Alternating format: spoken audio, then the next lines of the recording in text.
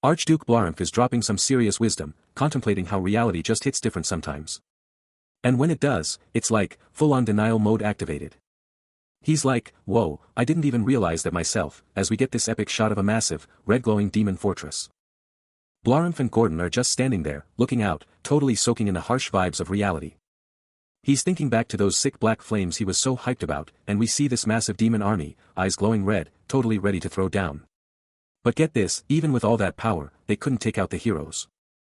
Burj Diaz, the demon king himself, is chilling on his throne, wondering why the heck the sword god of the heroes was such a beast. He's reeling, demanding to know how the sword god of the heroes could possibly pierce his scales and heart. It's an impossible feat he just can't wrap his head around.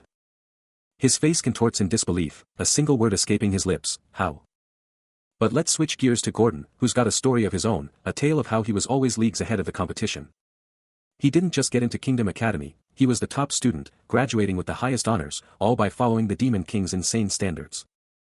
This wasn't just some random idea, it was a theory laid down by the former Demon King Emperor, and Gordon studied it like a maniac, more than anyone else. He followed it perfectly, every single rule from the Demon King's standards, and with that blueprint, he constructed an epic tower. And what was this epic tower for? To kidnap princesses, a chilling display of his absolute devotion to the old ways.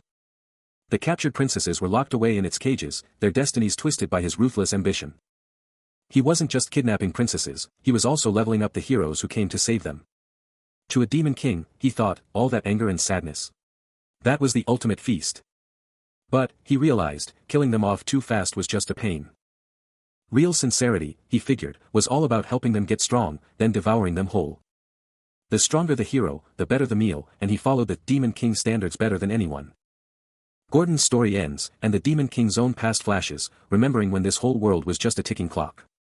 He remembers absorbing all that raw sadness and rage from heroes and villagers, their despair powering him up. Glowing with a fierce purple aura, he became the strongest Demon King, period. But even after all that power, the question still burns, but why? The sword god of heroes, Burj Diaz, is left reeling, asking the ultimate question, was he truly the one who was meant to fall? Gordon Dyrek, watching it all unfold, can only wonder, just how did it all go so wrong? He scoffs, realizing Demon Kings always pull the same tired old lines. Burj Diaz can only stare, utterly shocked. Gordon lays it bare, declaring it's the heroes themselves who bring all this chaos. And they still ask, how? He can't fathom why anyone would believe in the impossible. It just makes no sense to him. Burj Diaz's eye twitches, a raw, furious word tearing from him, bullshit. Gordon just shrugs off the outburst, repeating, bullshit. He then spells out the obvious, Demon Kings always snatch a princess and leave a trail of breadcrumbs. It's all just a setup, he explains, to bait heroes into stopping them after they've made their big play. He lets out a chilling, mocking laugh, his voice absolutely dripping with disdain. Are you seriously that dense? He practically snarls, his emerald eyes flashing as he locks onto the Demon King. If I were in your shoes, I'd have offed the king already, plunging the entire kingdom into absolute chaos. The Demon King just stares, his crimson eyes locked on the young man. Gordon keeps going, laying out the cold, hard truth. That kind of chaos would actually stunt his growth as a Demon King, because who would even bother to become a hero then? Which means I wouldn't grow as a Demon King, he declares, hammering home the brutal logic. He points to a glowing, sinister book, its pages practically pulsing with dark energy. It totally goes against the standards. But wait, there's more, he adds, his voice dropping to a conspiratorial whisper. If they don't show up at the tower, then monsters will just run wild through villages, and that's how we get our training. Burj Diaz, finally grasping the sheer genius of the strategy, stares at Gordon with a look of absolute awe. I literally can't be more grateful. The scene dramatically shifts, revealing a colossal, dark tower absolutely piercing the sky, its upper levels pulsing with an ominous red light. Oh, you better believe they'll come to the tower. Gordon and Burj Diaz stand before the tower, their silhouettes stark against the dark, foreboding landscape, as Gordon delivers the final, chilling line, it's just so much easier. Gordon Dyrek drops another truth bomb, revealing the first floor of this epic tower is just packed with weak monsters. It's all part of the plan, letting everyone level up and unlock their true potential. He's not wrong, heroes can't just die halfway through their quest. So they gotta play it smart and power up. And get this, he says these standards are where he learned all this next level strategy. Pointing to a mysterious, glowing book with ancient symbols. But before Gordon can even finish, Burj Diaz explodes into motion, his red cape ablur as he whips out his sword. Delivering a lightning-fast, devastating strike. His eyes blaze crimson, fangs bared as he unleashes his raw demonic power. The ultimate challenge. When the tower gets boring, there's only one goal: take down the Demon King. Because when one Demon King falls, a new one, and a new tower, will always rise, keeping the grind going. It's the ultimate hunting ground, tailor-made for heroes to level up. Burge Diaz flashes a knowing grin, soaking in the irony, and asks, "Right, guys?" Suddenly, a wave of cheers and laughter erupts from a crowd of heroes, shouting their thanks to the Demon King for making them so powerful. They're practically worshipping him, calling him the GOAT Demon King, even saying he's more like a godfather than a foe. The tower was a total win, all thanks to his efforts. The praise keeps coming, all for giving them the ultimate hunting experience. But wait, a godfather? Burge Diaz is clearly caught off guard by that one. Burge Diaz, the Demon King, can't help but ponder the sheer irony of his existence, his entire domain reduced to nothing more than a hunting ground for heroes. But hey, he's not complaining too much, because that's exactly how he shot to fame. A sly grin spreads across his face, the Demon King himself acknowledging his own twisted celebrity. Then, a vision flashes through his mind, a hero, blade ready, declaring, "Now, goodbye, Demon King." The ultimate send-off. But the Demon King's hand tightens on his own weapon, a furious crimson energy erupting around the blade. A chilling sneer twists his features as he mentally snarls, "Now take a hint and go to hell, you idiot." His hand balls into a furious fist, the sheer audacity of their insults burning him from within. The rage boils over, as he demands to know, what the hell are the Demon King's standards then? His face contorts in a desperate, furious resolve, screaming internally, "I can't die like this, not like this." Burge Diaz's rage absolutely explodes, his mind roaring that he's not some hero's toy, but a true Demon King. His eyes are practically on fire with crimson light, as that declaration rips through his soul, a primal, earth-shattering roar of defiance. A raw, guttural cry tears from his throat, his hand clenching, absolutely crackling with dark energy as his power goes into overdrive.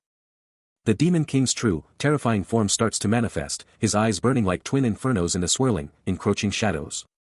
Then, in a blinding flash of pure, unadulterated motion, he strikes, a weapon a mere blur, instantly severing a limb in a gruesome spray of blood. A demon lets out a blood-curdling scream of pure agony, its face twisted in a final, desperate cry as blood absolutely explodes from its wound. The ground instantly becomes slick with gore, a chilling testament to the sudden, brutal, and utterly devastating violence. Other figures in the ruined hall immediately recoil, their forms blurring with absolute shock and terror at the sheer, raw power unleashed. Even the ancient, ornate architecture bears witness, now splattered with the crimson evidence of the Demon King's unbridled wrath. The hall is a bloodbath, a sickening squelch marking the Demon King's brutal dominance. One demon's eyes are blown wide, his mind screaming, "Anyone who dares look down. Asterisk on me, asterisk." Pure, unadulterated terror fills his gaze, reflecting the sheer, horrifying power. Asterisk will pay, asterisk. Burge Diaz stands like a dark god over the mangled corpse, while the other demons scramble back, utterly terrified. But then, a horned demon steps up, his voice surprisingly bold, hands off his head. "Those horns are mine." Burge Diaz just ignites, crackling with raw, devastating purple energy, his weapon blazing to life. The power surges, a violent, sparking aura erupting from his very hand. With the purple energy starting to ignite around him, Burge Diaz feels an insane surge of desperate resolve, a silent, burning vow igniting in his mind. His crimson eye burning with fierce conviction, he knows he has to push past all limits, even if it means sacrificing everything. He's ready to give up the last of his life force. His face contorted in a primal scream of defiance, the purple energy crackles violently around him, responding to his absolute, unyielding will. With a deafening roar, he unleashes a devastating burst of power. The force of his scream rips through the air, as the purple energy explodes outward, consuming everything. His mouth wide in a silent, furious roar, the sheer intensity of his power distorts the very fabric of reality around him. The overwhelming purple energy surges, unstoppable. It expands, a force of pure, untamed destruction. Then, an explosion of raw, untamed purple energy erupts from him. It expands with a furious, deafening roar, tearing through reality itself. The chaotic force rips through the very fabric of space. And for a terrifying instant, the swirling power forms a monstrous, skull-like face. But amidst the cataclysm, Burge Diaz's face emerges, his mind ablaze with a shocking realization, the very standards he lived by were a lie. He burns with the memory of heroes looking down on demon kings, all because of those twisted rules. His eye blazes with an infernal purple glow, a fierce, unyielding resolve hardening his features, swearing he would have never followed them if he'd known the truth. A desperate, powerful vow echoes in his soul, if I'm ever given another chance. Screw the standards. Engulfed in a maelstrom of purple energy, he unleashes a furious declaration, screaming, I'll give them ORCS. And then, a cataclysmic explosion of pure power detonates, ripping through reality itself. The devastating blast fades, leaving behind only shimmering remnants of its destructive force. Suddenly, a desperate voice cries out, J.E.D.A. J.E.D.A. Burge Diaz. Gordon's eye bursts open, a tear streaking down his face as he lets out a choked, horrified gasp. Beyond a massive window, the night sky blazes with a brilliant full moon and countless stars. Gordon Dyrick's mind was a whirlwind, a massive question mark hanging over his very being as the raw power of a declaration, I slammed into his consciousness. He was suddenly surrounded by a bewildered crowd, but the true shock came as the full weight of that declaration hit him, I am a demon king. Utter confusion slammed into him, his mind struggling to process the impossible. His brow furrowed, desperately trying to grasp the reality of this insane situation.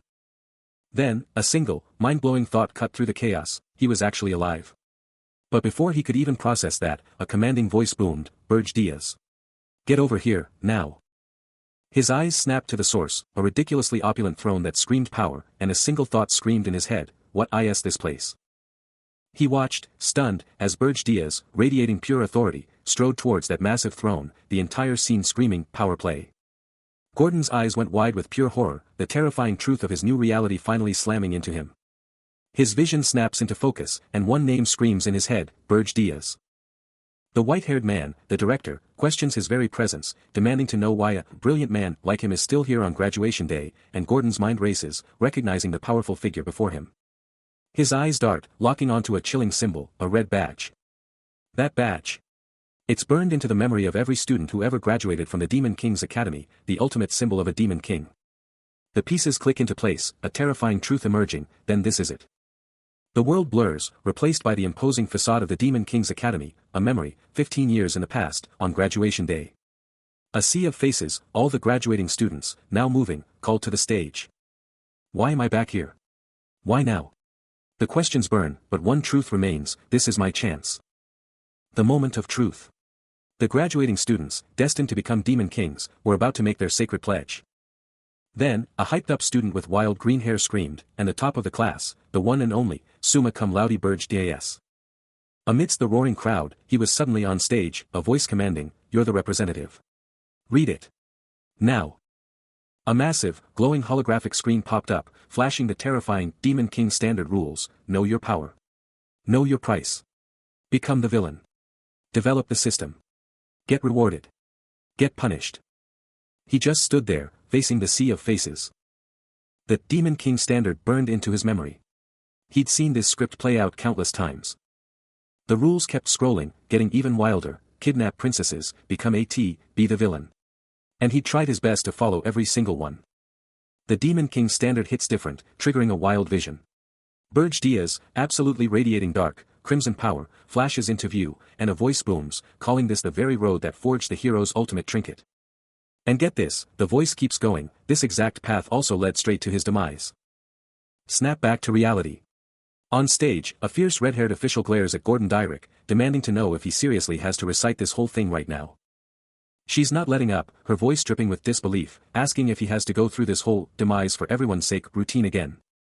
Gordon's just standing there, surrounded by these academy bigwigs, some looking hyped, others just amused, and the sheer pressure of it all is crushing him. His jaw locks up, a flash of pure agony on his face as he glares at the holographic screen, those words, Demon King standard, practically searing his brain. Then, it hits him like a truck. His eyes go wide as he whispers a name, Burge Diaz. Another official, this green-skinned dude with massive ears, points at the screen, telling him to just get on with reading the great standard already.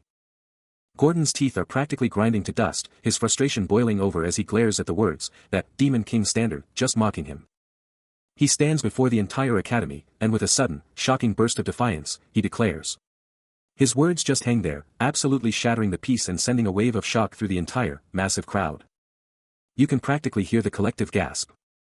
As officials and students alike just stare, totally bewildered, unable to process this level of defiance.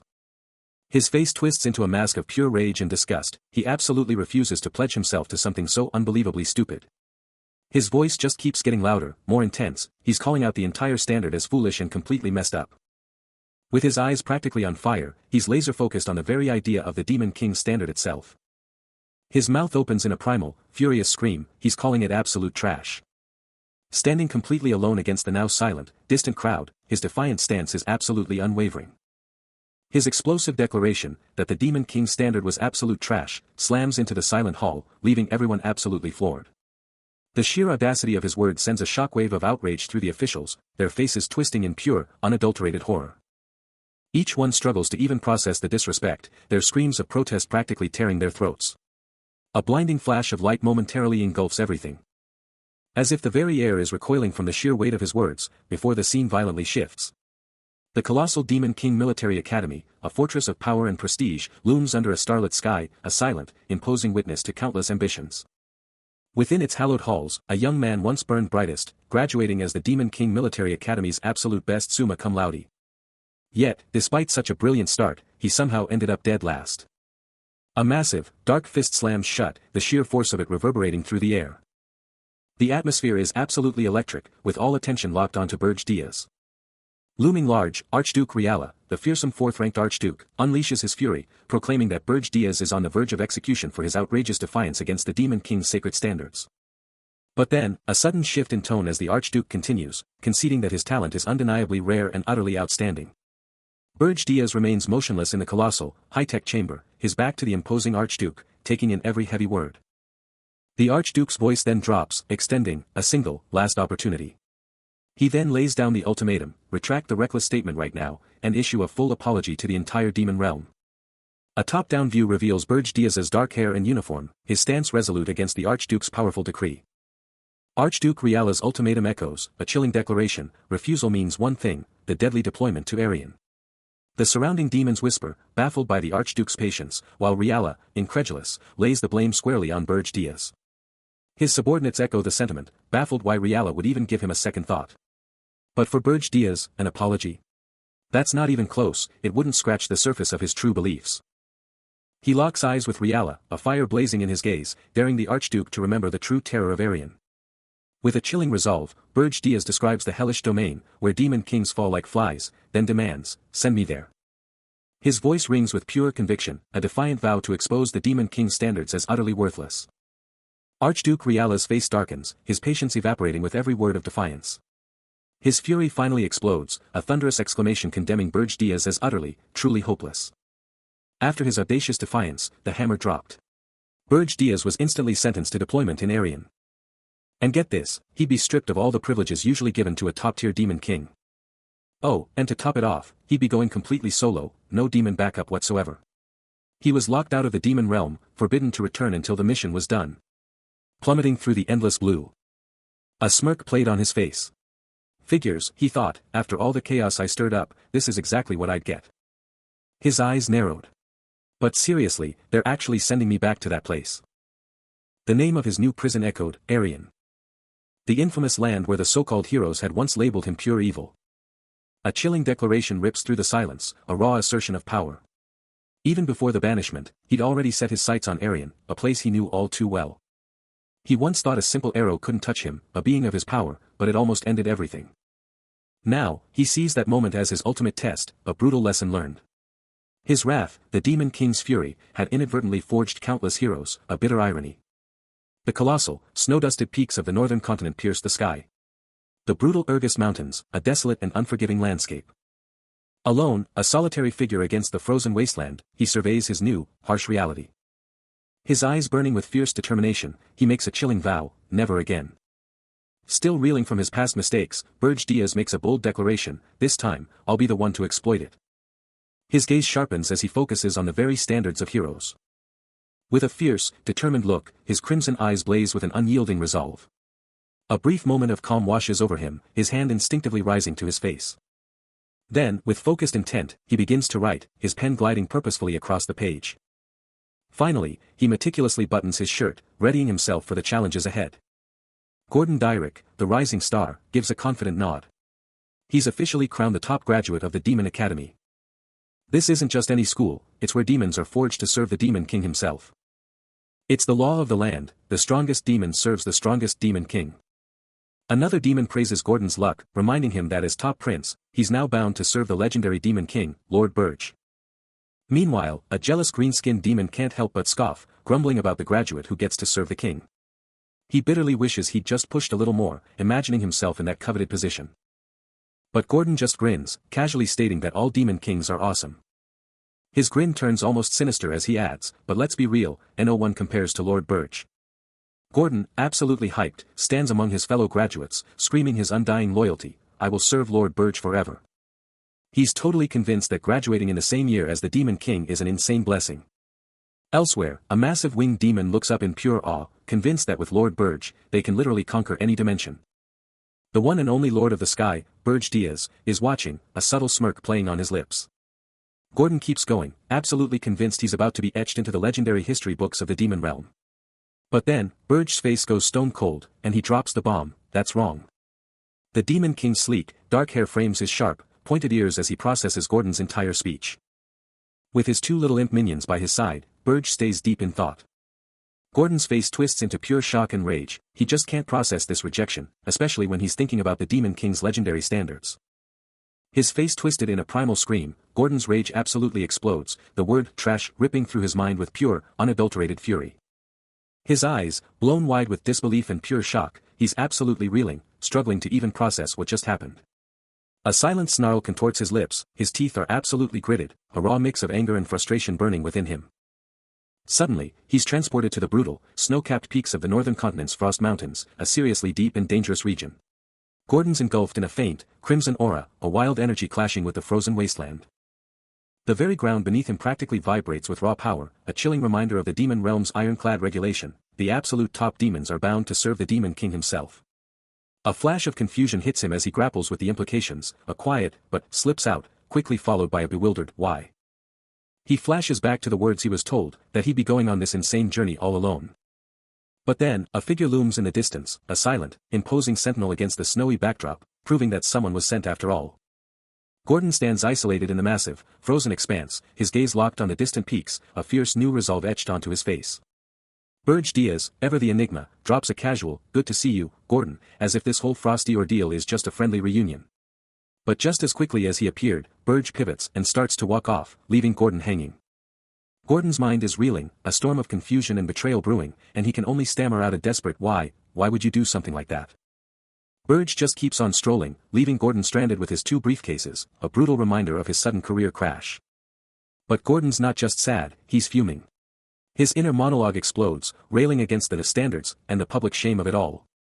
Gordon's emerald eyes are practically burning, his hair a wild mess as he lets out a primal scream, howling about being sent to Ardin and convinced he's about to meet his end. Burge, cool as ice, just casually looks back, telling the raging Gordon to chill out before he rips out all his hair. But Gordon's not having it. His hair is the last thing on his mind when his life is on the line. Watching the whole meltdown, Burge just calmly wonders, was Gordon always this dramatic? He was always so cool, so collected, but this news. It absolutely broke him. Watching the meltdown, Burge just calmly states, it's just you and me. We got this. A sly grin spreads across his face as he thinks, honestly, if it wasn't Ardin, I wouldn't even be hyped. He keeps his eyes on Gordon, thinking, okay, that reaction makes sense, but it's still wild. He almost spills his true thoughts, but catches himself, realizing Gordon would probably think he's lost it. Gordon, still on the floor, takes a moment to breathe, pulling himself back from the brink, huffing and puffing as he tries to get it together. He finally looks up, his voice now steady and resolute, my bad for the freakout. I've come too far to back down now. I'll do my duty. Burge just watches, a knowing look in his eyes. Because, let's be real, the Demon King has to build a tower, and you can't do that epic feat without an absolutely brutal environment. Above the brutal, snow-capped peaks, a chilling wind screams, hinting at an utterly unforgiving land. This brutal terrain, locked in by massive mountains, makes any approach a nightmare, and even apex monsters stalk these lands.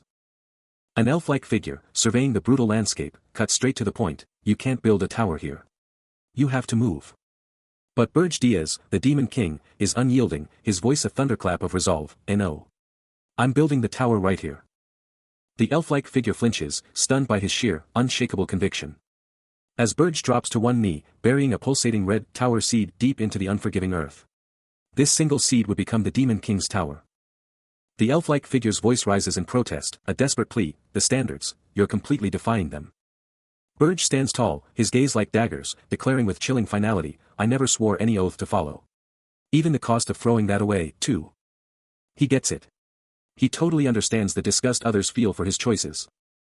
But come on, as a demon king, it's practically impossible to deny a faith etched deep into his very soul. Unless you literally die, or have some crazy death-defying experience, you just can't reject it. A surge of pure, unadulterated resolve tightens his fist. And he turns to the younger demon, dropping a truth bomb. Listen up, Gordon. The Demon King's standards. They're absolute trash. He stands there, towering, a defiant silhouette against the brutal snowy peaks. His words cutting through the cold air with absolute conviction, especially here in Arian. Gordon takes it all in, his face twisting into a look of serious concern. The sheer weight of his master's radical words hitting him hard. The mountains scream as a furious blizzard tears through the air, charged with an unimaginable power. A blinding crimson energy explodes from the earth, forming a pulsating, crystal heart of pure force. This raw, untamed power rockets him skyward, defying gravity itself. As the energy solidifies into a glowing platform. Because, Burj Diaz proclaims, his voice a thunderclap of absolute conviction. Gordon's face twists with alarm, the grim reality hitting him hard. Arian is swarming with refugees, he exclaims. Way too many of them, he adds, the sheer overwhelming numbers painting a dire picture. But Burj Diaz stands unshakable, his gaze piercing, his loyal companion right there with him. Then, a system overlay flashes, revealing the user, a Black Flame Demon Dragon tribe member, none other than Burj Diaz himself. The system blazes to life, declaring identification complete and revealing the ominous summoning tower. Emerging from a vortex of white energy, a monstrous, dark tower, its base throbbing with crimson light, dominates the landscape. His eyes narrow, the chilling truth dawning on him, this is the graveyard where countless demon kings fell. After endless devastation, the humans finally cracked the code, uncovering a devastating secret. This tower held a dark secret, a hidden mechanism, and the humans weaponized the Demon King's own rules against them. Gordon, his mind racing, corrects the terminology. No, these are the hero's standards. His eyes fixate on the crimson gem, a question burning in his mind, the hero's standards. What in the world is that supposed to be? The towering structure looms, a grim monument to this twisted revelation, its shadow stretching across the land. Moments later, a chilling, snow-swept wasteland unfolds, as he strides towards a menacing, dark castle, its form a stark silhouette against the frozen horizon. He's plummeting. A dizzying descent, signaling the epic conclusion of one saga and the dramatic summoning of the Tower of Heroes. Reaching the tower's epic entrance, Gordon's ready to dive in, urging them to go inside. He steps into the massive, echoing void, and there's absolutely nothing here. This is it, Burj's Tower, Floor 1, a massive, empty hall, totally devoid of anything. Forget those normal summoning towers, packed with monsters and complex layouts, this one's a ghost town. He stares at the void, a tower without a single monster, a true privilege for a demon king. Up to the second floor, supposedly rare item storage, and it's just another empty hallway. They're just walking through these silent halls, and every single floor is totally, utterly empty. Thinking about this bizarre situation, he realizes if he just leaves it, someone else will snatch it up. The rules for a demon king are absolute. Rule number 2 demands the abduction of a prince or princess. Ideally one with a direct claim to the throne, a move typically executed from a dark, imposing fortress. Why? Because they're a prime source of demonic energy. While Burj Diaz surveys his massive, empty domain, Gordon steps forward with a respectful bow, seeking leave to offer his demon king some crucial advice. The demon king gives the nod, signaling him to proceed. Gordon gestures to a map, proposing a daring raid to snatch the princess with the highest claim to the throne, pinpointing the mountain of Corzin as their target. He elaborates, by absorbing their knowledge, the Demon King's power will skyrocket. The Demon King, clearly swayed, demands immediate action, but his command is abruptly interrupted. He gives his full approval to the scheme, only for a sudden, shocking revelation to make him cry out in utter disbelief. Suddenly, Burj drops a bombshell, revealing he's already got his eyes on a specific princess. And with a fierce glint in his eye, he demands assistance. Gordon gets his orders, guard the tower, because the Demon King's lair needs to be cleared out. A sigh of relief escapes Gordon, he's still the ultimate Demon King, just as he should be. Gordon's mind races, trying to make sense of Burj's moves, questioning if this is the true start of everything. The burning question remains, who exactly is he bringing back? Striding through the opulent halls, Burj is ready to drop the next bombshell. He starts, alright, so. The shocking truth drops, it's a princess from the most distant nation on the entire continent.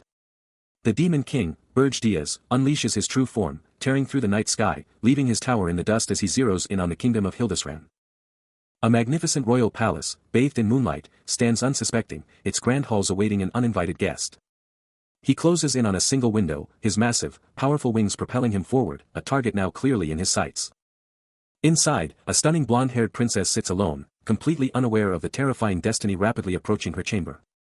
But then, a chilling voice cuts through the silence, declaring her the one who won't be missed, and her eyes snap open in sudden, dawning horror. The voice booms again, revealing her identity, the 13th princess. Burge hangs suspended outside her window, a monstrous silhouette against the moon. His demonic gaze burns with an unyielding intensity, his horns a stark declaration of his power, as he prepares for the inevitable confrontation. A tight shot zeroes in on Gordon Dyrick's academy uniform, the gold trim gleaming. And he's absolutely losing it, exclaiming, the total opposite of the standards. The 13th princess jolts awake, her blonde hair a halo around her as she slowly pushes herself up. A dark, imposing figure looms over her, his jet black hair flowing dramatically. Her lavender eyes snap open, filled with a mix of confusion and fear, as she demands, "Who are you?" She glances down at her nightgown, a sudden, chilling realization hitting her like a truck. This is the Demon King, and he's here to kidnap her. Burge Diaz's crimson eyes burn with an intense glow, his horns a stark silhouette against his dark locks.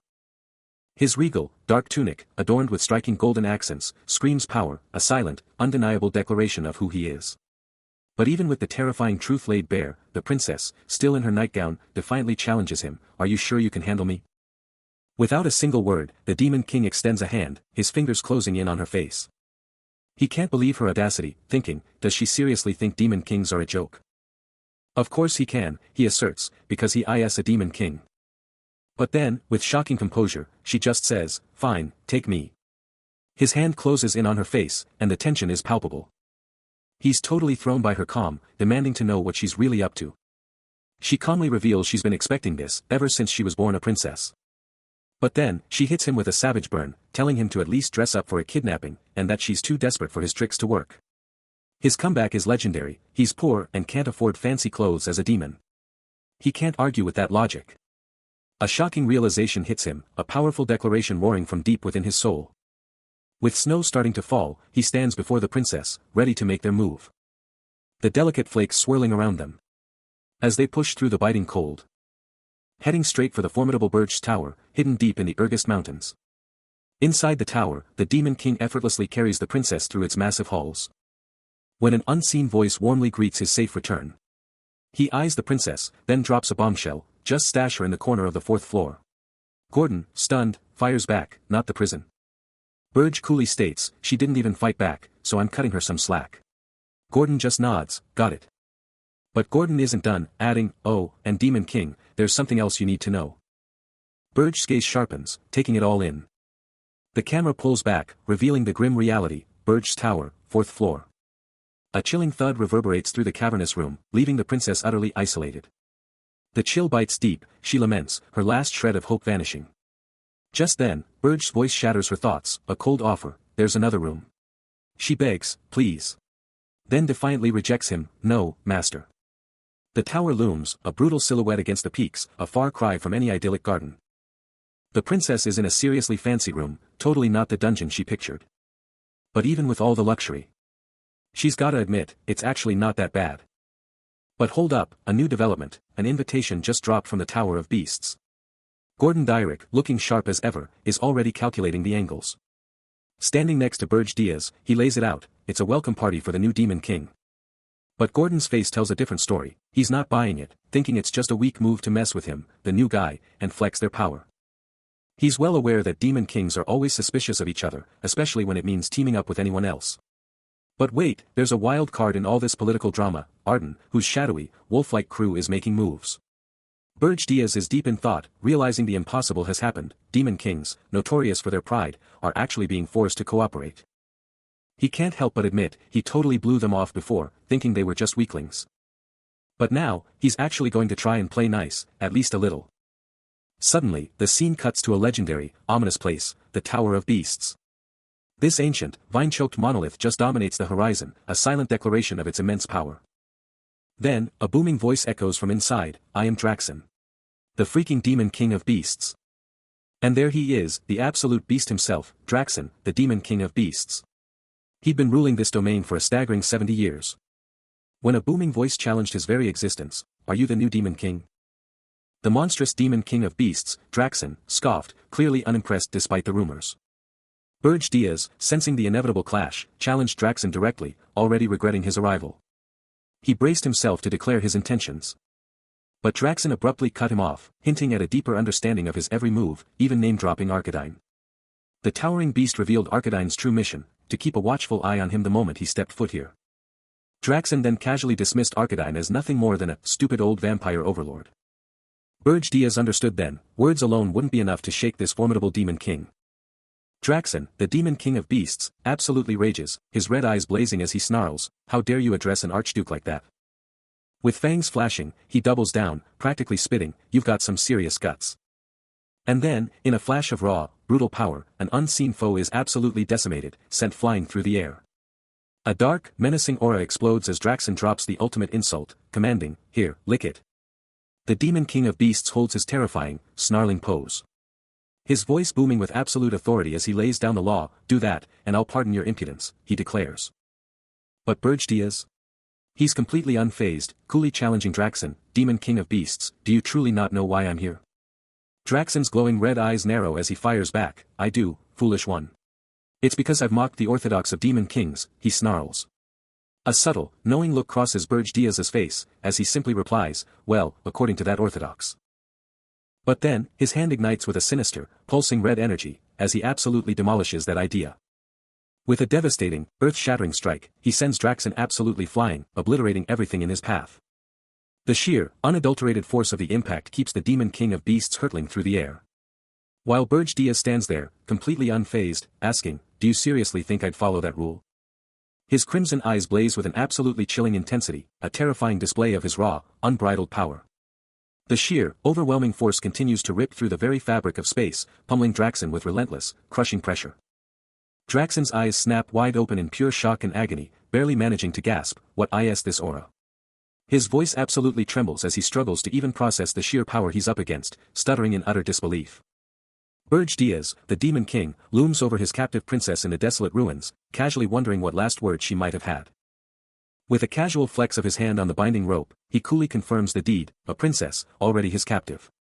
His eyes linger on her, a chilling assessment, as he declares she perfectly suits his taste, with his demon guards silently observing.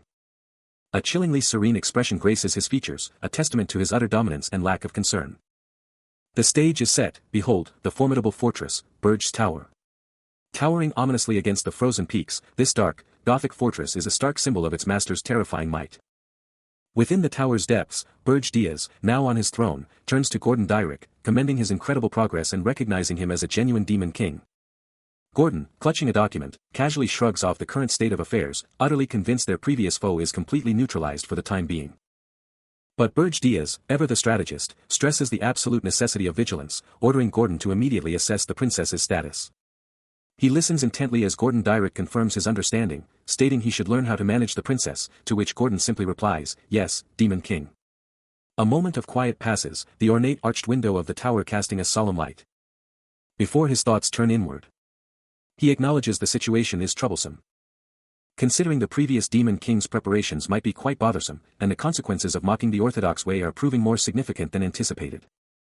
Yet, even if given another chance, he knows he would make the same choice. His gaze hardens, his resolve unwavering as he declares he would rather die than bow his head to trash.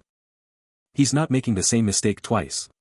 This time, he's building his power from the ground up, no shortcuts. Stuck at the absolute bottom rank, he figures he'll only get a measly few thousand energy points, but he's still checking the system.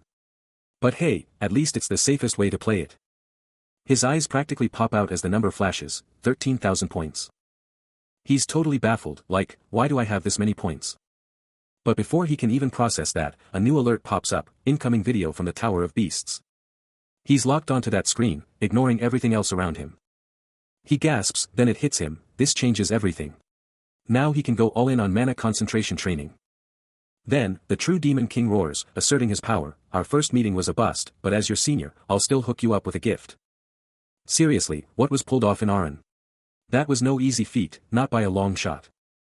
He was genuinely impressed, but was all that mocking of the old ways just a smokescreen for something else entirely? Then, it hit him like a truck, his eyes blowing wide as he gasped, something seriously wrong here. Then, a frantic voice screamed, "Demon King, we've got a massive problem. The fourth floor is going." He didn't even hesitate, just spun around and started moving, disappearing into the shadows. Suddenly, the entire scene flipped to a breathtaking, sun-kissed paradise, with bright butterflies dancing over lush greenery and the soothing rush of a waterfall. Even more butterflies soared through fields of white flowers, their wings shimmering in this unbelievably peaceful, natural realm. He steps onto the 4th floor, and his jaw drops as the cold, hard tower walls vanish, replaced by an insane, vibrant ecosystem. His eyes go wide, he can't even process what he's seeing. A system message flashes, confirming this is Burj's tower, 4th floor, and get this, naturalization in progress. Butterflies are everywhere, sparkling in the light, and a waterfall just chills out into a calm pool. Then, he spots someone by the water, and it clicks for him. It's the 13th princess, just chilling, totally surrounded by all this crazy life she made, like it's no big deal. He can't even look, trying to wrap his head around it, she literally built an entire ecosystem inside a magic tower. He's thinking, only someone who's totally bossed the 4 elements could pull this off. He remembers going to the 13th princess's castle, and it hits him, she was only ever on the 4th floor. He's staring, mind blown. This blonde bombshell, capable of turning his tower into a paradise, is definitely not the 13th princess he was hunting. Surrounded by this insane new ecosystem, Burj Diaz faces off against the elegant woman, her calm vibe totally clashing with his mounting bewilderment. With a sly, knowing grin, she totally calls him out, admitting he got her mixed up with Elena. That name hits him like a lightning bolt, and he starts connecting the dots, figuring out who she really is. His eyes go wide with a sudden, aha, moment, as everything finally clicks into place for him. Staring him down, she drops the bombshell, her name is Erwin Hilderin. Her words hit with total authority, spilling the tea that she's actually the first princess of the Hilderin kingdom. And just like that, the shocking truth comes out, the first princess was abducted by a demon king. The epic, majestic Hilderin kingdom castle stands tall, a monument to her royal blood, now forever tied to the wild mystery of her vanishing act and sudden return. A monstrous, shadowy figure, eyes blazing with crimson fury, unleashes a thunderous roar, demanding to know who dared to kidnap his beloved Princess Erwin. His face twisted into a terrifying, fanged snarl, the king's voice booms, commanding his forces to immediately gather. To summon the strongest heroes and the entire military of the kingdom this instant, for they will behead the foolish demon king. Shadowy, armored figures begin to assemble. As the king's final, desperate plea echoes across the land, bring back his princess. Gordon stares down at the princess, finally getting to the point. While she confidently throws down the gauntlet, daring him to see if he can even handle her. He's clearly thinking about a special ring he'd heard about, a legendary artifact brimming with mana. His face twists in utter confusion and disbelief, how could he have been so completely duped? But the princess just smirks, revealing her secret weapon, a ring that lets her completely mask her mana signature. She proudly displays the shimmering, ornate ring, a powerful heirloom from her royal lineage. Then, with a direct gaze, she throws another challenge, asking if he still wants to send her packing. Gordon's face twists in pure frustration, completely blindsided by her hidden power and the weight of her challenge. Gordon is locked in, thinking no real knight would ever back down from a coward, and that if he gives in now, controlling his demonic energy will be an absolute nightmare. With a fierce glint in his emerald eyes, he's absolutely determined to push through, his fury now laser-focused on the Demon King, with his demonic energy points clocking in at a massive 19,521. He turns from the window, a chilling thought hitting him. They totally singled him out. Then, he turns to the princess, laying it out flat, nothing changes even if you are not the 13th princess. The princess, her eyes far away, thinks of everyone who is still held hostage, her thoughts consumed by the fate of the kingdom of Hilderin. Meanwhile, in a completely different realm, an absolutely massive, breathtaking cathedral dominated the skyline, a true marvel of architecture. But inside, a powerful, royal figure on a massive throne was absolutely livid, roaring out a command to his trembling subordinates. Kill the foolish demon king and bring back my princess. An advisor, looking totally stressed, tried to calm the furious monarch, explaining they had no intel on the demon king's plans and needed more time, scouts were already out. But the king, crown gleaming, was absolutely not having it, snapping back. Well, then hurry and figure it out. The princess was kidnapped, and you are all doing nothing.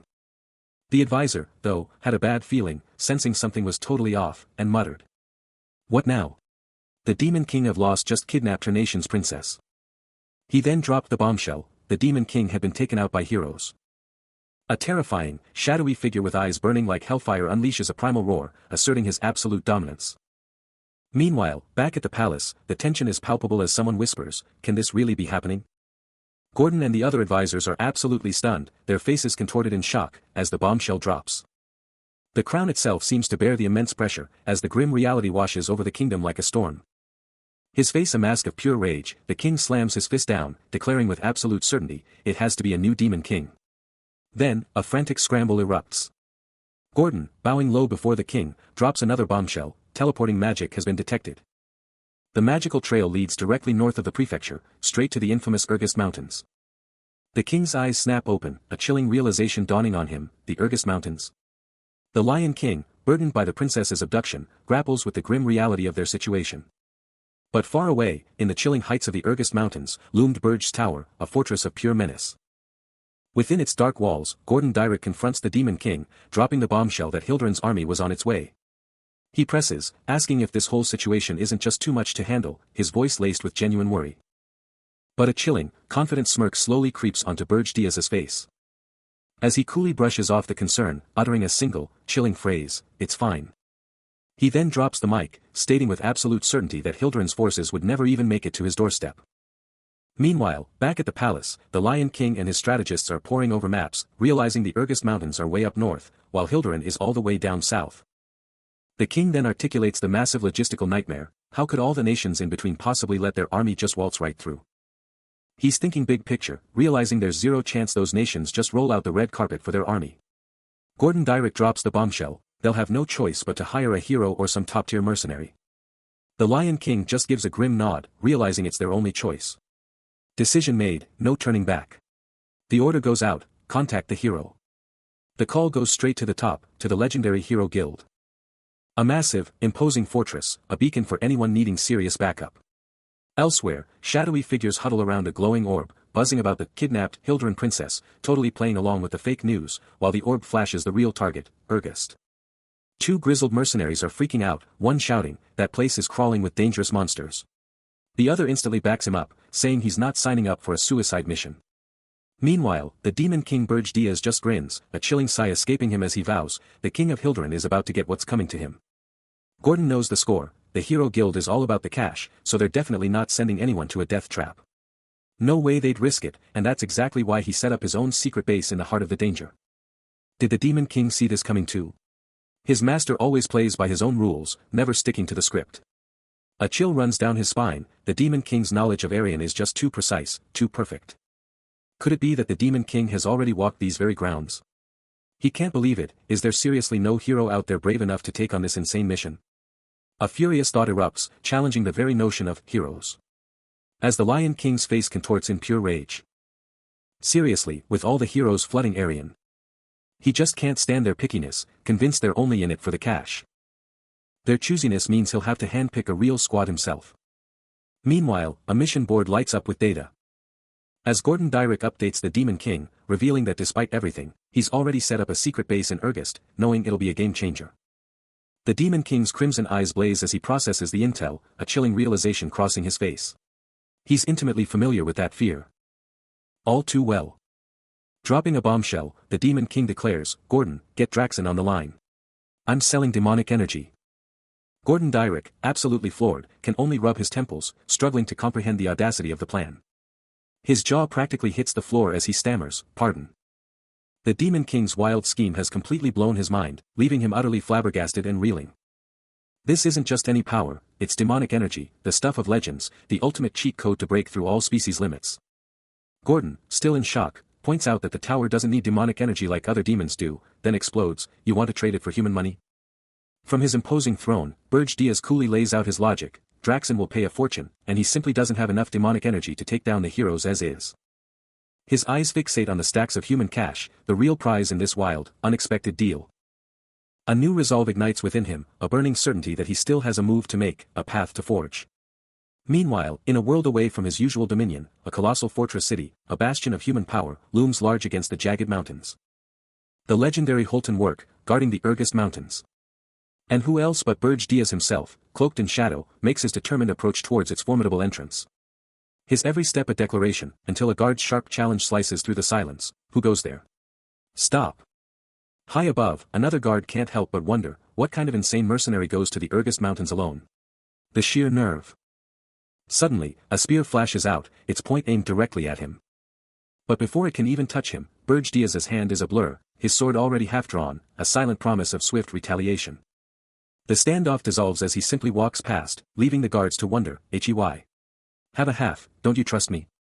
Gordon Dyrek has made it inside the human fortress, and now it's time to strategize. He can't just wander around this city solo, he needs backup, and fast. The city is a maze of activity, but he's got a plan to find the right kind of help. His target is locked, the Scarlet Hawk Mercenary Guild headquarters. Inside the guild, one mercenary leans into his buddy, asking if it's time to bounce from this place. His black-haired comrade just shrugs, saying they're totally safe, thanks to the old Demon King handling the monsters and their own recent escape from the fray. But the bearded guy isn't buying it, demanding to know what could possibly be safer than right here, right now. Then the black-haired mercenary drops a bombshell, asking if he's heard the latest, a new Demon King has popped up in the Urgist Mountains. But the other guy just scoffs, fake news. But his buddy isn't having it, retorting that he clearly doesn't get Demon Kings, because they always go where the heroes can't touch them. Inside the rowdy Scarlet Hawk Mercenary Guild, a mercenary with dark, tied-back hair drops a bombshell, revealing the Demon King actually kidnapped the 13th princess of Hilderin. He's totally baffled, like, who's ever heard of a Demon King going cross-continent just to snatch a princess? And get this, even the Heroes Guild straight up refused the mission. Another mercenary, with wavy, light brown hair, just scoffs, already knowing the crazy destination of this so-called kidnapping. He totally calls it out as a fake show, like, what's so special about a princess, even a precious heir? His face just twists, a total cynical smirk taking over. He's convinced it's all just a scam, a total money grab to milk more cash out of everyone. He just shakes his head, pointing out how absolutely insane these guys are when it comes to money. The first mercenary totally agrees, his booming laughter filling the guild hall as he confirms the cold, hard truth. Gordon Dyrek just takes it all in, the mercenary's cynical chatter washing over him, and then it clicks. But as he steps into the light, a bearded mercenary absolutely loses it, screaming his head off while Gordon Dyrek just chills in the shadows, eyes blazing with an electric blue glow. That scream just rips through the air, pure, unadulterated terror. He points a shaky finger at the new guy, desperate to know who he's even looking at. Gordon just smirks, totally unfazed, and calls them out on their little chat, impressed by how much they actually know. Then, with a hand glowing with raw purple power, he drops the ultimatum, leave one, and the rest are gone. But before anyone can even process it, a bald mercenary charges in, sword swinging, screaming about Gordon invading their turf. The mercenary's blade comes down hard, but Gordon just brushes it off, completely unfazed, as the guy screams he's not getting out alive. Then, in a flash, Gordon unleashes a brutal counter, sending the mercenary absolutely rocketing away with a sickening crack. Suddenly, a massive, concussive force just explodes, sending shrapnel everywhere with an earth-shattering boom. And multiple figures are just rocketed backward, scattering like bowling pins from the sheer impact. Gordon Dyrek is at the epicenter, arm outstretched, radiating a fierce orange-red energy that just pulsates with raw power, the undeniable origin of this explosive chaos. But before the smoke even clears, a hulking mercenary, absolutely livid, roars a defiant challenge, towering over his downed ally. He launches himself through the air, a human missile, slamming down towards Gordon, his huge frame a terrifying blur. But before that mercenary can even connect, Gordon is faster, intercepting him with a lightning-quick, devastating counterattack, the impact exploding with a loud quang. A blinding ring of glowing orange-red energy just erupts from the point of impact, showcasing the sheer, brutal power of that strike. Gordon's gloved hand clamps down hard on the mercenary's face, his grip absolutely ironclad. The mercenary's face just twists into a grotesque mask of pure shock and agonizing pain, his bravado utterly shattered in an instant. Mercenaries rush in, weapons blazing, thinking they stand a chance. But before they can even land a hit, one gets absolutely smashed, their weapon exploding. Burge Diaz is a total blur, unleashing a devastating, sweeping attack, and another mercenary is sent absolutely soaring.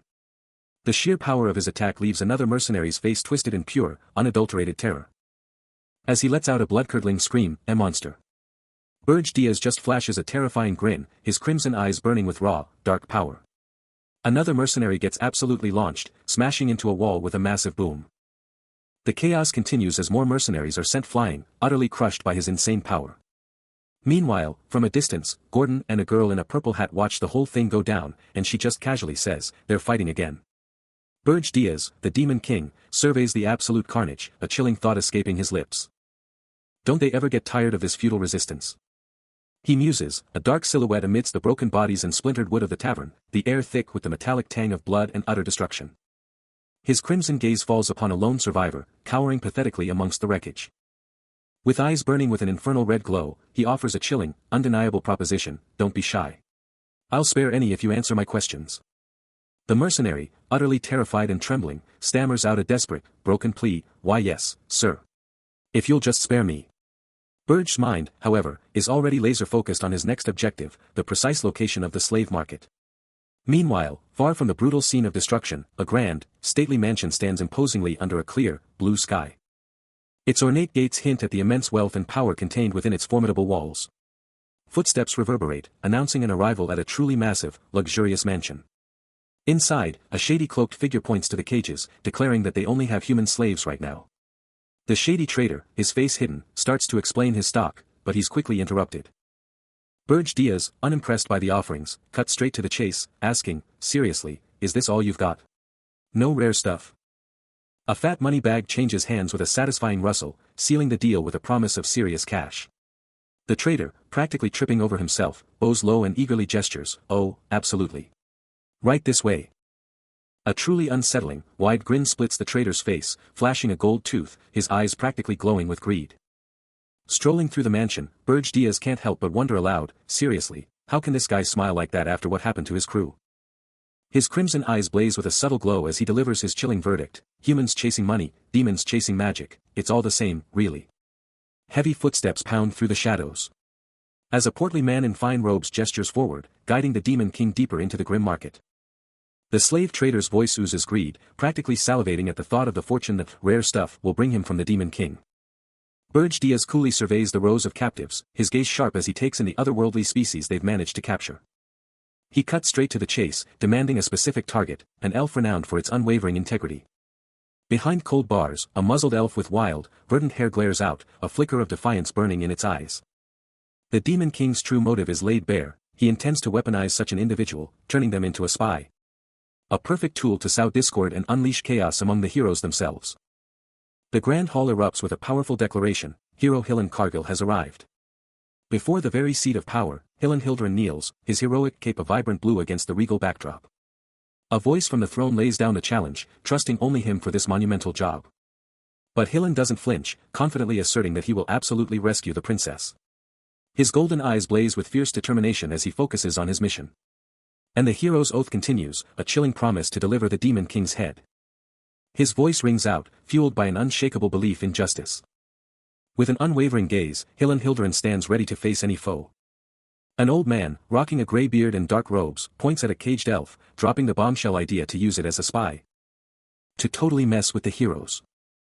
He's all like, this is gonna be super effective, because everyone knows elves are innocent, right? The elf, totally bound and masked, just stares from its cage, its green hair popping against the dark, oppressive vibe. Then, Burge Diaz cuts in, asking the merchant what kind of slaves he's even got, and then just drops the bomb, "I'm buying this elf." The merchant, totally blindsided by the sudden interest, starts tripping over his words about the price. Burge Diaz just gives him a look as the merchant nervously asks, "You got a problem with that?" The old man quickly backpedals, "No way," then tries to play it cool, saying it's just a slave, so no need to pay up. Burge Diaz, with an intense stare, orders his subordinate out of the room, declaring he has a crucial confirmation to make. Gordon Dyrick, clearly worried, tries to object, fearing the elf could go absolutely wild. But Burge Diaz shuts him down instantly, coolly stating it's all good, if anything goes wrong, the elf will definitely pay the price. The old merchant, watching the whole thing unfold, could only muster a look of utter displeasure. With everyone else gone, Burge Diaz strides away, a soft creak echoing as the door closes. He then moves towards a grim, cramped area where a solitary elf is trapped in a cage. Towering over the captive, Burge Diaz coldly assesses the elf, remarking on its helpless status as a slave, isolated in this grim spot, as a dark, rumbling energy pulses around him. The elf, feeling the crushing power, snaps his head up, eyes blazing green, and demands to know if Burge Diaz is a demon. With a fierce, challenging look, the elf then presses further, demanding what possible business a demon could have with an elf. Burge Diaz, the Demon King, makes a bold move, offering the imprisoned elf a chance. What kind of chance? A chance for ultimate revenge against humanity. The elf is tempted, no doubt, but his instincts scream caution. Can he really trust a demon, even for revenge? But Burge Diaz isn't just any demon. He claims to be different, offering a deal if the elf stays. The price? Absolute loyalty for 5 decades. And in exchange, he'll guarantee the elf's safety and freedom. 50 years is nothing for an elf, Burge Diaz points out, and he's ready to show the elf just how truly awful humans can be. But the elf, his thoughts already far away in a lush, green world, cuts through the facade with a single, damning truth, "You're a demon." He remembers the truth, Burge Diaz's kind is actively trying to obliterate the sacred world tree that elves protect, and with it, the very forest that thrives under its power. The elf, unyielding, glares at his captor, demanding to know how he could possibly trust a demon. Burge Diaz, completely unfazed, admits it's unusual for a demon to make such a promise, but insists he has his own motives. With a smirk, he declares, "Fine. Let's do this, then." A sinister grin plays on his lips as he makes a chilling vow: he'll uphold his end of the bargain, by the Demon King's own standards. He swears to fulfill his promise. And the kicker? He promises not to touch the world tree. The elf's mind flashes back to the Demon King's brutal standards, a world where the strong devour the weak, a lesson he learned through agony. He knows that same harsh reality applies to elves, too. But there's a catch: in return for his promise, Burge Diaz demands the elf's absolute loyalty, a 50-year pledge of service. The elf, bruised and battered, can only manage a bitter, knowing smile, recognizing the Demon King's twisted game. The elf, finally revealing his name, declares, "I am Granada of the Maple Tribe." But Burge Diaz isn't buying it, coolly stating he'll only make good on his promise when the real Demon King shows up. A knowing smirk plays across his face. And then, with a chilling declaration, he drops the bomb on a shocked Granada: "I am the Demon King." Granada's jaw drops, then he explodes into a fit of disbelieving laughter, mocking, "Ah. Puhaha. Don't make me laugh. Why would?" Burge Diaz snatches the elf by his collar, hoisting him up as Granada's thoughts spiral, screaming internally, "A Demon King come here?" His mind races. Demon Kings get stronger the further they are from their tower. Why would they move directly just to buy a slave? Then, with a defiant smirk, Granada throws down the gauntlet: "If you really are a Demon King, then I'll pledge my allegiance to you for the next 100 years instead." His eyes blaze crimson as he unleashes a chilling, maniacal laugh, "Ha ha ha ha ha." The action moves to the 5th floor of Burge's tower, where the Demon King is chilling on his throne, staring down the elf.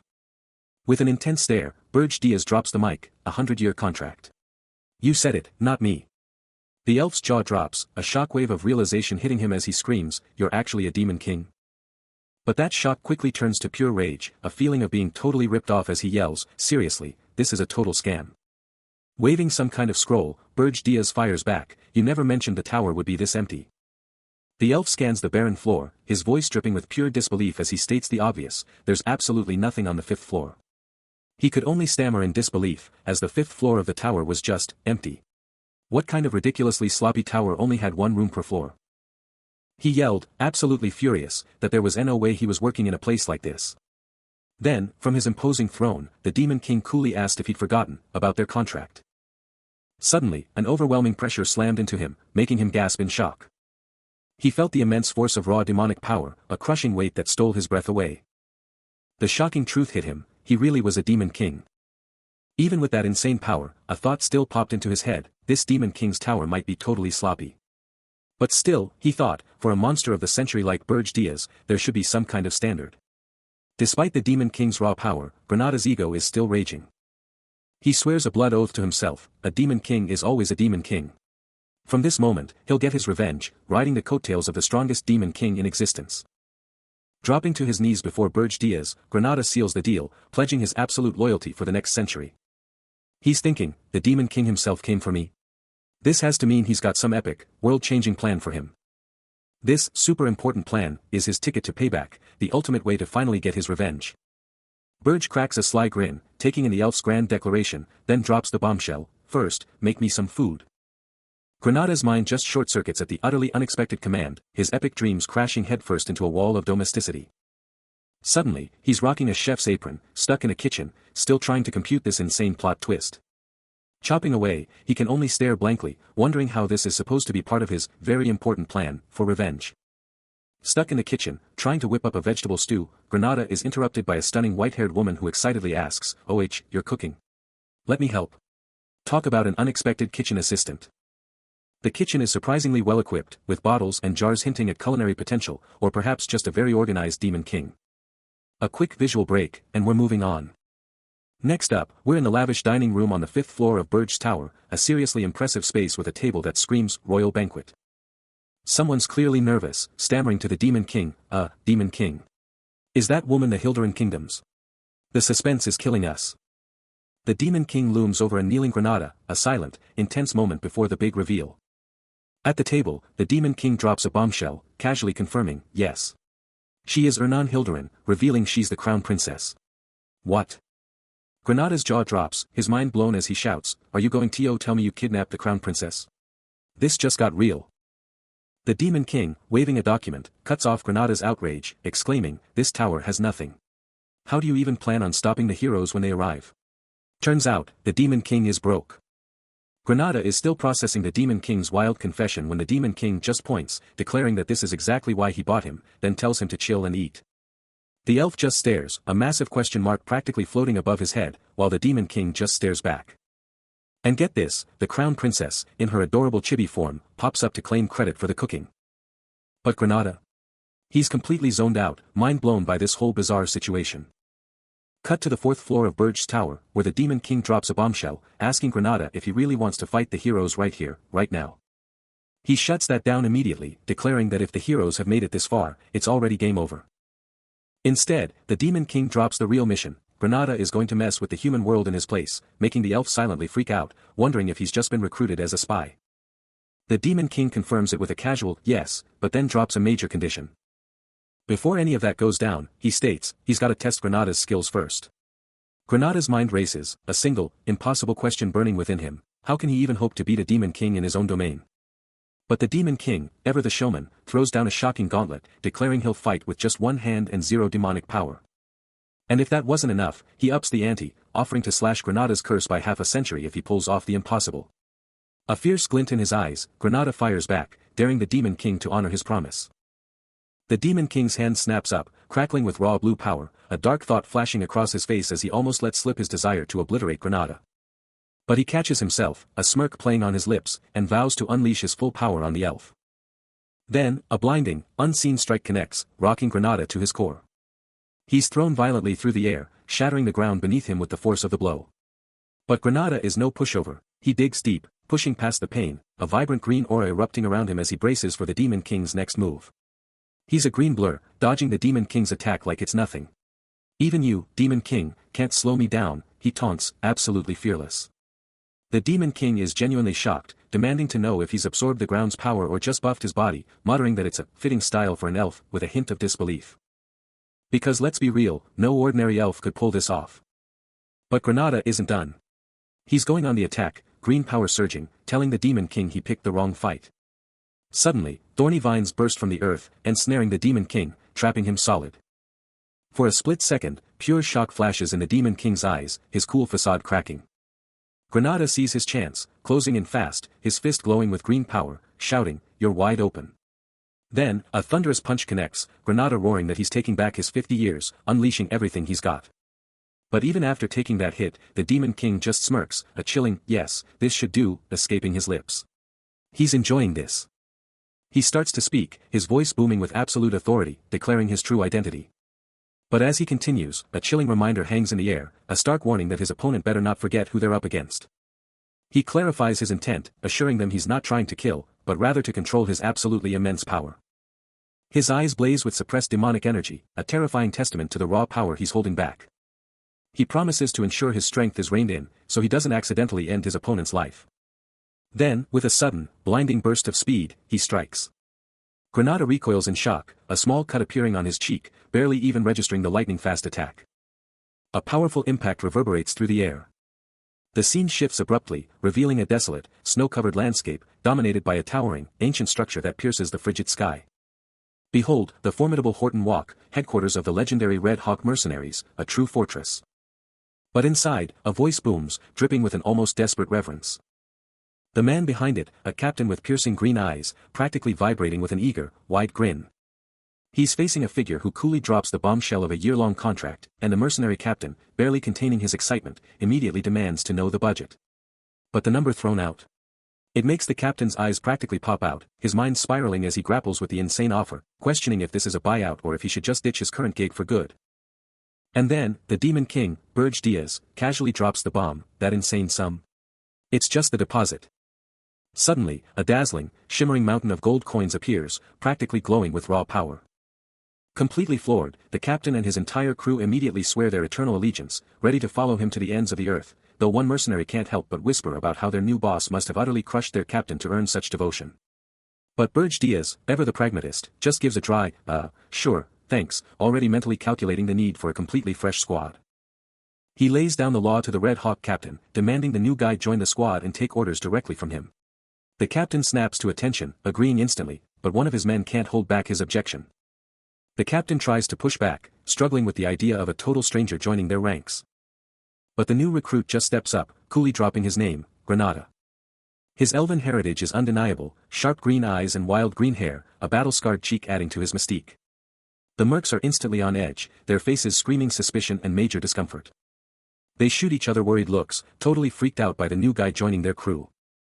Burge Diaz towers over them all, his sheer presence crushing any further dissent from the uneasy mercs. Strolling off, he scoffs internally, thinking they might look like nobodies, but these are still the mercs who run Urgest. He knows for a fact that mercs like these are practically impossible to find anywhere else. He thinks to himself, because he's the only one who'd ever call him a king of beasts, as Killen Cargill, the legendary king of lions, is introduced with a sudden gasp. And now, the Red Hawk mercenaries are about to get their first huge mission, a real test of their skills. The captain stands ready with his crew of battle-hardened mercs, all eyes on the next command. A sharp voice cuts through the air, delivering the order, they're going after Killen Cargill. Burge Diaz's intense red eyes burn with an unshakable will, his face a mask of absolute authority. And who is this Killen Cargill they're hunting? He's only the hero working for Hildurin. Without a moment's pause, a sharp voice snaps back, accepting the mission. Burge Diaz's formidable tower pierces a fiery, desolate sky, its dark silhouette a stark declaration of power over the snow-capped peaks. With the grimoire now in his grasp. And the path to that power lies deep within his tower's heart, a colossal library, crackling with dark, ancient magic, a true crucible of his coming rebirth. Behold the spirit blossom, a pulsating crystal of pure, concentrated mana, radiating an otherworldly purple glow. These legendary treasures are hidden only in the most treacherous, monster-infested peaks, where mana storms rage. For nature itself is a cunning guardian, unleashing hordes of shadowy, red-eyed beasts to fiercely protect its most potent secrets. These spirit blossoms, pure mana crystals, weren't just pretty, their energy was supercharged, making them an insane power-up.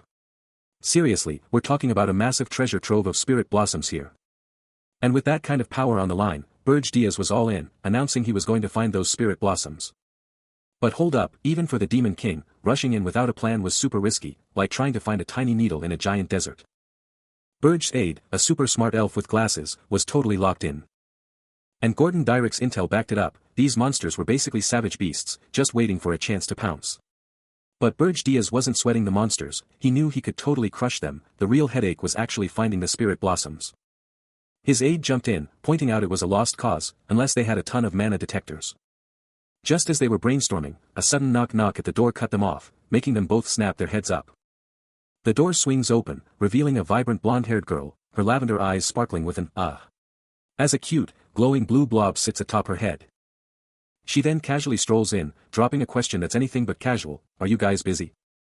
A collective "OH" echoes through the chamber, the sheer surprise hitting everyone like a truck. Inside, the Demon King Burge Diaz pivots, his intense crimson gaze locking onto the new arrival, as Gordon Dyrick beside him looks utterly flabbergasted. Now fully inside the lavish hall, the blonde bombshell and her adorable blue sidekick face off against a stunned Burge Diaz and Gordon Dyrick. The adorable blue blob lets out a series of Kyaruk sounds, its ethereal form practically radiating cuteness. With an ecstatic grin, the blonde girl claps her hands, practically vibrating with energy as she shouts, "Oh, I'm so excited. Full of mana, a super deep dungeon, and a spiritual creature." Burge Diaz, ever the strategist, locks onto her words and the creature, proclaiming that even this small potential must be secured, because it could be the ultimate cheat code for clearing the fourth floor and beyond. Burge Diaz, ever the visionary, declares that as long as new power emerges, the future is limitless, with Gordon Dyrick hanging on his every word.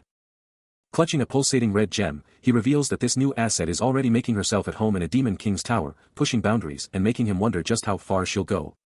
Just the thought of her ambition is already legendary. Elsewhere, the 13th princess, Ernan Hildurin, tenderly holds a tiny, blazing spiritual creature, confessing she never thought she'd part with it, but it was a stroke of genius to come and see it now. The creature starts to pulse with an incredible, fiery energy, and she gasps, "No, wait. I'm not ready." Across the land, Burge Diaz, with his colossal black wings spread wide, is caught off guard as an explosive light tears through the sky, a raw, untamed power washing over everything. The light explodes, becoming a searing orb of orange and yellow, revealing the shadowy form of a bird-like creature at its heart, while the princess's frantic cry rips through the air, "No, wait. I'm not ready." The blinding energy surges outward, shimmering with golden particles, swallowing everything in its magnificent, explosive light. A blinding surge of power erupts with a deafening shriek. overwhelming the 13th princess as she collapses, her eyes squeezed shut against the intense light. Her face contorts in distress, barely able to glimpse the unfolding spectacle. A single word escapes someone's lips, a testament to the sheer magnitude of the transformation. As her eyes snaps open, revealing a world now bathed in vibrant, ethereal light. She realizes she hadn't noticed the true scope of her surroundings before, having been kidnapped in darkness. And now, the Demon King stands before a landscape utterly transformed by the creature's power. The world stretches out before him, impossibly vast and awe-inspiring. Fiery energy continues to swirl and dissipate, leaving behind a breathtaking, new reality. Every single day, she pushed her limits, diving deep into ancient texts and grinding through endless magic training. She truly believed that if she just kept pushing, one day, everything would just click into place. But then, a chilling voice sliced through her thoughts, demanding to know if the Demon King knew the only one who could cross the treacherous forest mountains. He pondered the question for a fleeting moment, a flicker of thought suggesting it was probably him, then brushed it off with a dismissive, I don't care. Then, his eyes locked onto the princess, a chilling command in his voice as he declared, Ernan. Call me Ernan. The princess, visibly shaken, could only dread that they were about to be punished for something, or maybe for absolutely nothing at all. Burge Diaz, however, coolly mused that maybe he'd let her think a little too much, and that she just kept forgetting her place. He then challenged her, asking if she wanted to take down the underground prison, to which she could only offer a timid, I'm sorry. Brushing aside her apology, he simply commanded her to use her spirit to find the spirit blossoms. A mysterious light blue spirit-like entity floats through the air, radiating a soft glow and leaving a shimmering trail. Suddenly, Burge Diaz swoops down on massive black wings, demanding it come back. But the spirit just amps up its glow, blazing even brighter. He keeps flying, thinking to himself that no one else would find what he's looking for anytime soon. Still, a thought hits him, they might actually pull it off quicker than Gordon or even him. Then, his eyes pop open in shock as a tiny, white, fish-like spirit shows up, joining the blue one in its mystical flight. He keeps soaring, with the little white spirit now trailing right behind him, guiding his path. And then, the epic journey leads to a mind-blowing, intricately formed crystal, blazing with an insane blue light. A primal roar rips through the air. Massive, blue-skinned beasts, horned and shaggy, burst forth, ready for a fight. With glowing eyes locked on their target, one of the brutes snarls, recognizing the intruder. Another beast snarls its allegiance, declaring that monsters are just monsters, mindless demons, and they will follow the demon god's command. Facing down the monstrous horde, Burge Diaz stands tall, his dark cloak a stark contrast against the fiery landscape. He delivers a chilling warning, commanding them to stay away from the spirit blossom and just get out. The beast's answer is instant and savage, a raw, guttural "no." It doubles down on the threat, screaming, "We no like you. You die," before erupting into a terrifying, cackling laugh. A grim realization dawns on Burge Diaz's face, Gordon's words echoing in his mind, he was right. A powerful purple aura ignites around him as he lets out a frustrated sigh, muttering, "How foolish of me," expecting beasts to think. With purple energy surging around his hands, he unleashes his fury on the Spirit Blossom's guardians. Promising to simply burn them all to ashes. The first devastating blast erupts, incinerating everything to ashes, while the monsters shriek for their leader to be taken down. But the monstrous horned creatures aren't backing down, roaring back, screaming to protect what's theirs and promising to kill and devour him. Their defiance is met with pure annihilation as Burge Diaz unleashes a torrent of dark purple energy, his eyes blazing with terrifying power. The concentrated blast instantly engulfs one of the creatures, its form dissolving into a horrifying, agonizing scream. Another monster is caught in the expanding wave, its desperate cries echoing as it's consumed by the inferno. The destructive magic continues its relentless, all-consuming assault, leaving nothing but distorted, raw energy in its wake. When the purple light finally dissipates, the ground beneath is left utterly shattered and scarred, a brutal testament to the overwhelming power unleashed. A massive horned beast unleashes a primal roar, its very essence twisting under an invisible, crushing power. But two smaller horned beasts, wielding brutal weapons, couldn't care less about their comrades' agony. They're already locked onto a new target, one of them barking orders, "Get the weak one first." But before they can even move, a raw, explosive surge of power detonates, the air absolutely vibrating with intense purple energy. Burge Diaz, unyielding, his eyes burning with focus, channels an insane magical force into a pulsating purple orb in his hand. And with a violent, explosive burst, the orb unleashes a dark, bird-like entity of pure, destructive energy. It streaks forward with glowing red eyes, slamming into its target with a thunderous quang. The purple energy absolutely detonates, exploding outwards and devouring everything in its path, all while a chilling, drawn-out shriek echoes. From a safe distance, a blonde-haired young woman stares, eyes wide with terror, as the devastation unfolds, a chilling thought echoing in her mind, "Well, you are known to take care of your people and work together." Clutching a small, fiery orb, her face still etched with deep concern, she realizes with a jolt, but they can't even get near us. The destructive purple energy just keeps on spreading, its terrifying, overwhelming scale becoming horrifyingly clear, prompting a silent, awestruck question. So, this is. Cloaked in shadow, his eyes blazing crimson, Burj Diaz unleashes the full, terrifying might of his power.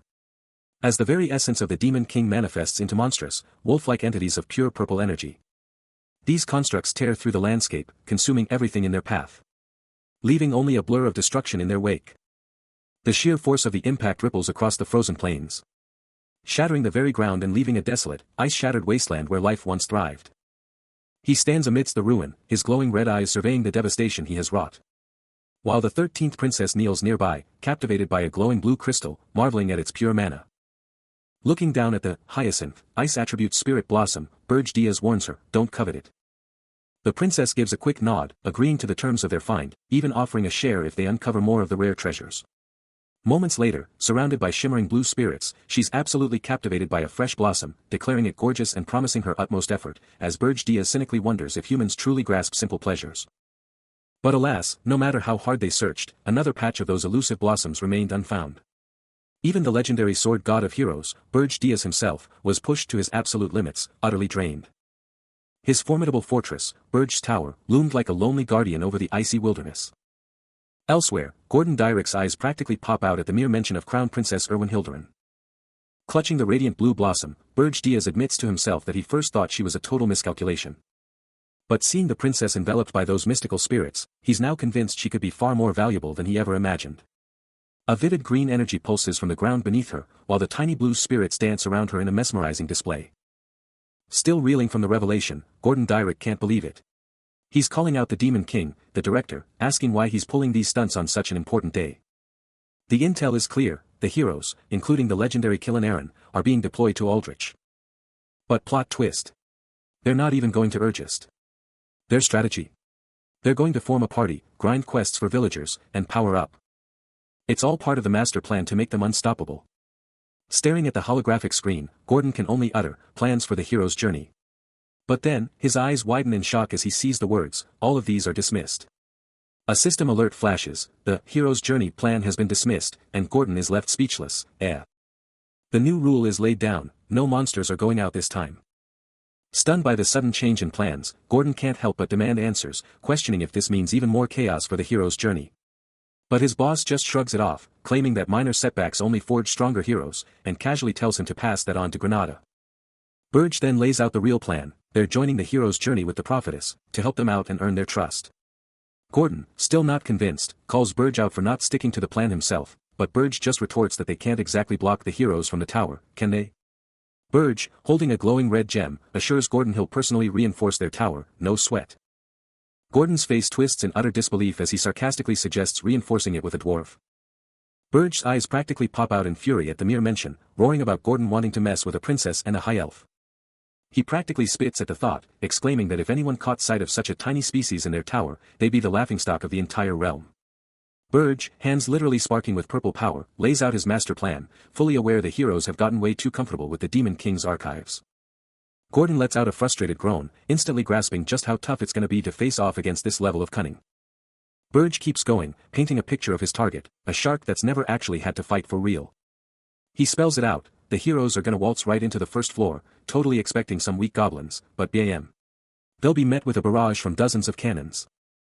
The visual explodes with the fiery, deafening roar of multiple cannons, their muzzles spitting pure destruction. Gordon's eyes practically pop out in shock, the true horror of the first floor plan hitting him like a truck. He shouts, realizing the heroes would be absolutely annihilated by such a brutal ambush. A cold sweat drips down his face as he shakes his head, utterly unable to believe what he's hearing. The grand throne room remains eerily silent, a chilling testament to the ruthless plan Burj is about to unleash. Whoa! A shocking revelation just dropped, sending a dwarven figure into an absolute frenzy of disbelief. But wait, is this really another abduction? Deep underground, the legendary Wolfener dwarven underground city stands. A massive stone metropolis, now rumbling with unseen chaos. And there he is. The armored dwarf, radiating raw power, is caught in the middle of it all. It's none other than Lozier Friedrich, the legendary dwarven blacksmith. His face sets with fierce resolve, realizing his fate has just been sealed. He's about to be kidnapped by a rogue demon king. Check out the demon king's insane stats, blazing across the screen. This guy's a total powerhouse, ready to dominate. Next stop, Wolfener, the legendary city of dwarves. Get ready for some serious dwarven action. This place is massive. A sprawling dwarven city, carved right into the mountains, just waiting to be explored. He's already battled tons of dwarves just to get here. Now he's finally stepping foot into their city for the first time ever. His quest for a master craftsman leads him straight to the Midnight Inn, where he lays out his mission. He needs a weapon, but has no clue where to even start. He immediately asks a burly figure, Lozier Friedrich, for the lowdown on the city's top blacksmith. He listens as the dwarf, Lozier Friedrich, lays down the law, declaring his people's honor and readiness to serve any hero. Taking in the dwarf's words, he's directed to the city's core, where a colossal hole, a true chasm, opens up with a massive quang. This isn't just any drop, though. It's a hardcore, two-step security system, demanding an ID check on the lift before you can even think about hitting your floor. He steps up to the edge, giving the metal railing a quick tap, ready for whatever comes next. Then, with a swift HOO, he plunges into the glowing abyss. The air buzzes with energy as he rockets downwards. His cloak whips wildly, a dark blur against the light as he blasts down, hitting hard with a quang. The mission is crystal clear: hit the longest floor, then dive into the deepest room, straight into the dwarven city's core. Then, with a final quang, he lands in the massive, dark cavern, ready for action. A deafening clang rips through the air as he finally steps into the heart of the dwarven city. This is it, the legendary spot Lozier Friedrich mentioned, the lair of the city's absolute best blacksmith. The very air vibrates with intense heat from a monstrous forge, sending a shower of sparks into the cavern. He pushes further into the fiery workshop, the thunderous rhythm of hammer on anvil echoing his every move. And there he is, right in the heart of the fiery chaos, Lozier Friedrich, the absolute legend, a dwarven titan forged in the very heat of his craft. His command over metal is absolutely insane, a true dwarven master, no doubt about it. Watching the master at work, Burge can't help but think, is this really the ultimate blacksmith they were talking about? A devious idea sparks in his head: what if he just, quietly kidnapped him? Lozier Friedrich, goggles on, was absolutely locked in at his forge, hammering away with insane focus. Then, with a massive swing, his hammer slammed down, exploding the metal into a shower of white-hot sparks. But that hit wasn't just sparks. A sudden, scorching wave of pure fire exploded out, swallowing Burge Diaz whole, and blasting him backward. The fire just kept getting stronger, twisting and roaring like it was alive. Lozier didn't even flinch, just kept working, but Burge's brain was going a mile a minute, picking up on this tiny, terrifying demonic energy coming off the dwarf's work. The Demon King got blasted back even harder, the heat searing his skin, and one terrifying thought screamed in his head: was this dwarf even a dwarf at all? The firestorm was absolutely ripping around him, his face twisted in pure shock and agony. Then, a focused blast of that fiery power just rocked him, sending shockwaves ripping through the air. He got absolutely launched backward, the dwarf's raw power just undeniable. He stares down, a chilling realization hitting him like a truck. How could a genius like Lozier be acting like this on his graduation day? But Lozier just stands there, defiant, his body crackling with fiery energy. The dwarf shouts, "Yes, I'm a hero. I'm Lozier Friedrich, the blacksmith who contains the power of heroes." Burge's eyes blaze crimson, absolutely furious, as he roars, "How dare you enter the land of the dwarves, demon!" He then lays down the ultimate threat, declaring that for all his big talk, Lozier won't be leaving this city alive. But Lozier just smirks, totally unfazed, dropping a casual, "You're pretty weak. Also, I'm not a demon." Burge's entire being explodes with a dark aura, firing back, "I'm a demon king." Before Lozier can even blink, an invisible force absolutely decimates him, sending the dwarf flying backward with a guttural, "URGH." The earth explodes from a devastating, unseen blow, sending shockwaves and debris everywhere.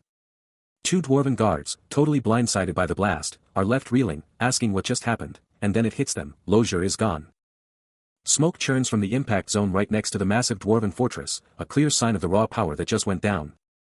Panic sets in as the guards scream, confirming an intruder has snatched Lozier and demanding every single exit be sealed now. An aerial view reveals the massive dwarven complex, with commands to scour every inch of the facility ringing out. But in the shadows, a gloved hand, gripping a mysterious red gem, slips away, the abductor utterly convinced their pursuers are miles behind.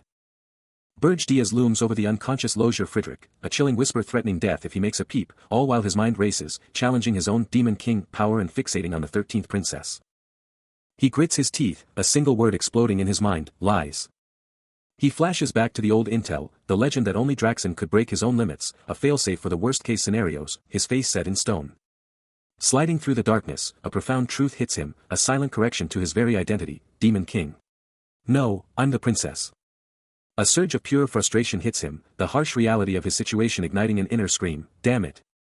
I've been laying low all this time because I'm too weak to take on the demon knight. His gaze sharpens, a raw mix of agony and defiance burning in his eyes as he curses his destiny, why me? A smirk plays on his lips as he eyes the unconscious Lozier Friedrich, whose status is now weak, a chilling challenge leaving his mouth, looks like you're clueless. So, how about this? Still hauling the unconscious Lozier Friedrich, Burge Diaz's mind races, a twisted plan forming, snatch the princess, then just, let her go. He can practically hear the whispers already, a rumor that the hero sold out the princess for his own skin, a heavy, frustrated grunt escaping him. A dark, knowing chuckle rumbles from him, picturing the absolute meltdown that rumor would cause among the other dwarves. But the internal battle rages, a raw, desperate scream of NO. Tearing through his thoughts, unable to fully embrace the villainy. Pure rage erupts from him, a furious shout cursing the vile, evil creature that trapped him in this mess. He despairs over his own perceived weakness, knowing everyone already thinks he's a pushover, and a fake rumor would just make it worse. The sheer terror of his future washes over him, a chilling thought that he's going to be tortured for the rest of his life. He then turns to the still-out-cold Lozier, laying down a chilling ultimatum, rat out the princess, or come along quietly. Choose. He mumbles, admitting he'll totally sell out the princess, but the thought of torture. That's a hard pass. Lozier's eyes burst open, his thoughts a whirlwind. The Demon King's standards. For him, that's practically a sacred faith. He just knows there's no way the Demon King would ever break a vow made to it. A fierce, unshakable determination hardens his expression. In that case, he roars, his voice absolutely booming with conviction. Let's head to the underground passage, Demon King. A faint, almost magical glow emanates from him, as if a brand new, fiery resolve has just ignited within. What's with that face, he mutters, a clear hint of disgust in his tone. You make me sick. Their journey leads them to a towering, intricate structure of pipes and machinery, a massive, almost alien industrial complex piercing the sky. Beyond it, an ancient, ruined archway stands ominously guarded by silent, heavily armored figures wielding massive axes. Her eyes snap open, a single name echoing in her mind, Lozier. Furious, she unleashes her frustration, where did he go while making me wait? Meet Louise Werft, the princess of the Dwarven Kingdom. A trembling voice reports, Your Highness, we think he's been kidnapped. Her fury erupts, shut your mouth. He's a hero, too. Her disbelief turns to outrage, how does it even make sense for a hero to get kidnapped? The subordinate tries to explain, he's a hero, yes, but he's also a blacksmith. He's not exactly a fighter. A terrifying red aura explodes around her as she screams, shut it and go find that damn kidnapper. Her final, absolute command rings out, bring him to me now, and her subordinates snap to attention, yes, Your Highness. Her rage boiling over, she unleashes another furious decree. Her fist clenches, radiating a fierce, golden power. Vowing to rip off the heads of anyone who fails her, her subordinates instantly bowing to her terrifying will. Meanwhile, deep within Lozier's secret passage, Burge pushes forward, illuminating the dark with a powerful glowing orb. Watching the dwarf ahead of him struggle to squeeze through the impossibly tight confines. With clear impatience, he snaps, demanding to know how much longer he has to endure this, but Lozier can only explain that the passage is just too damn narrow. We're almost there, so hold on. Lozier Friedrich strains through the tight passage, but the Demon King, Burge Diaz, is having none of it, demanding, move quickly. Suddenly, the dwarf goes down with a heavy thud, leaving Burge standing tall above him. With a look of utter defeat, Lozier declares, this is where my role ends. He's done. He's shown the Demon King the hidden path, and now Burge is on his own. But Burge's eyes ignite with a terrifying crimson glow, a dark purple aura crackling around him as he snarls, what nonsense are you saying? Lozier, absolutely terrified, tries to pull the Dwarven Vow card, reminding Burge of his promise of safety. But Burge just laughs it off, calling the vow garbage and flat out saying he doesn't give a damn. A truly sinister grin stretches across the Demon King's face, his power surging. Lozier can only shriek in pure, unadulterated horror, finally understanding the monster he's dealing with. Burge Diaz, radiating pure menace, towers over the terrified dwarf, a sinister purple aura crackling around his hand as he drops the ultimate question, what should I do with you now? Lozier Friedrich, absolutely panicking on the floor, is hit with a wave of instant regret, thinking he should have just sold out the princess. Trying to talk his way out of it, he frantically reminds himself, and perhaps Burge, that he's a master blacksmith, capable of forging anything. But Burge's chilling voice cuts through his internal monologue, forcing him to confront the choice, hero or Demon King's pawn. Still reeling, the dwarf tries to pump himself up, shouting internally that he's not scared and offering himself up for whatever Burge needs. His survival instincts kicking in, he's ready to become a full-blown lackey if it means staying alive. Watching the dwarf's pathetic display, Burge Diaz lays down the law, swear loyalty, and he might just live. Lozier Friedrich doesn't even think twice, immediately bowing low, gushing with gratitude for the Demon King's mercy. But even while bowing, a cunning thought flashes through his mind, secretly calling Burge a dumb demon for falling for his act. Lozier Friedrich's voice explodes with a fierce refusal, screaming he'd rather die than be a spy. And he swears his captor will regret letting him go for the rest of their life. He directly challenges the Demon King, a chilling, maniacal laugh echoing his absolute defiance. The air crackles with faint magical particles. As Lozier now sits surprisingly calm, a small blue butterfly gently resting on his hand. The scene abruptly shifts to the 4th floor of Burge's tower. Where Burge Diaz stands, his gaze fixed on the seated dwarf, Lozier, while the 13th princess observes the tense scene from nearby. Burge's voice cuts through the air, sharply questioning the dwarf's presence and demanding his silence. An unseen subordinate tries to report, but Burge instantly dismisses them, his entire focus locked on the dwarf's unexpected arrival. Lozier Friedrich is down, disoriented on the cold ground, his gaze struggling to focus on the towering Demon King and his minion above him. Burge Diaz, the Demon King, is right there, staring down, dropping a chilling question, "Did you seriously think you had me, hero?" But Lozier's mind is reeling, flashing back to a broken promise, a desperate, internal cry, "You said you'd let me go." The Demon King's voice shatters the illusion, flat out denying it, "I never said that." Lozier's inner turmoil explodes, "You totally said you'd let me go back, and you said you'd let me live. So how in the world did I end up here?" Burge's answer is cold, direct, and utterly ruthless, "I knocked you out and then I just carried you here." He doubles down, justifying his move with chilling pragmatism, "It's just the logical next step. I couldn't risk what you might do." Then, a raw, unsettling sound rips from Lozier, a twisted mix of shock and dark humor, "Ha, ha." His laughter escalates, a chilling, unhinged sound that fills the air, exploding into full-blown, maniacal cackling. The sound erupts into a full, booming peal of maniacal laughter. The dwarf's insane laughter just keeps going, a truly unsettling sound that's straight-up chilling. It's not just laughter, it's a full-on sonic assault. While Lozier Friedrich is just losing it on the grass, totally absorbed in his own crazy joy, with Burge Diaz and the 13th princess just watching the whole spectacle unfold. And the laughter just keeps on coming. Until Burge's chill voice finally breaks through the noise, dropping the question, "Seriously, are you that happy right now?" He's got this sly, knowing smirk. As he drops the real bombshell, "To actually work for me?" And Lozier, without even a second thought, just shouts, yeah, obviously." His face is still twisted in that huge, creepy grin, totally confirming his answer. The chilling laughter of Lozier Friedrich rips through the air, a declaration of pure, unadulterated joy as he screams, "I'm very happy." Burge Diaz, the Demon King himself, watches the dwarf's insane glee and gives a chilling nod, declaring it a great mindset, before dropping the bomb, "Here's your mission." Meanwhile, the 13th princess can only watch, her face etched with growing concern, a silent question hanging in the air, "You. What is it?" The first command drops like a hammer, "Install a large number of cannons on the 1st floor." The air crackles with dark magic, hinting at the devastation to come. Burge Diaz's face twists into a chilling smirk, his crimson eyes burning with an infernal glow. And the ultimate, horrifying objective is laid bare, to destroy the heroes. High above the city, the heroes' journey preparation station loomed, a massive structure under the moonlight.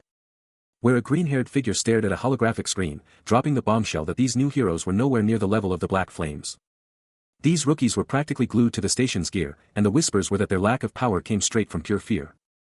Still, he acknowledged, they hadn't completely lost their killer instinct. But without real drive, they'd walk away from this whole hero's journey empty-handed, no glory, no riches. A black-haired figure chimed in, predicting they'd just lose interest in the end, stunting their growth as heroes forever. The green-haired observer gave a slow nod, taking in the harsh truth. The green-haired figure, a demon king unlike any other, is seen walking away, with observers whispering that he's wearing the heroes, not even bothering with demonic monsters. This guy seriously gets human nature. Seriously, his methods are next level, this demon king's grasp of human nature is just insane. He just strolls away from the hero's journey preparation station, leaving everyone wondering if there's ever been a demon king this wild before. Footsteps fading into the distance, someone breathes a sigh of relief, thankful this green-haired powerhouse isn't on their enemy list. Elsewhere, a black-haired guy with intense orange eyes grins, totally relieved that the green-haired demon king isn't part of his crew. Clutching a glowing red gem, he lays down the law, saying he doesn't care how they're dealt with, as long as his one rule is followed. Meanwhile, a tiny armored minion checks out a trap, groaning that a trap without a mana stone is totally useless against those heroes. He shuts down the concern, declaring that solving these issues is literally their job. As the dimensional rift pulses with an eerie blue light, revealing shadowy figures whose mana control is absolutely insane. The little armored guy, still totally frustrated, whines about needing mana stones for traps, knowing the heroes will just bypass them anyway. But Burge Diaz is unfazed, confidently stating he brought the best blacksmith for a reason, and if that fails, he'll just get someone else. A lightning-fast thought flashes through his mind, barely a blink, as purple mana crackles around his hand. The armored figure, still totally lost, questions his master's cryptic words. Burge Diaz then reveals the glowing red gem in his hand, dropping the bombshell that he invented a magical tool that can completely hide mana traces. Lozier Friedrich, the blacksmith, cuts in, confessing he left the critical mana hiding tool back in his workshop, but now. Burge Diaz glares, demanding if that's seriously the lamest excuse he could come up with to dodge his duties. With a menacing purple aura swirling around his hand, Burge Diaz towers over the cowering blacksmith, who frantically tries to deny everything. But Burge's voice cuts through the air, calm yet absolutely chilling, as he lays down the law of his trust. Lozier, practically shaking out of his boots, can barely get out a question about the sinister device now clamped around his neck. A chilling grin spreads across Burge's face as he reveals the tool's horrifying secret, a magical collar designed to sever a head from its body, and he can trigger it with just one hand. Lozier's absolute terror is written all over his face as Burge seizes him by the collar, his silent scream echoing in the oppressive air. Burge's voice drops, a chilling promise, try to take it off, and it's an escape attempt, with consequences you won't survive. Still holding the petrified blacksmith captive, Burge dramatically reveals the glowing red orb, the very item Lozier had so carelessly left behind. His point brutally made, Burge simply orders him to move, and Lozier, completely broken, instantly obeys. With Lozier firmly in line, Burge Diaz wastes no time, setting off on an epic quest across multiple kingdoms to amass all the crucial supplies and monster parts for his ultimate plan. Following his chilling declaration, Burge Diaz spent a solid month, amassing every single material he needed for his grand scheme. And once he had them, he effortlessly stashed them all away into his personal subspace pocket. Preparations done, he then made his move, heading straight for Wolfner. Deep in the dwarven territory, Burge, with a dwarf by his side, started absolutely demolishing a colossal rock formation. And with a thunderous crash, the rock exploded into fragments. His relentless work pressed on, as he plunged further into the tunnels with the hardworking dwarf. Elsewhere, a furious voice boomed, screaming about how, after a month and a half, their target was still missing. The 13th princess, Ernan Hilderin, her face a mask of pure rage, absolutely tore into her incompetent subordinates, demanding to know how much longer she had to put up with their pathetic excuses. In a mine tunnel, she fumed as a dwarven blacksmith tried to explain that the smiths had carved out way too many tunnels, making it an impossible mission to check every single one. Her subordinates, a squad of armored figures, are still on the hunt, but deep down, they know there's no way their target is still here. But Ernan Hilderin, the 13th princess, is absolutely livid, her face a mask of rage as she screams, of course they have. Her voice hits a fever pitch, absolutely seething, she's convinced they're idiots for sticking around, screaming that he's been kidnapped. She whirls on two terrified dwarves, her face a picture of pure menace, delivering a chilling ultimatum, you have exactly 2 hours to find the kidnapper, or you're dead. Got it? The dwarves and guards, absolutely terrified, immediately spring into action, vowing to find their target. A fierce red aura ignites around her hand, and the princess barks her next order, now go. Fill all the tunnels the blacksmiths created. From an overhead view, her power explodes outwards in a crimson shockwave, a terrifying pressure filling the entire chamber as her subordinates are sent scrambling. With a desperate surge of energy, the armored figures shout in unison, yes, ma'am. Right away. A low hum vibrates through the air, a chilling echo of the princess's power and the frantic scramble that just erupted. She glares down at the wreckage, a magical construct utterly destroyed, her face a mask of pure frustration and despair. A bitter thought flashes through her mind, this was supposed to be her weapon, now just shattered fragments. Her eyes lock onto a pen, a small, unassuming object, but it was crafted by Lozier himself, before he was taken. A terrifying crimson aura erupts around her, her eyes blazing with raw power, as she silently screams for Lozier to just be alive. Her eyes burn with an unholy light, a ghostly golden hand appearing behind her as she vows, he cannot die until her ultimate weapon is finished. A sharp, almost metallic sound echoes her iron will. Her resolve solidifying into an unbreakable force. Her blazing eyes locked onto her target, ready to unleash hell. And as her power surges, ethereal petals rain down, a beautiful, deadly calm before the storm she's about to unleash. Lozier Friedrich, trapped in the dark, suddenly looks up, a chilling realization dawning on him, he's in one of his secret tunnels, a place only he should know about. His mind races, a terrifying question forming, does this mean someone else is here? someone who knows his secrets. But elsewhere, the 13th princess, her hair blazing with a fierce red-orange glow, is locked in a stare, her resolve burning bright. Then, a single, urgent word cuts through the silence, Losier. She towers over him on a crumbling platform, the dwarf lying helpless amidst the wreckage of a shattered defense. It's a scene of pure devastation, a monument to raw power and unyielding black steel, and through it all, Losier, barely clinging to consciousness, gasps, Princess. His eyes snap open in utter disbelief, a choked gasp escaping him as he tries to process the impossible sight. Then, a golden skeletal hand bursts forth, followed by a chilling, mocking laugh, as if taunting the entire scene. You bastard, you came back, all right. The princess's eyes blazed crimson, her hair a torrent of fiery red as she unleashed her fury. So you went into hiding because you didn't want to make my weapon? Losier flinched, caught off guard, as her voice cut through the air. Is that it, Losier? He desperately tried to deny it. It's a misunderstanding. But she wasn't having it, her power surging with indignation. A misunderstanding? No, I don't think I misunderstood anything at all. How dare you insult me, the princess?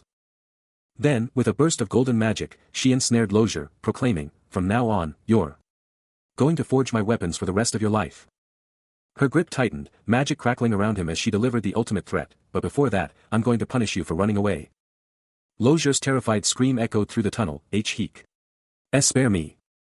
Out of nowhere, a massive purple energy blast detonates, rocking the entire area. The sheer power sends Losier Friedrich absolutely soaring, smashing into the wall with a sickening thud. With her crimson eyes burning and fiery red hair whipping around, the princess roars, Who are you? She stomps forward, her boots slamming down with undeniable power. While Losier lies there, utterly stunned, the princess's command rings out, cold and clear, Losier, get the equipment you need. Suddenly, a holographic purple screen flashes into existence, blaring a chilling message, fate recognition interfering man in operation. Her rage boiling over, she screams again, Who the hell are you? Her face a mask of pure, unadulterated fury, the princess's power absolutely explodes, her eyes burning with an even fiercer crimson glow. Golden energy erupts from her hand as she unleashes her final, furious question at the invisible foe, Why are you helping that despicable dwarf? From a small, stylized image, a voice declares, I'm the master of the dungeon you were extorting. Nonsense. The princess, absolutely incandescent with rage, unleashes a furious assault. Golden energy explodes around her as she screams, He's my slave. He's going to make my weapons forever. But the interfering man just stands there, a dark, unmoving silhouette against her explosive power. She presses the attack, her voice echoing with fury, Who are you to take him from me? Her golden-infused strike connects, slamming into his arm with an explosive impact. His eyes, now burning crimson, narrow with chilling intensity. But then, a sudden, violent surge of dark purple energy erupts from him, lashing out in a devastating counterattack. The potent magical force expands, engulfing everything in its path, a terrifying display of raw power. Unleashing a blinding burst of golden power, the princess charges, her hand ablaze as she strikes with incredible speed. The interfering man's eyes snap wide open, barely processing the lightning-fast assault. Her golden strike lands, exploding with raw power. Still radiating pure power, she pushes the attack, relentless. But before she can land another hit, Log unleashes a devastating counter, a chilling blue energy blast exploding from his hand as he shouts, It's your turn now, Log. The blue energy swallows the princess whole, her golden light struggling against the overwhelming darkness. The impact slams into her, a visible wave of agony contorting her face. She's utterly consumed by the expanding blue blast, her entire form vanishing into its destructive power. The blue energy surges, pulsating with raw, untamed power. The princess is caught, helpless in a crushing grip, her face a mask of pure agony. This is Louise Werft, the second princess of the Dwarven Kingdom, a powerhouse of strength, even if she's no hero. Before his regression, she was an absolute titan. Way stronger than her current self, strong enough that he could have wiped out her entire army. He eyes her, contemplating her potential before she can even grow. But even he admits it would take everything he has, all his demonic power, because he's not the same force he was before his regression. But it's too late now, he thinks, he's used his power, and she knows he's the Demon King. Then, a massive surge of blue energy explodes, a raw display of his terrifying power. Burj Diaz strikes with blinding speed, his weapon a mere streak of motion. Leaving a mechanical enemy in pieces, a frustrated sigh escaping him as the fight drags on. Below, the incredible Mana's Phantom, a spherical device pulsating with blue energy and gears, a marvel of dwarven engineering, hums with power. Burj Diaz scrutinizes the Mana's Phantom, Losier Friedrich's masterpiece, a massive construct designed to cloak Mana's signatures, unaware of the small, red crab-like creature lurking beneath. His eyes blaze crimson, a raw, purple aura erupting around him as he issues a chilling challenge, demanding his opponent finish the fight, or face his wrath.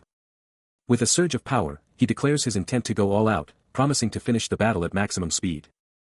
But the tiny crab-like creature, now crackling with aggressive orange energy, shockingly defies him, mocking his confidence and challenging his dominance. A lightning-fast ambush from behind catches him completely by surprise, the creature striking with unexpected ferocity. He recoils, a bead of sweat forming on his brow, realizing he needs to end this fight, and fast. He's barely holding on, wondering how much longer he can endure without his true power and demonic energy. Then, a massive Kwang erupts, slamming into him with a blinding flash of purple and yellow energy, sending him flying. The impact just keeps coming. As the tiny, crab-like creature, radiating a furious red-orange aura, roars its challenge, leaving Lozier Friedrich stunned. Burge Diaz's eyes blaze crimson with fury as he snarls, accusing Lozier of sounding exactly like a demon king. Then, he screams for the second princess of the dwarves to surrender, swearing he'll take her blood and all her gear.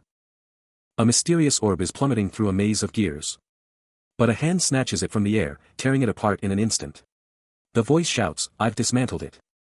But then, a blinding, explosive surge of yellow and blue energy detonates with raw power. And Burge Diaz, absolutely engulfed in a raging aura, roars his defiance, refusing to go down without a fight. But in the midst of all that destruction, a critical opening appears. And Log's piercing red eye locks onto his target with lethal precision. He vanishes and reappears, burying a devastating kick into the crab-like creature. The impact unleashing a massive concussive force that rips through the surrounding debris.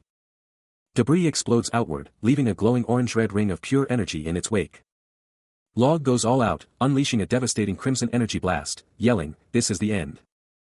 He then warps space itself, creating a subspace pocket to supercharge his attack, practically daring his opponent to move out of the way. The insane power slams into Burge Diaz, who just laughs it off, screaming, "That attack is useless against me." But the hit is massive, shattering his form and sending him flying. The 13th princess is freaking out, yelling, "Princess! What's going on?" and ripping into her guards, "You slowpokes." She's absolutely furious, screaming, "Are you going to get here after I'm dead?" And get this, Lozier Friedrich has already bolted, sparking a wild chase through the ruins. While Burge Diaz is still getting absolutely wrecked by Log's subspace assault. Boom! A massive explosion just rocked the entire area, sending shrapnel and dust everywhere with an intense whirring sound. But amidst the chaos, the 13th princess is already thinking, did he seriously block the tunnel? Her patience is wearing thin.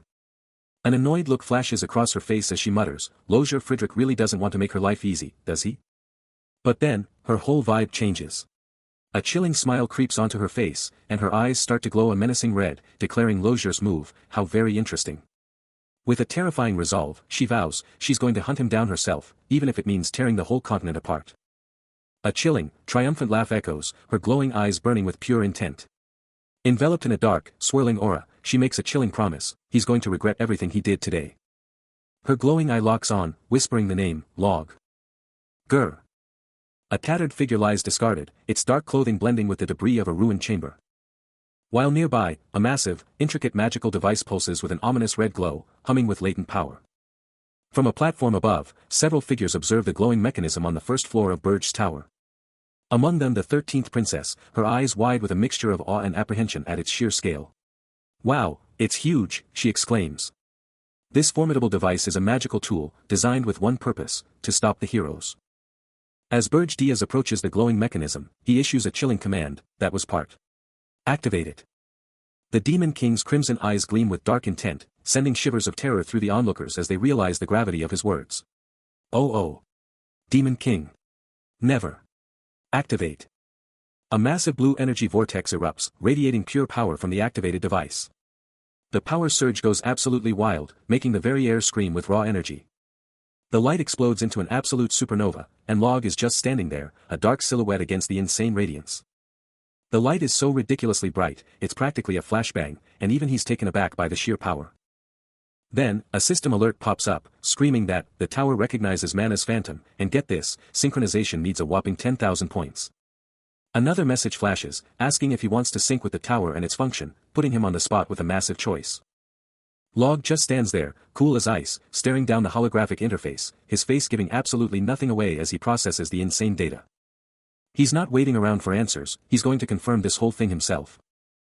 His red eyes are practically burning with resolve, reflecting the wild magical energy all around him. The tower's power surged, and Log's points absolutely devoured.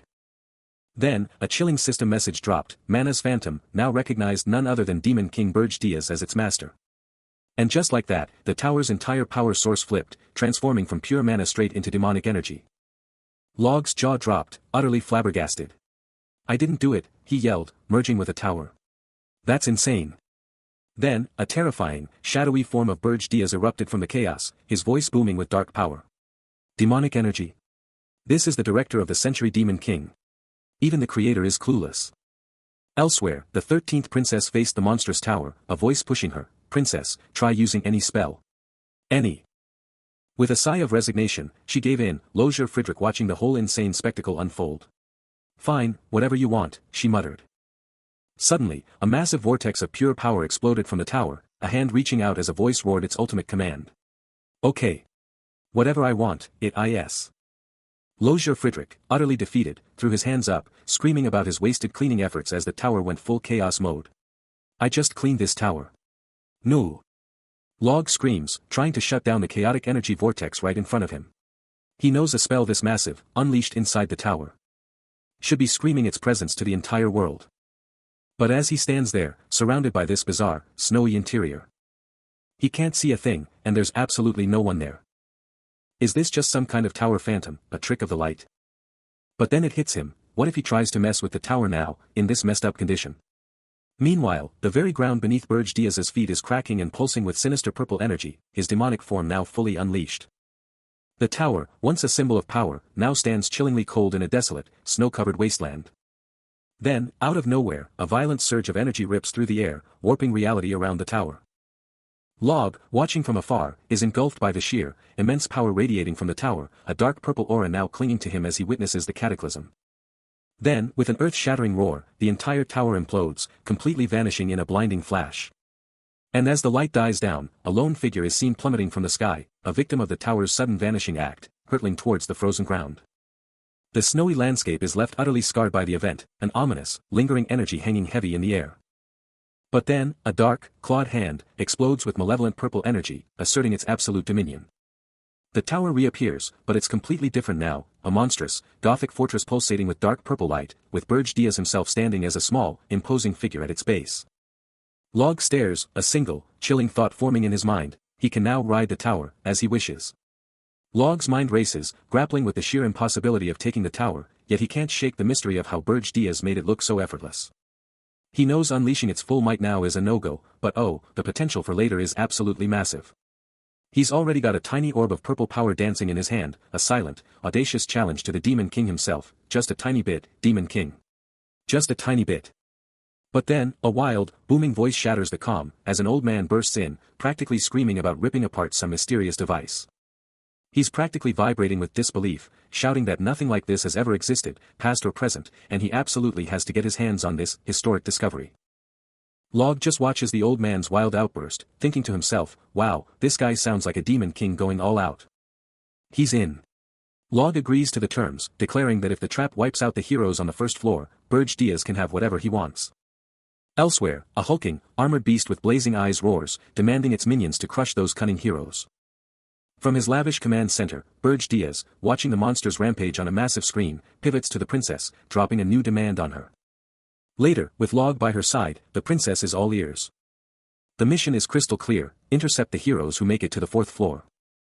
Log pushes back, you want us to fight the heroes, as the princess quickly reminds him, but I'm a princess. She's reeling from the implications, thinking, betray my own royal family. No way, that's impossible. But Log's mind is already working overtime, shaking off the betrayal angle and sensing a deeper game. Her eyes subtly glowing, the princess is already strategizing, mentally sifting through her arsenal, fire. Water. What can I fight with? With her powers swirling, the princess quickly shakes off any hesitation, her mind locking onto the real target, the heroes, the ultimate plotters. Log cuts straight to the chase, telling her to drop the act and just show them who she really is, a full-blown enemy. The Demon King's voice booms, a chilling promise that if she pulls this off, he'll give her whatever she wants, again. But the princess, with a sly look, isn't just going to roll over, she hits them with it, she's got a condition. Her demand is clear, introduce her as a subordinate, not royalty. And just like that, the deal is sealed. Fine, I agree. Log's face twitches, clearly caught off guard, but the princess just shrugs, thinking, that's an easy win. Inside her head, she's already strategizing, go in guns blazing, or unleash her secret weapon. She's got confidence in her looks, after all. But Log shuts down her seductive thoughts fast, reminding her that the heroes are just puppets to his will, and she just goes, oh, okay. And just like that, they're off, disappearing down a massive, empty hallway, their forms shrinking into the distance. All preparations were locked and loaded, ready to decimate the hero count, especially with those mana cannons online. Staring down at the holographic map of the third floor, Log saw the hero count was already skyrocketing past 200. Despite the sheer, overwhelming numbers, he knew deep down it still wasn't enough to get the job done. He crunched the numbers, even with those devastating mana cannons, they'd probably only take out half the heroes, leaving a massive force still standing. With a fierce glint in his eye, he questioned if his only path was to just keep getting stronger, no matter what. His hand clutched a pulsating purple crystal, a hyalinth, an ice/water elemental spirit flower, but it was absolutely brimming with demonic energy. Spirit blossoms, especially the ones tainted with demonic energy, were like catnip for demons, and he knew he needed to hoard every single one.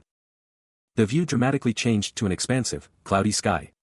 Then landed on a snowy mountain range where the princess, absolutely thrilled by the crisp air, let out a massive woohoo, as Log coolly reminded her their time was ticking away. A new, frozen frontier. Towering, snow-capped mountains and a mysterious dark spire set the stage for their next challenge. But as they trekked through the icy wilderness, a frustrated voice cut through the silence, still nothing here either. He kept his focus, scanning the desolate terrain, but the 13th princess, ever the curious one, strolled along, surrounded by shimmering blue energy motes. Then, a jolt. Log felt a weird energy spike, a strange emission that made him stop dead in his tracks. But before he could react, the princess, sensing the magic too, reached out to a tiny, glowing blue spirit that just popped into existence. Just like that, the spirit winked out of existence, leaving Log to cast a wary look over his shoulder. And just like that, his gut feeling was right. A terrifying roar tore through the silence, as a massive, white-furred monster with a chilling blue face burst from the snow. Its sheer size and braided fur screamed raw power, a beast of pure muscle ready to tear them apart. But Log didn't even flinch. A crimson aura exploded around him as he sneered, orcs again. Seriously? You're the absolute worst of them. A guttural growl rips through the icy air, and the chieftain of the Blue Frost tribe, a small, white-furred beast, drops to its knees in a shocking display of submission. With an urgent plea, the chieftain looks up, declaring, I, the chieftain of the Blue Frost tribe, greet you, Demon King. A menacing crimson aura flares around Log, who remains utterly still, his gaze fixed on the groveling chieftain, who desperately begs, please accept our tribe as your kin. A beat of pure shock hangs heavy. Suddenly, more of the Blue Frost tribe swarm forward, dropping to their knees alongside their chieftain, their desperate cries for acceptance ringing out, please accept us as your kin. Log stands like a statue, his crimson power still blazing, his eyes scanning the entire tribe prostrate before him. A hint of disbelief flashes across his features as he finally breaks the silence, uttering, you want me to take you in as my kin. His face then hardens into a mask of intense thought, as he weighs the implications of their desperate request. A dark memory surfaces, a whisper of ancient treachery, as he acknowledges, our ancestors are demons who betrayed the demon realm. Since we bear that original sin. He stands there, the beast folk chieftain still on his knees, begging him to accept their service as the demon king. But he cuts them off, declaring, enough. Save the sweet talk. His hand flares with a faint red glow, a silent understanding that all they truly wanted was to become a demon king's kin. Yet the chieftain doesn't back down, insisting they are better suited for serving enemies than spirit blossoms. His determination unwavering, he challenges, bring it.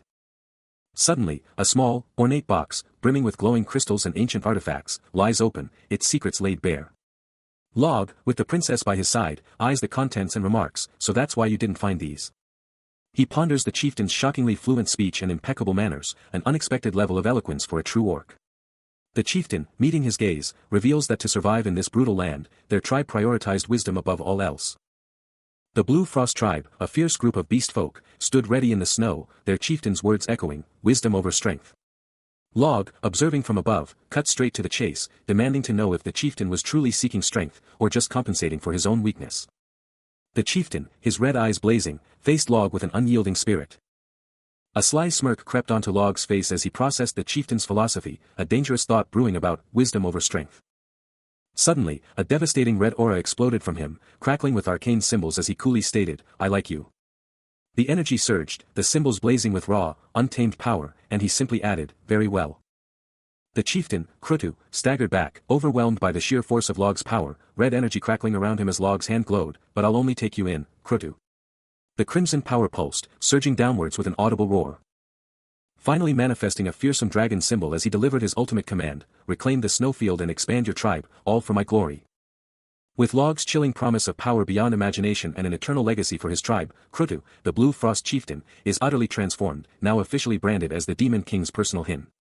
Log and the princess watch from afar as the chieftain's power surges, and Krutu's booming "thank you" shakes the very mountains. And just like that, the entire Blue Frost tribe follows their chieftain's lead, dropping to their knees, their unified roar echoing, "We will devote our loyalty to you, Demon King." Deep within the epic Bergust Mountains, where the Frost tribes reign supreme, loomed the terrifying Burg's Tower, now unleashed with its full power. And outside its menacing gates, a massive force was already assembled, the Pearl Orc Legion, primed for battle. These monstrous, fur-clad warriors, armed to the teeth, were just waiting for the signal in the icy mountains. Meanwhile, on the first floor of the tower, Lozier was already commanding a terrifying arsenal of 50 mana cannons, ready to unleash absolute destruction. And the firepower didn't stop there, with even more devastating weapons deployed on the fourth floor. And way up on the seventh floor, Ernan Hildren was already making her move in a stunning, ethereal realm, a stark contrast to the tower's dark heart. Every single piece was falling into place, building to this one critical moment. Now. From his imposing throne, Burj Diaz watched every single deployment unfold on his holographic screens, a chilling smirk spreading across his face as he knew all the pieces were finally set. With all his pieces now in place, the Demon King's mind burns with thoughts of those he once called heroes. His crimson eyes blazing with an infernal resolve, he declares, "I'll repay you for humiliating me in my previous life." Meanwhile, far from the Demon King's machinations, a new group of adventurers pushes through a desolate, snow-covered forest. Their leader, a determined man with brown hair, shouts with a triumphant grin, "We've finally discovered Granada." His voice hardens, a clear challenge in his tone, "We have, villain." Ahead, the colossal, snow-capped mountains loom, now clearly in sight. Marking the ultimate destination for the determined group as they relentlessly press onward through the frozen wilderness. Their cloaked figures mere specks against the vast, unforgiving white expanse. The desolate, snow-covered landscape sets the stage as one figure dominates, standing victorious over a defeated foe sprawled on the icy terrain. Check out the epic Holton Walk Hermes Journey Preparation Station, a massive hub of power and preparation. With its super fancy interior screaming luxury and power. And a super lavish banquet hall is ready for some major event. Inside, Lozier Friedrich hands Milan a glowing artifact, calling it a masterpiece and thanking him big time. Milan, clutching the glowing item, takes the compliment, while someone off-screen hypes him up, saying he's making history. Lozier, with the crowd watching, then pushes Milan to give a speech. Even though Milan's a bit hesitant, telling him everyone's waiting. Lozier adds it'll totally pump up their morale, and Milan's like, "Alright, fine." The moment everyone's been waiting for. A booming voice cuts through the chatter, declaring that Milan is about to drop some serious wisdom. The crowd goes wild, then hushes. He steps up, radiating pure confidence, ready to drop the mic. Taking it all in, he scans the epic crowd before him. He kicks off his speech, shouting out to the incredible mix of heroes, nobles, merchants, scholars, and everyone else in the house. This is it.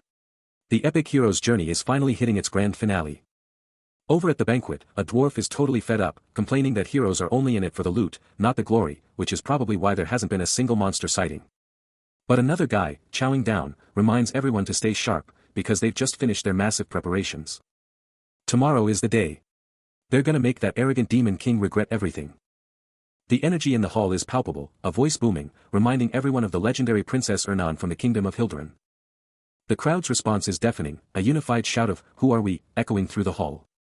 And they don't stop there, their next cry a powerful challenge, "Who is the master of this world?"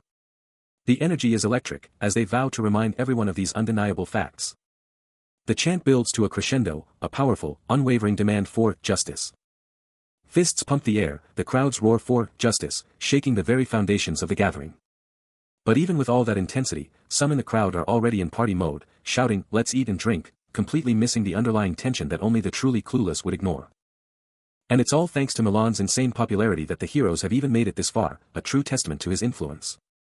Milan, fresh off rescuing the princess and the merchant, and rallying the hearts of self-sacrificing heroes, is confronted by Burj Diaz, who can't fathom why such a brilliant mind would act like this on his graduation day. But Burj Diaz remembers, Milan's mind was a total blank slate the last time they met. A chilling thought strikes him, will everything fall apart? Should he unleash the capital's heroes into battle right this instant? A burst of dark purple energy erupts around him as he snaps back to reality, shouting, "No, no, no.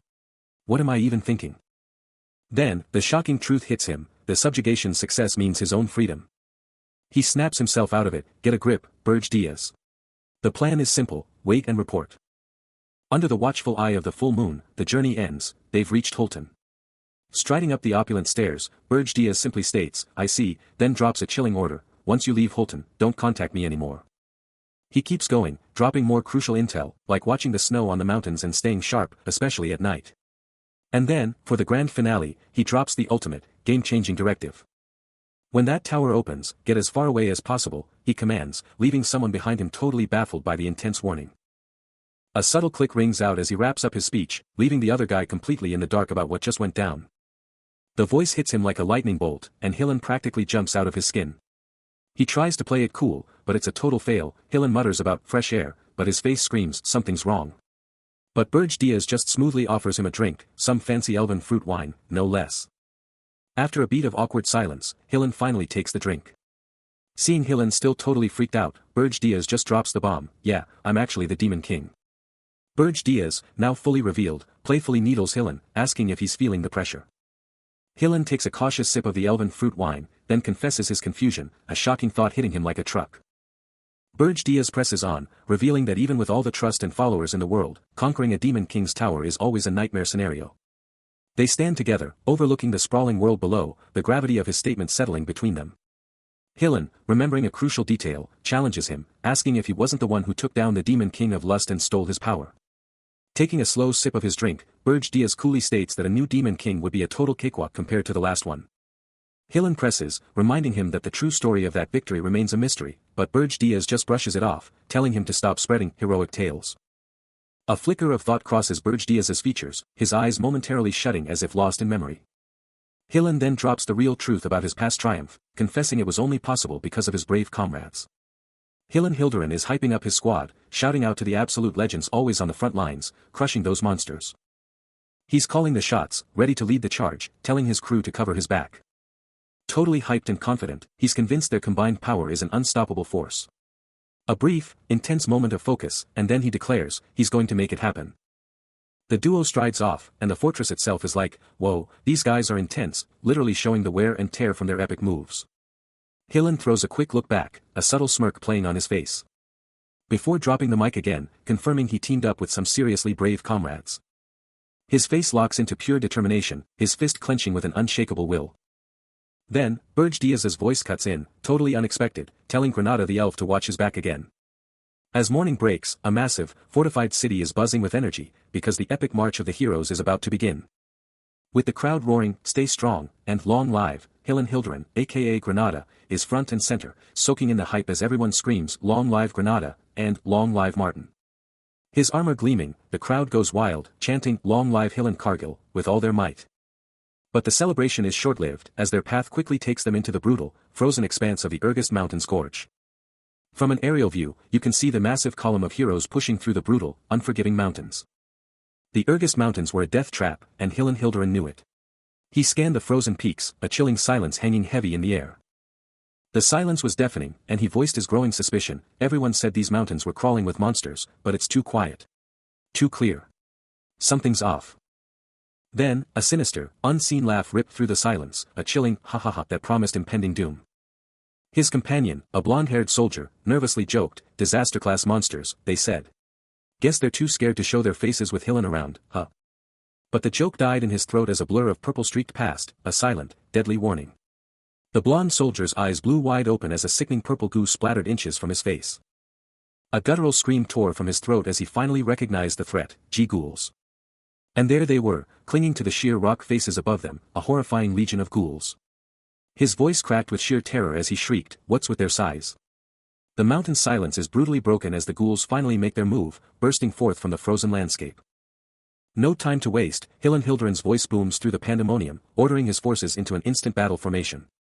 His troops, shocked but disciplined, snap into action, shielding their allies and locking down their positions against the surging enemy. This tight gorge is a death trap, offering zero escape routes, and the ghouls just keep coming. Seeing the sheer horde, Hillen makes a lightning-fast call, "Knights, cover the mages, fall back, now." Just as they start to pull back, a new nightmare appears at the front, a monstrous frost giant. Panic erupts, and everyone's screaming to fall back. This thing is a nightmare made real, a towering, skeletal monstrosity, all jagged ice and ancient bone, radiating pure, deadly cold. Against this colossal threat, Hillenhildren holds his ground, his eyes burning with resolve. He barks at Warden, his voice a steel-hard command, "Get everyone out of here. I'll handle this frost giant myself." Facing the impossible question of fighting solo, Hillenhildren's determination just ignites. He brushes off any hesitation, utterly convinced this challenge is nothing. Then, the very air explodes with a chilling force, as razor-sharp ice shards erupt from the ground, blazing with an ominous blue light. The icy assault engulfs the desolate gorge, a chilling testament to the colossal power now unleashed. Before he can even blink, the frost giant's immense form slams into Hillen, sending him flying through the air amidst a spray of snow and ice. The monstrous entity looms over him, its skeletal head and glowing red eyes radiating pure, unadulterated malice. Even after that brutal impact, Hillen's spirit remains unbroken. His mind defiantly asserts that no mere frost giant could possibly be stronger than the demon king of lust. The colossal frost giant stands tall, its entire form crackling with an intense blue aura, a chilling beacon of destruction. Its body, a grotesque tapestry of ice and bone, is intricately detailed, each shard and crack glowing with raw, untamed power. Blasted backward, he's free-falling through the icy abyss. A blue streak hurtling straight for the monstrous frost giant below. But the giant isn't waiting. It unleashes a devastating icy punch, cracking the earth with raw, destructive force. A massive shockwave rips through the air. As the colossal monster winds up for another brutal hit with its glowing weapon. That weapon is absolutely humming with raw, destructive power. But Hillenhildren isn't backing down. Mid-air, he conjures a brilliant blue shield, blocking the incoming strike with an explosive clash. His gaze sharpens with pure, unyielding resolve, a single word echoing in his head, "Now." And just like that, a massive burst of blue energy explodes from him, slamming into the frost giant and sending the behemoth reeling. He's still going, a blinding blue energy erupting around him as he tears through the air. His face a mask of pure intensity as he roars, "Now." His command slices through the pandemonium, a desperate, urgent cry, "Everybody, run." An explosive burst of ice and fire rips through the air behind them, and the terrified figures scream for cover, pushing each other to get out of the blast zone. The colossal frost giant looms in the background, its icy form a terrifying blockade, and the desperate shouts of, "Keep on running," fuel the frantic escape. Its skeletal, ice-encrusted face swivels towards the panicked crowd, and its eyes blaze with a terrifying, malevolent red glow. But before it can even move, a massive, blinding explosion rips into its chest, sending shards of ice exploding from its colossal body. The brutal, snow-blasted landscape unfolds, a chilling panorama where tiny figures brave the biting cold. The very atmosphere crackles with dread, as a horde of ghouls and a colossal frost giant, dwarfing the highest cliffs, unleash their terrifying might. Two lone figures brave the desolate expanse, their every exhale a visible struggle against the brutal cold. The elf-like companion pivots to Hillen, his face etched with grim concern, declaring this territory a death trap, a place no human should ever dare to enter, especially with the Demon King's overwhelming power, which, unbelievably, still keeps casualties relatively low. He grimly observes that without human intervention, the devastation would be catastrophic. He presses on, recognizing that even the mightiest adversaries have crumbled before Hillen's power, and if it's truly him, then all fears are utterly baseless. Hillen's companion then emphatically agrees with himself, "Oh, you're right." The elf-like companion gazes out, a profound contemplation etched across his features, pondering the sheer depth of Hillen's power. As he surveys the vast, snow-covered expanse, a thought crosses his companion's mind: Hillen might actually be capable of defeating the Demon King. A determined glint in his golden eyes, Hillen presses onward, his resolve absolutely unwavering.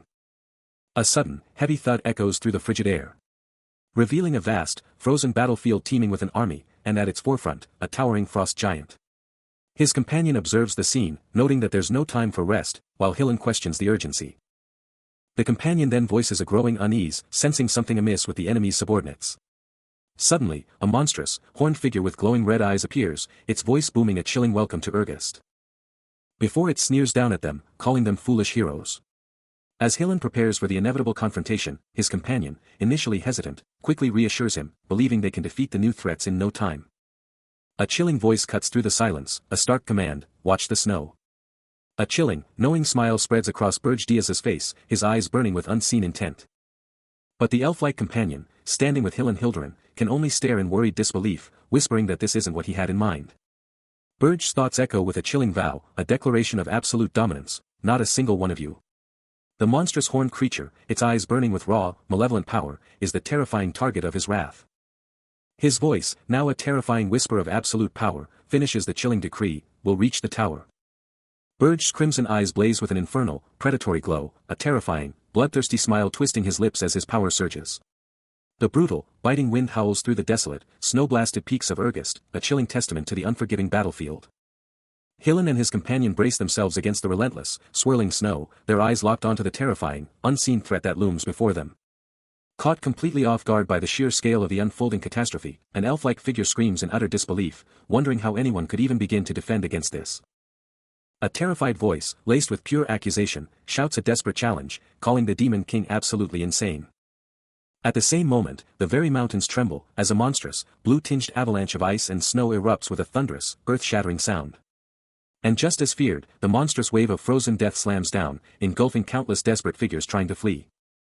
From a desperate vantage point, the elf-like figure, watching the absolute carnage unfold, lets out a guttural roar, begging everyone to just run. His features twisted into a mask of pure, unadulterated terror, he unleashes a primal, desperate scream. But far from the icy devastation, deep within a magnificent, ancient hall, Burge Diaz stands, bathed in crackling blue energy, a mighty roar erupting from the very air around him. The very floor beneath his boots crackles with that same raw, potent power, as the blue energy surges even higher. And then, finally, lounging back on his massive, imposing throne, Burge Diaz watches the chaos with a chilling, satisfied smirk, a single, ominous thought echoing, once again. Burge Diaz, the Demon King, makes a grand entrance in a lavish chamber, surrounded by futuristic blue screens, as he coolly welcomes the heroes. But a young man with dark hair isn't buying it, a chilling, determined smirk twisting his lips as he vows. This time, he's not holding back, screaming his intent to. Milan, locked into his command center, flashes back to his marriage to Granada, but the present screams for his attention. The director's face looms on a screen as urgent intel floods in. Pearl Orcs have unleashed an avalanche. There are too many, too close, and he knows, with a chilling certainty, that not everyone can be saved. The first obstacle, he realizes, is the brutal environment itself. The unforgiving snow. He curses, a raw sound escaping him, as the brutal reality of their trek through the deadly, snow-choked mountain pass sinks in. Milan makes the call, they'll camp here, digging in to await the heroes sent ahead, while Hillen remains vigilant, absorbing every word. Then, the second, even deadlier problem erupts from the encroaching darkness. A colossal frost giant materializes, and Milan's mind races back to his own chilling warning, never drop your guard after dark. The full moon reveals the horrifying reality, frost giants and ghouls are swarming. The Pearl Orcs aren't just attacking, they're herding these monstrous threats straight into their path, a diabolical strategy that makes Milan curse their twisted genius. He stands tall, a beacon in the storm, his voice a thunderclap over the howling winds, all personnel, prepare for battle. But elsewhere, the Demon King seethes, his crimson eyes burning with fury. That damned Demon King. Damn it all. Milan, however, sees the bigger picture, the chilling strategy behind the onslaught, an avalanche by the Demon King, a horde of monsters under the cover of night. This relentless pattern just keeps repeating. The Demon King, his hand crackling with dark energy, unleashes another devastating blow, a cruel smile playing on his lips as he knows they'll inevitably crumble. His jaw tightens, a silent snarl of impatience and dark glee. He scans the vast, snowy expanse, watching the enemy numbers plummet. Why, he growls, a chilling question echoing across the mountains. Meanwhile, high above the fray, the legendary party of heroes, spearheaded by Hillen Hilderin and the formidable Lozier Friedrich, has conquered the highest peak. The Demon King's eyes narrow, a chilling realization dawning on him as he ponders, is the Demon King's tower. A flicker of surprise crosses his face as the truth hits him. Not here. He's still on the hunt for the Demon King's tower, but seriously, why isn't this thing in an obvious spot for heroes to find? But elsewhere, Hillen Hilderin is absolutely losing it, screaming, why isn't it here? And just like that, they split up. One of his crew drops the bomb, we're giving up Sir Hillen. Hillen is stunned, barely managing to stammer, Sir Warden, what are you? His face just hardens. And he just states, I'm sorry, but this matters more. Then, a sharp KK rings out. Fast forward 6 days after they plunged into the Urgest Mountains. Deep within the treacherous Urgest Mountains, a colossal structure pierces the sky, the ominous silhouette of the Demon King's tower now clearly visible, a beacon of impending doom. A furious voice curses, realizing the enemy has struck a critical point, as a digital display flashes a grim headcount, 256 reduced to a mere 52. The losses are catastrophic. Hillen and his remaining companions, the last ones left on the treacherous Urgest Mountain, stand ready to fight, one of them declaring their fierce intent to wipe out every single foe. Meanwhile, Burge Diaz, his eyes burning with an ominous red light, begins a chilling pronouncement, laying down a third, critical condition. He continues, issuing a dire warning, when the tower finally opens, everyone must stand far, far away. Suddenly, a blinding surge of crackling blue energy erupts, pulsing with devastating, raw power. Hillen, witnessing the terrifying spectacle, can only utter a stunned, disbelieving question. His face contorts in pure shock, golden eyes wide with utter disbelief at the sheer, overwhelming force unleashed. Burj Diaz's voice echoes, explaining the grim necessity of his earlier warning, that immense power would wipe them out in a single, devastating shot. Suddenly, the Demon King's tower unleashes an absolutely insane, blinding surge of brilliant blue energy, just swallowing everything around it. This destructive force just explodes outwards, supercharged by the dwarf's insane mana.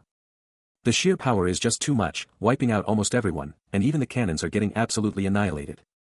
As the chaos unfolds, Milan is just stunned, thinking, seriously? Even that isn't enough to stop it. Inside the tower, the power just slams into Hillen Cargill, knocking him flat on his back in a pile of rubble. He's just lying there, completely broken in the wreckage, barely able to process what just happened. Lozier Friedrich is just losing it, screaming, what the hell is up with this Demon King? Hillen's face is just twisted in pure agony and shock, as he screams, nothing about this is normal. Lozier immediately rushes over, his face full of worry, shouting, Sir Hillen. Granada, are you okay? Rewind to a different time, a different vibe.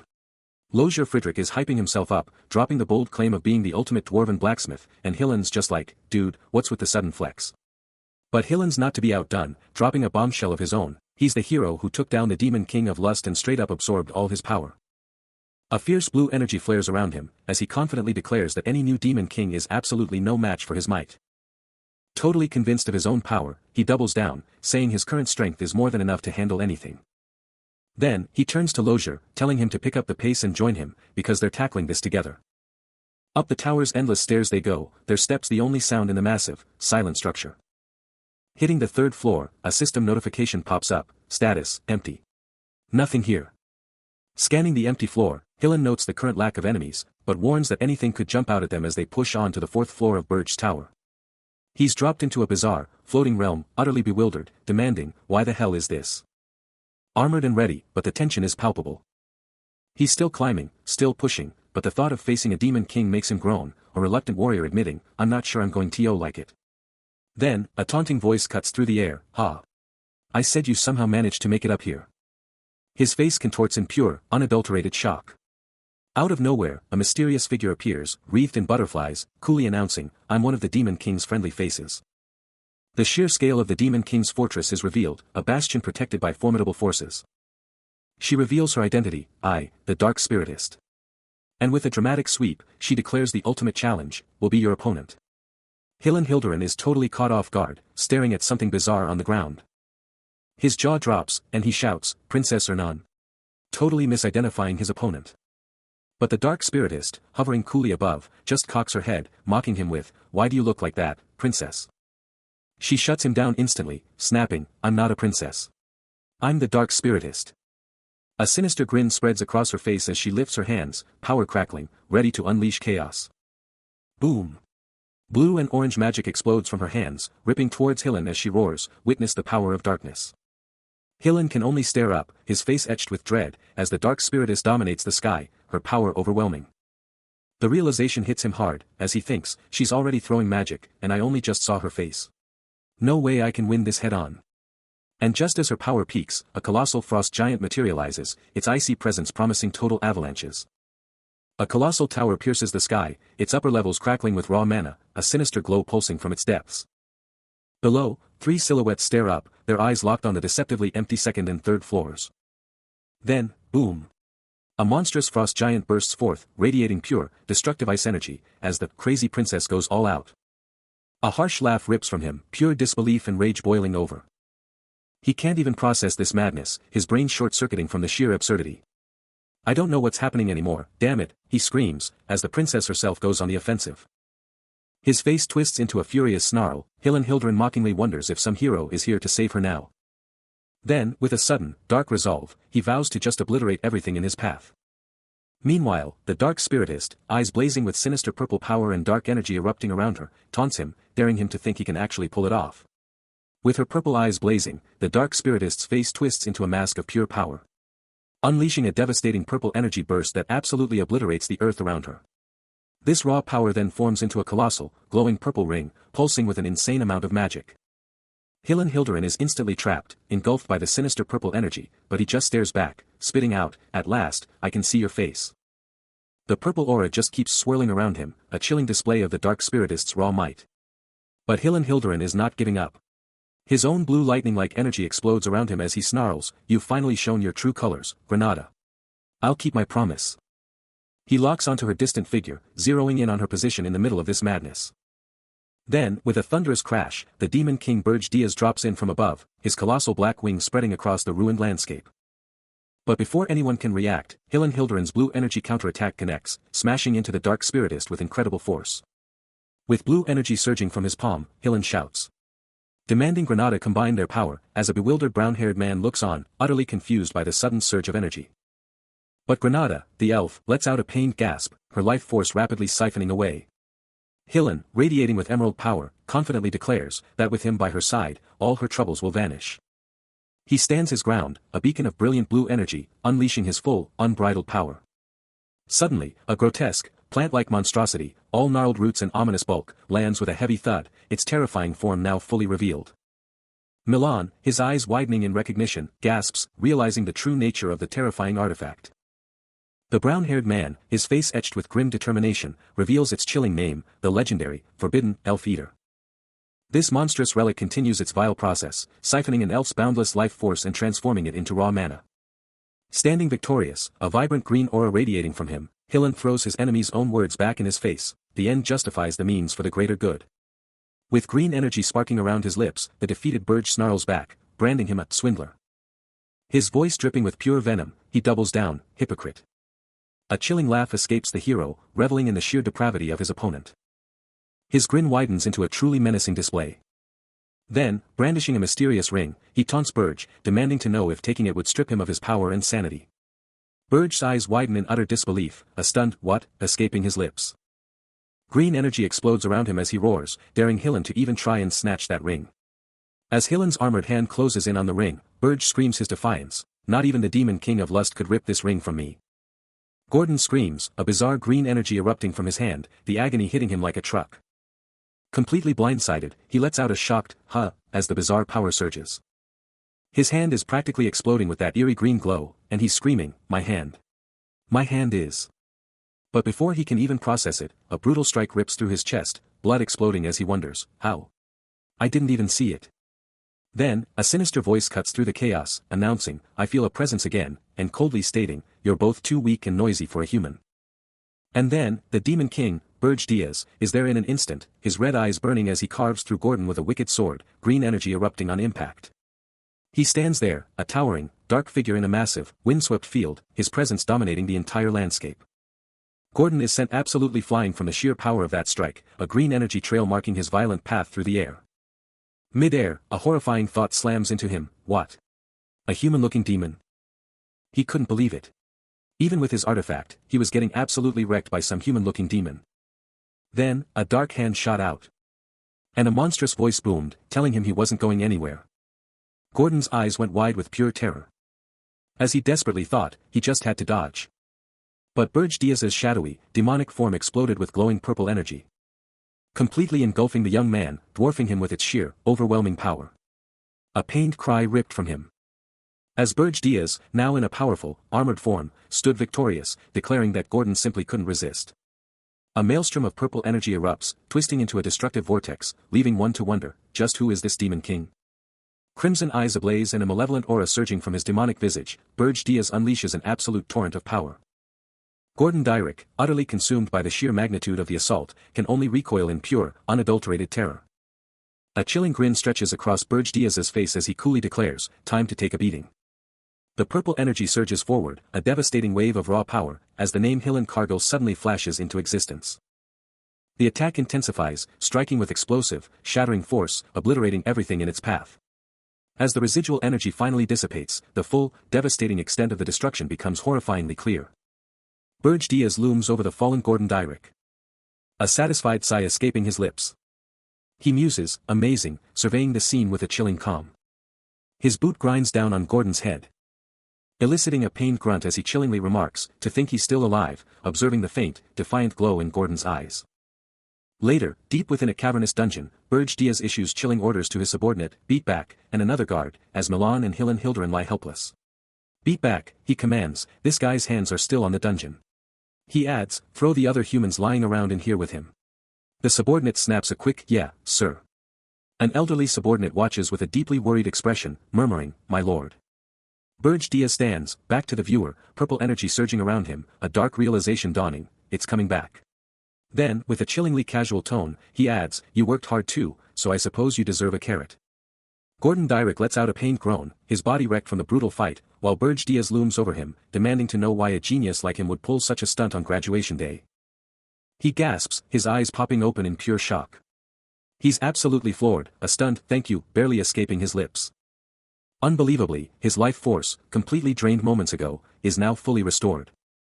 Gordon's mind races, trying to process it all, while Burge Diaz coolly declares he always knew Gordon would be a legendary hero.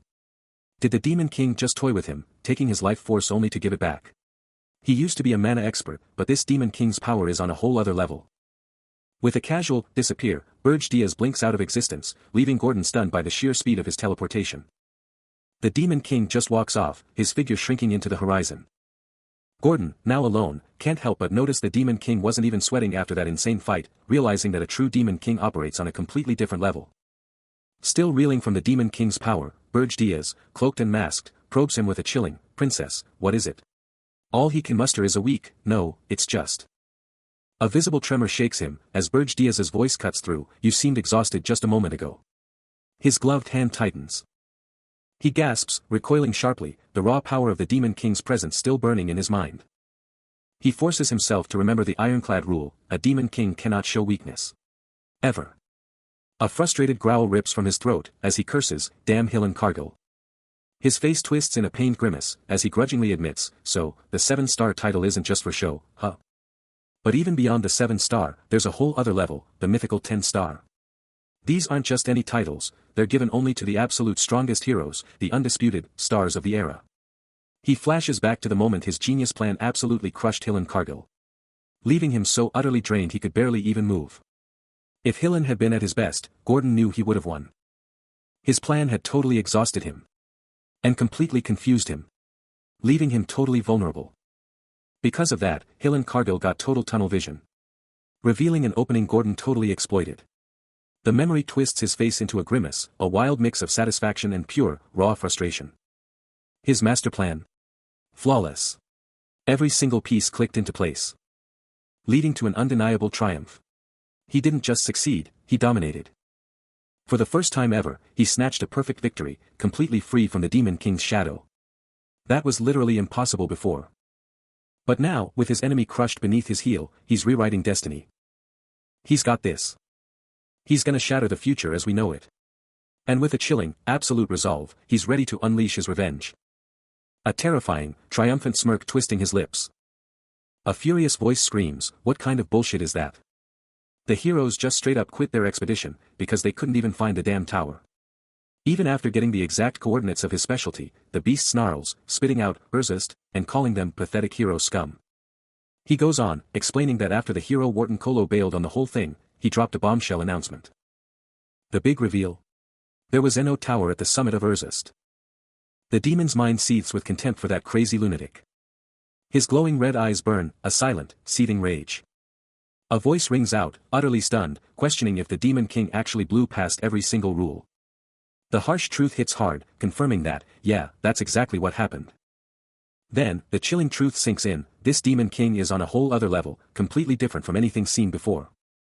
Gordon Direct steps up to the mic at a packed press conference, apologizing for the late-night drama and the total bust of their revolutionary expedition. Inside the Horton Walk press conference hall, the investors are absolutely fuming, demanding answers for this epic fail.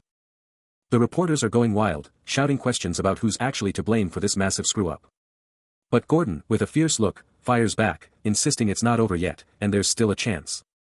He promises the public that the hunt for the Demon King's tower is still on, begging them to just hold out a little longer for the big reveal. And just like that, the buzz about the new Demon King explodes across the entire continent, captivating everyone with the unfolding drama. The expedition's failure? It went viral. News exploded across the continent, spreading at an insane speed. And Helen Cargill? He was absolutely livid, screaming, "Helen Cargill, you absolute fraud. All that talk for nothing. Bring my son back, or you're dead." Meanwhile, a princess was told to give up on the hero expedition, but she wasn't having it. "I don't care. Find Roger," she demanded. The rumors were wild, distorted, and totally overblown, with everyone saying Helen Cargill was gone, maybe even dead. The world plunged into deep sorrow, and guess what? Burge's demonic energy points were skyrocketing. His current points? A staggering 290,000. They were just piling up like crazy. Over at the Hero Guild headquarters, a new legend was rising, Hero Warden Kolo. He stood there, dominating the Grand Hall, a true force to be reckoned with. A shadowy figure confronts someone, and the tension is palpable as a voice demands to know if the payment isn't enough. But the hooded figure fires back, claiming their payment is done, all while a massive, golden tower dominates the horizon. Elsewhere, the legendary Helen Cargill, a freaking 10-star hero, is being hyped up, with someone declaring he's way too strong to just fall like that. But then, a terrifying, shadowy entity, eyes blazing with an unholy blue glow, drops a bone-chilling threat, "We're not forgetting this for 10 more days. If there's no news after that." This threat lights a fire under the heroes, who immediately declare a full-scale offensive, calling up every single one of the continent's 4,728 heroes. Their battle cry rings out, their mission clear: find and annihilate the new Demon King. Meanwhile, deep inside Burr's tower, in some insane underground dungeon, a creepy, dark corridor just keeps going, with shadowy figures lurking in the depths. And there, the Demon King himself, Burge Diaz, his crimson eyes absolutely burning, grips a tiny, glowing artifact, his voice exploding with rage as he snarls, "How dare you? You dare!" Burge Diaz is put on the spot, facing a direct challenge to reveal his intentions, no time for games. Calling him Helen Cargill, the man lays it out, "You catch on fast, I like that." Then, the bombshell drops, "Join me. Become my vassal." Burge Diaz is absolutely floored, his expression screaming, "Wait, what?" With a confident gesture, he extends his hand, a mysterious, glowing item offered, sealing the deal with a visual. He breaks down the cold, hard facts: hero expeditions are a money pit, we're talking massive costs for food, security, and everything else for an army. And don't forget the gear, armor, weapons, magic items, all adding up, while the war funds are basically just private cash for the elite. The stakes are clear: win against the Demon King, and you're set for life; lose, and you're buried under a mountain of debt. His eyes narrow, driving the point home, only the hero who took the deal, of course. All the massive investments for this expedition were all about one person, the expedition's captain, Helen Cargill. He knows it's true, even if he somehow gets out of this, he's still a failed hero. A life on the run, always hunted, that's his future. How could this guy know all that? Gordon Dyrek just watches him crumble. Then coolly tells him to give up, saying it's no good, which just makes the hero explode, calling him a scammer bastard. The hero's rage explodes, shouting that he was always on this losing side. Gordon Dyrek, with a vision of the Demon King behind him, explains his whole game, saying he doesn't want to end up like that, but even if the hero wins, he'll still be a disgrace. He lets the word hang, a chilling, however, that promises something even worse. The director, with a sinister glow in his eyes, reveals a pulsating purple orb to Gordon Dyrek, dropping a bombshell about its true power. This isn't just any trinket, it's Ahriman's orb, a legendary artifact of pure terror. And once this terrifying orb invades your body, it can seize control of your mind, twisting your thoughts to its will. With just a flick of his wrist, the director can make Gordon's head detonate if he dares to resist, a chilling display of absolute power. The director stands triumphant over a broken Gordon, who has been utterly crushed by the orb's power, his will shattered. Gordon lies defeated, utterly unconscious, a chilling testament to the director's ruthlessness and the endless supply of heroes he can break. Meanwhile, Helen Hilderin is absolutely reeling in shock, his mind screaming in denial at the horrific truth unfolding before him. The director, radiating pure menace, chillingly reveals that heroes can be forced to willingly dismantle their own minds. Helen's face contorts in a primal scream of rage, cursing the director as a crazy elf bastard and swearing he'll extract the truth. Even as the pressure mounts, Helen Hilderin stands his ground, shouting his refusal to be a pawn, swearing he'll never bow to a Demon King. But the director isn't having it, a cold, hard order cutting through the air. Then, a massive wave of dark purple energy explodes, slamming into the hero, his eyes blazing red as he's hit. The hit sends shockwaves through him, his defenses crumbling as the dark magic floods his system. A gasp of pain. And he starts to drop, his body giving out under the relentless purple assault. The director stares down at the defeated Helen, muttering about his stubbornness, but also wondering if he'd resist even to the death. But he quickly brushes off the thought, realizing a shattered hero is way easier to manipulate than a whole one. And just like that, the director's will takes hold, Hilden completely consumed by the orb's dark energy, his mind and body now under its control. His eyes blazed with an eerie golden glow, purple energy surging around him, the orb's total control was undeniable. Then, a chilling system message flashed, confirming the grim truth, he was now the Demon King's vassal. Golden sunlight pierced through massive arched windows, casting long shadows across the opulent hall. Striding through the immense hall, Burj Diaz spoke to his new puppet, confirming Hilden was now his vassal, but ominously adding that with enough mana, even his soul could be rebuilt. But such power came at a price, the gold coins traded for demonic energy points totaled a mind-boggling 2,000 gold. That's a small kingdom's annual budget. So, how would he ever pay it back? Elsewhere, Milan remained cool and collected, simply stating it was high time they finally reached out. Suddenly, Burj Diaz spun around, a shocked, leaving his lips as a system warning blared, a warning of the tower had just popped up. Around a massive, ornate table, figures were already seated, one exclaiming in disbelief, convinced the person they were discussing wouldn't even show up. Milan's mind races, convinced the other heroes were either long subjugated or just plain ran, ditching all their loot. But elsewhere, a frantic voice screams, accusing the Demon King of trying to cash in demonic energy points for cold hard cash again. The sheer nerve of it makes one demon absolutely lose it, their face twisted in a primal scream of shock. Back to Milan, he lets out a heavy sigh, confessing he'd have pulled the same stunt back in the day, eyes glued to a glowing screen.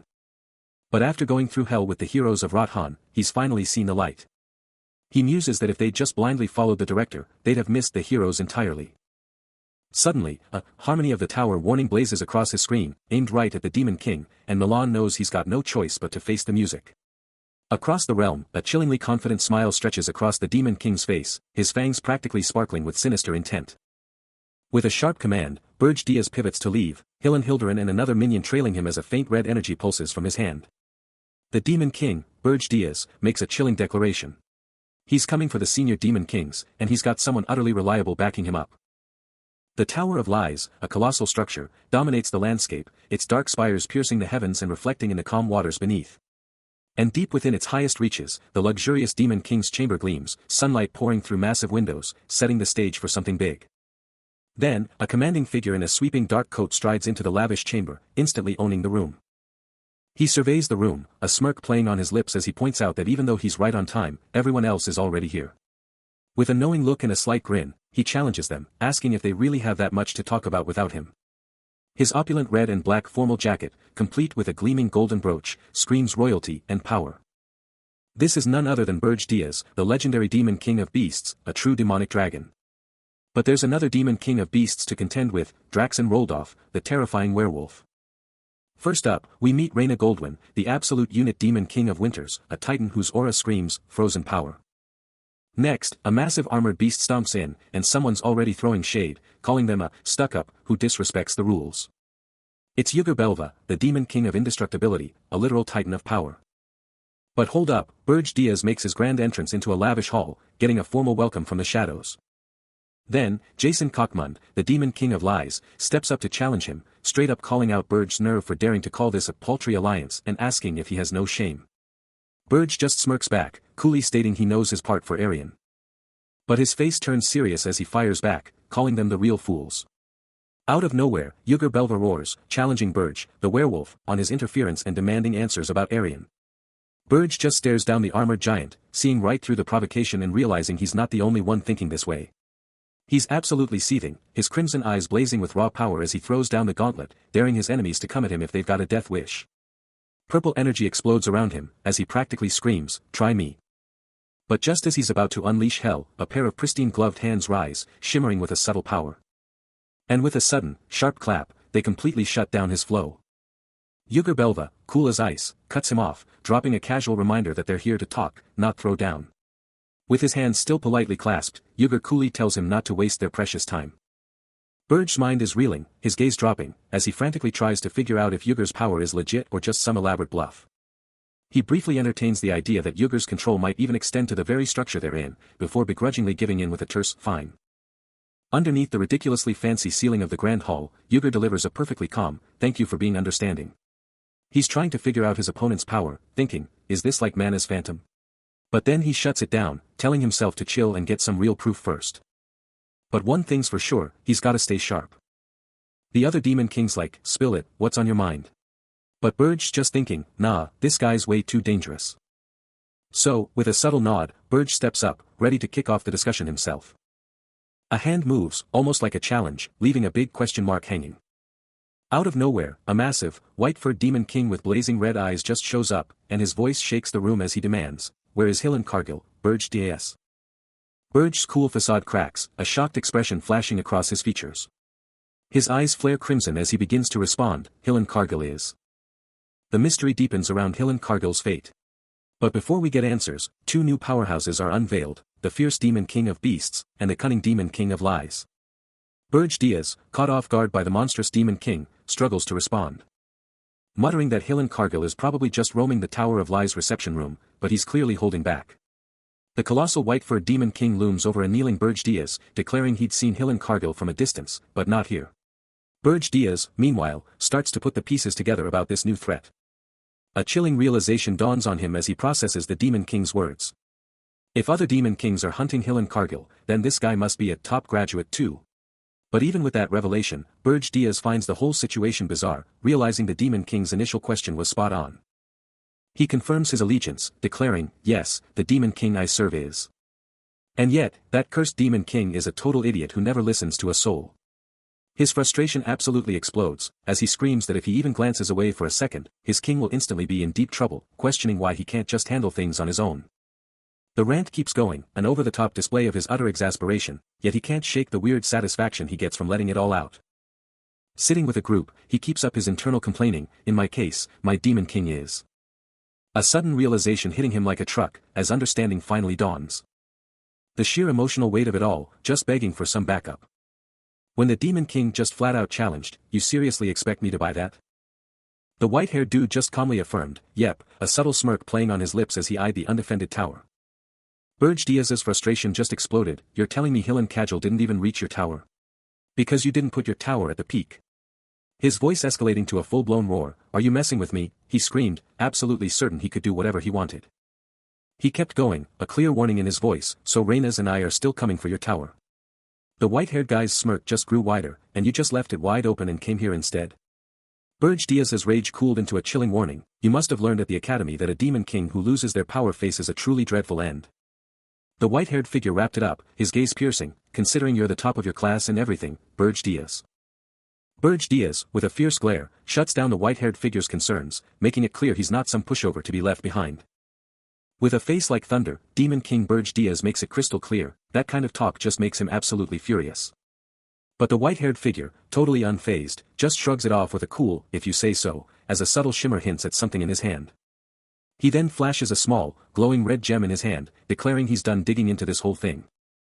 The white-haired figure pushes, "You really think Reyna is just gonna give up?" But Burge Diaz just scoffs, "Who even cares what she thinks?" With a final, "Whatever, let's move on," the white-haired figure just walks away, leaving Burge Diaz to realize that even if he lied, there's no way anyone could prove it. Left alone in the lavish room, Burge Diaz thinks to himself, better to be suspected than to be completely taken down. Staring intently at a massive, distant structure, he declares his ultimate, mind-blowing goal, to become a god. Elsewhere, in a super dark, shadowy realm, a terrifying monster with glowing yellow eyes starts to move, letting out deep growls while a narration box hints it's definitely not part of the current conversation. Forget what you thought you knew about Demon Kings, there's a strict hierarchy, and the Demon King of Lies is absolutely crushing it at the top. From his shadowy throne, he's locked in, absorbing every whisper to pinpoint the Demon Kings running low on power. The intel drops, exposing the weak links, and a white-haired figure is already calculating the fallout. A silent query hangs in the air. Burge Diaz takes it all in, a calculating look hardening his features. Meanwhile, the Tower of Lies' 13th floor balcony sets the stage for what's next. Up there, the white-haired man pivots, announcing that their conversation is too important to keep secret. He's been mulling it over since the intel dropped, and now, he's all in, he agrees completely. A powerful aura of conviction flares around him, his mind made up, his thoughts locked on the decision. The Demon King of Lies, Burge Diaz, stares down, a challenge in his eyes, demanding to know if his companion seriously thinks he views all life as mere toys. He quickly corrects himself, insisting he doesn't hate those with high standards, but he definitely doesn't put up with anything less. The white-haired man is visibly shocked as the Demon King doubles down, declaring that he lives and breathes by those exact same high standards. Meanwhile, in a past moment, Burge Diaz is seen commanding his forces, singling out Joseph for a critical mission, convinced only he can grasp the true depth of his plans. Back in the present, the Demon King presses for an opinion, and the white-haired man's verdict is simple: he's not bad at all. He elaborates, admitting Burge Diaz looks even better than expected, then hilariously stumbles over his own compliment. Burge Diaz then unleashes a surge of blue energy from his hand, making a personal plea and demanding to be called the Demon King of Lies, offering an insane taste of his true power to anyone willing to join him. The white-haired man processes the incredible offer, one burning question dominating his thoughts: what about the Demon King of Lies? With a dramatic swish of his cloak, he simply turns and walks away.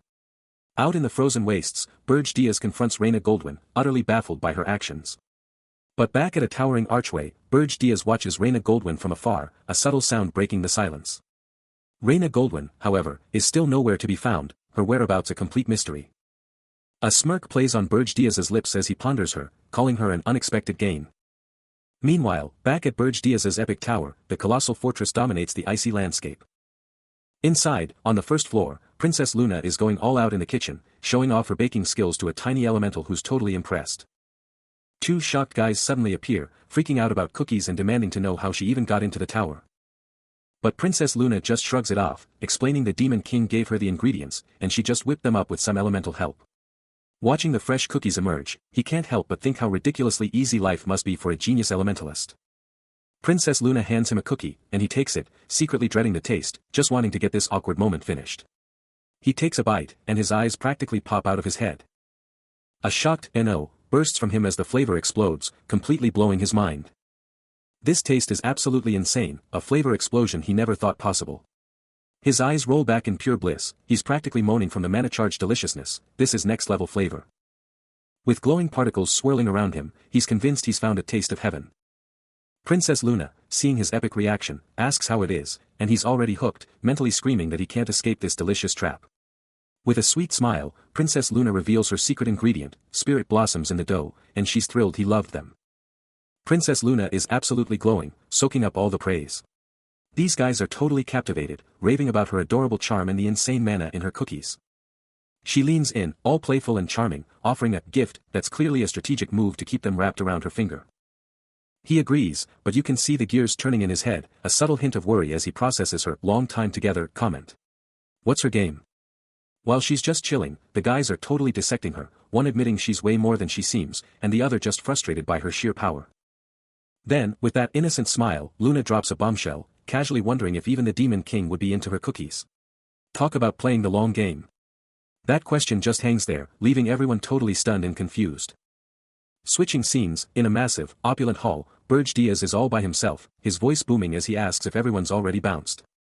An unseen voice chimes in, confirming their chat is officially over.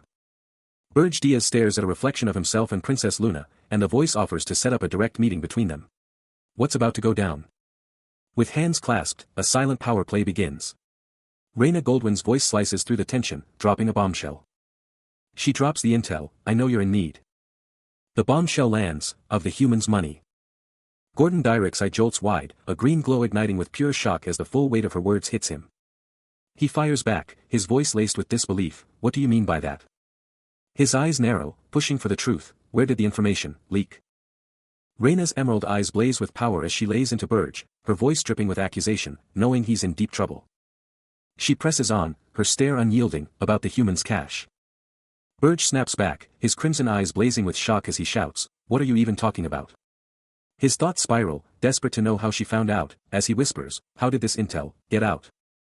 Reina's face turns to stone, her glowing green eyes locking onto him as she declares, don't even try to play dumb.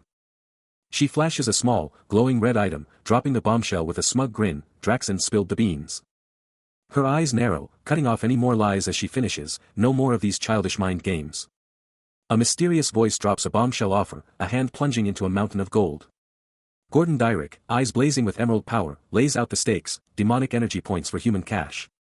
He hangs on every word, his face a mask of contemplation. The verbal sparring heats up, one side probing for ulterior motives, the other swiftly declaring their unwavering loyalty. Burge Diaz, rocking a wild new look with white hair and a purple streak, unleashes a booming laugh, calling out Gordon's name. He throws out an open invitation, proposing they team up for good. Later, Gordon Dyrick dominates a high platform, surveying a horde of goblin-like creatures on the first floor of some epic dungeon, a whole new playground for his schemes. Gazing down at his new minions, he commands them to grab a massive 100,000 gold from the stash. Gordon Dyrick holds a mysterious glowing red gem, while Milan presses him, demanding to know if he secured the money and stressing the absolute need to hide its tracks.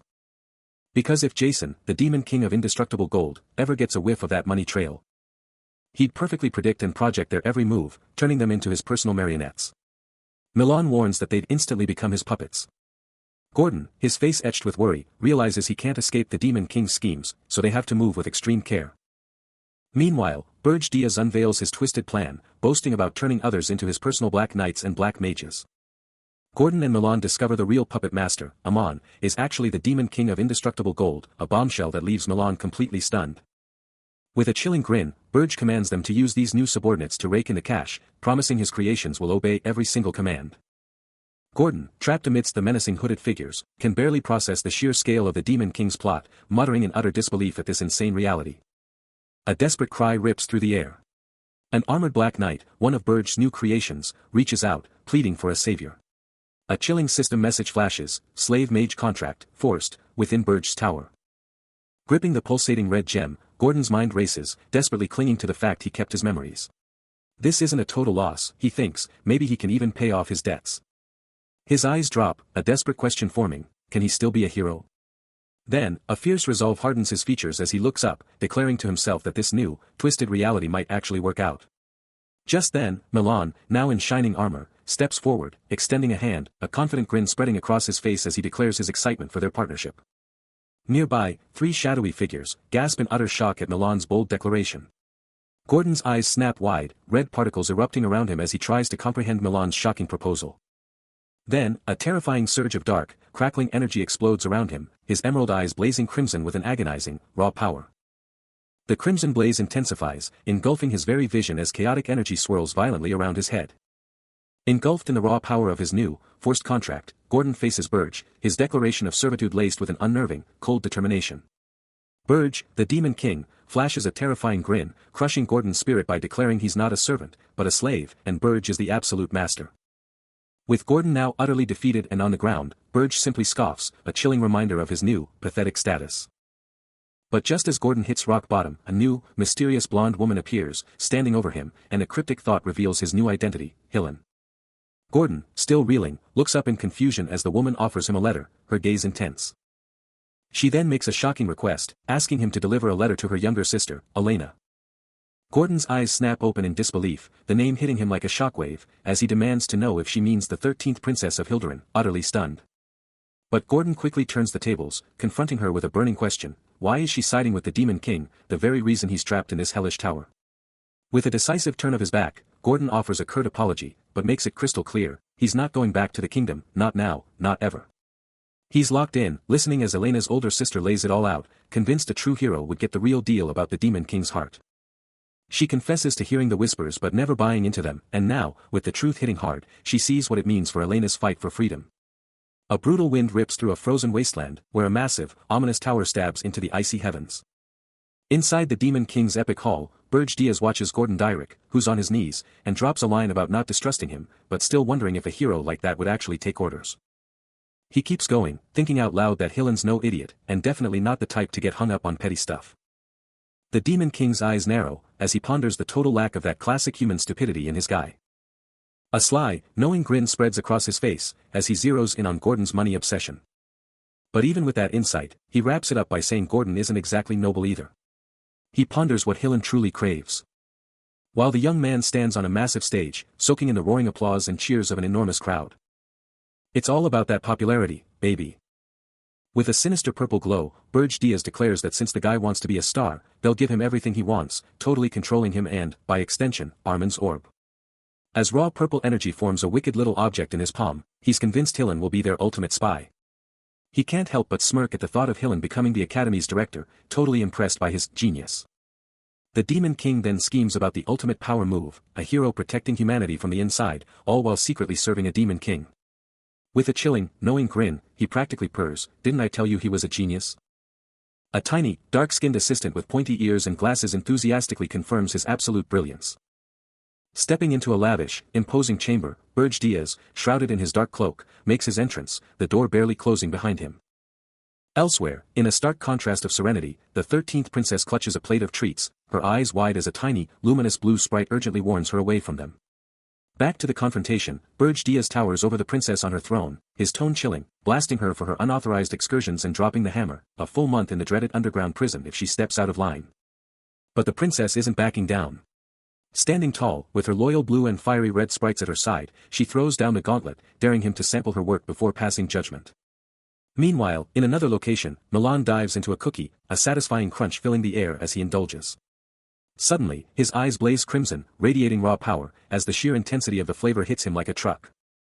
The princess, her elemental buddies still by her side, can't help but smile, seeing the exact reaction she expected. But then, a sudden, agonizing cry rips from Burj Diaz, as crimson energy explodes from him, his eyes burning like hellfire beneath his cloak. Milan, cool as ever, savors the aftertaste, casually dropping his verdict, not bad, for a mere human. The 13th princess confirms it with a simple, yes. Milan's face hardens as the realization hits him. He quickly deduces she's after something else entirely. The princess, caught off guard, can only manage a flustered, heh, actually. Later, Milan and the princess's journey party safely departs. Arriving at Hessen Wall, the princess gets ready to leave for the kingdom of Hilderin. Stepping through a shimmering magic portal, as the story shifts its gaze to the distant land of Granada. A dominant force, hand blazing with emerald power, stands over a fallen mercenary, having just laid down the law with extreme prejudice. This brutal scene plays out inside the formidable Scarlet Hawk Mercenary Guild headquarters. A green-haired figure, utterly distraught, desperately cries out for a chance to be heard, pleading with the captain to just listen. Another mercenary leader, face contorted with terror and fatigue, desperately recounts their hellish mission to the frozen mountains, where a dozen of their own were wiped out. He screams that they had no other option but to fall back, fighting tooth and nail just to survive. But his desperate pleas are met with a crushing blow from Grander, who coldly dismisses their report as pure cowardice, refusing to even acknowledge their hellish ordeal. Keed, the green-haired warrior, watches the brutal scene unfold, her eyes locked onto Grander. With an unwavering gaze, she boldly declares her true identity, proclaiming, "My name is Keed. I am a hero." Elsewhere, a stunning light-haired female hero, armed with a staff and clad in futuristic armor, contemplates the epic quest before her, realizing that even a hero can't conquer the world solo. She's late, but the hero isn't backing down. This is her chance, and she's taking it. With a steely gaze, her resolve hardens, ready to demand her place on the epic hero's journey. Flashback to Keed, the green-haired powerhouse, laying down the law to some mercs. She's like, "Who paid your bills when I was gone?" Then, straight up asks, "So, are you joining, Captain?" Keed's a total beast in battle, a green flash against a monstrous threat. She's yelling, "Stay still, you idiots," while tearing through the enemy. Now, she's telling Milan, "Look, I was the one footing the bill." She's like, "My bad for being late, but you guys already bounced from Golden City." She keeps talking, a little bit cheeky, telling him to excuse her bluntness. Then, she remembers Keed asking, "Am I really bossing around my elders?" But the hero totally backed her up, saying Keed should absolutely be the captain. Golden City, looking epic under the sun, a monument to ages past. Wrapping up her wild tale, the hero explains how it all went down, leaving Milan totally shocked that the Demon King was a no-show at the summit. A fierce armored warrior, blonde locks escaping her helm, makes her exit, declaring her mission here complete. With a decisive move, she drops a coin, a small but meaningful payment for services rendered. The green-skinned figure eyes the coin, a silent acknowledgement of the exchange. Still at the table, the armored woman cynically observes a rookie hero, predicting betrayal from her own allies. She's out. Striding through the city, a powerful mantra guides her, "Move your body before your mouth." From his perch, the green-skinned informant tracks her exit, a silent observer to her next move. Cutting through the crowds, she mutters about Heltervalle, clearly on the hunt for a hidden spot. Her journey culminates at a massive, regal edifice, radiating immense power. But before she can make her next move, a royal guard blocks her path, demanding her immediate return. "Your father is waiting, Your Highness." A powerful declaration rips through the air, Keed is done with the hero life. She's out. But the weight of the title crushes her, she feels herself sinking, wondering if she can even be a hero anymore. Yet, it's not just the heroics that haunt her, it's the deep, personal matters of the heart that truly sting. But then, a flash of steel. She's drawing her weapon, ready for anything. Her eyes narrow, piercing through the rubble, she confronts the unseen, demanding answers about their spying. Blade at the ready, she calls out their suspicious magic. She looks up, realizing the truth, it's a demon, and it's from another kingdom. Then, a terrifying, shadowy demon with burning red eyes looms into view, its voice a guttural challenge, demanding to know if she's a spy. And with a chilling finality, the demon seals her fate, then I can't let you live. A single, chilling thought screams through Keed's mind, the terrifying, undeniable truth of who stands before her. Tears streaming down her face, she can barely choke out the words, the horrifying truth of the mess she stumbled into hitting her like a physical blow. Her eyes darting upwards, a desperate, silent plea forms on her lips, begging for an answer, any answer, to this impossible nightmare. Boom! A massive explosion just detonates, unleashing a fiery shockwave. But a squad of armored guards is already on high alert, their defenses locked and loaded. Out of the smoke, an unknown attacker strikes fast, and it's an assassin. A guard instantly gives pursuit, demanding they don't let the assassin get away. The fight heats up as the armored soldiers clash, with one yelling for their highness to retreat. Keed, the only elf in the squad, weighs her choices, realizing she might have to go all out with her elven powers, no matter the cost. A different guard voices his worry, doubting they can fight safely if they don't go all in. But a resolute guard steps up, reassuring their highness, proclaiming they'll handle this, because they're a hero too. Keed was barely holding on, her golden-green shield flickering under immense pressure. She knew she'd messed up, using her powers too soon, and now she was at her limit.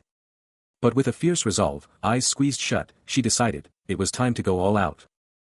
But just as she was about to unleash, a cutting voice sliced through the chaos, demanding to know why she was so late. Then, a surge of raw, crackling purple energy erupted, announcing an arrival of immense power. Keed's green aura exploded outward, her power reaching critical mass. But the true spectacle was Burge Diaz, who now stood fully revealed, massive, dark, bat-like wings unfurling behind him, his entire form radiating a sinister purple glow as he cast a condescending gaze upon the scene. He casually surveyed the devastation, his sheer presence dwarfing everything around him. Keed, desperate, looked up at him, trying to make him understand the gravity of their predicament. But Burge Diaz was having none of it, completely unfazed, he scoffed at her worries, calling the monsters pathetic, claiming they'd heal even if you just spat on them. A warrior in dark armor holds the line in a brutal, desperate battle, screaming to protect someone, as desperate pleas for escape ring out. But then, bam! The scene snaps back to the present as Burge Diaz drops from the sky like a meteor, two shadowy figures trailing him, and a furious, "Don't lie," rips through the air. Keed, absolutely fed up with his dramatic entrance and total lack of seriousness, can only think, seriously, what is the Demon King even doing here? But he just shrugs it off with a totally nonchalant excuse, muttering about some errand by coincidence, like it's no big deal. Keed's disbelief is off the charts, as she absolutely rips into his pathetic excuse, asking if he seriously couldn't come up with a better lie. Meanwhile, or maybe in a whole other timeline, Burge Diaz is just casually strolling down a lavish, red-carpeted hall, with a mysterious white-haired woman by his side, asking him what he wants. Her face is super serious as she lays out her demand for senile powder. Hundreds of years ago, a mysterious white-haired woman desperately confirms her need for a spirit's power. This all started when an elf named Senel shockingly defected to a human kingdom. The king, seeing an opportunity, granted her immense resources to forge a groundbreaking spirit contract system for humans. And just like that, the legendary senile powder was born. Back in the present, Burge Diaz scoffs, challenging her, with your insane talent, why would you even need senile powder? But Milan, her eyes flashing, quickly corrects him, revealing her secret. You're overestimating me. I can't use mana in this human world, so senile powder is literally my only hope. Burge Diaz presses, his gaze sharp, and you need it to bind a high-ranking spirit. Milan hesitates, a flicker of doubt crossing her face. A faint blue aura ignites around her as she plunges into her memories, a stark thought echoing, in my past life. I couldn't even summon a weak spirit. Her aura flares, her determination burning bright as she remembers her time as an empress. Without the unique constellation's power as an empress, it just proves how much I suffered under Ramon's cruelty. Someone's mind is blown, realizing the timeline just got supercharged. She's about to make her move 7 years ahead of schedule. Then, a flashback hits. The older sister of Elena, with a knowing smirk, asks how her secret was spilled, and it flashes back to her time living in the tower for months after leaving. The memory fades, leaving a cliffhanger of untold stories.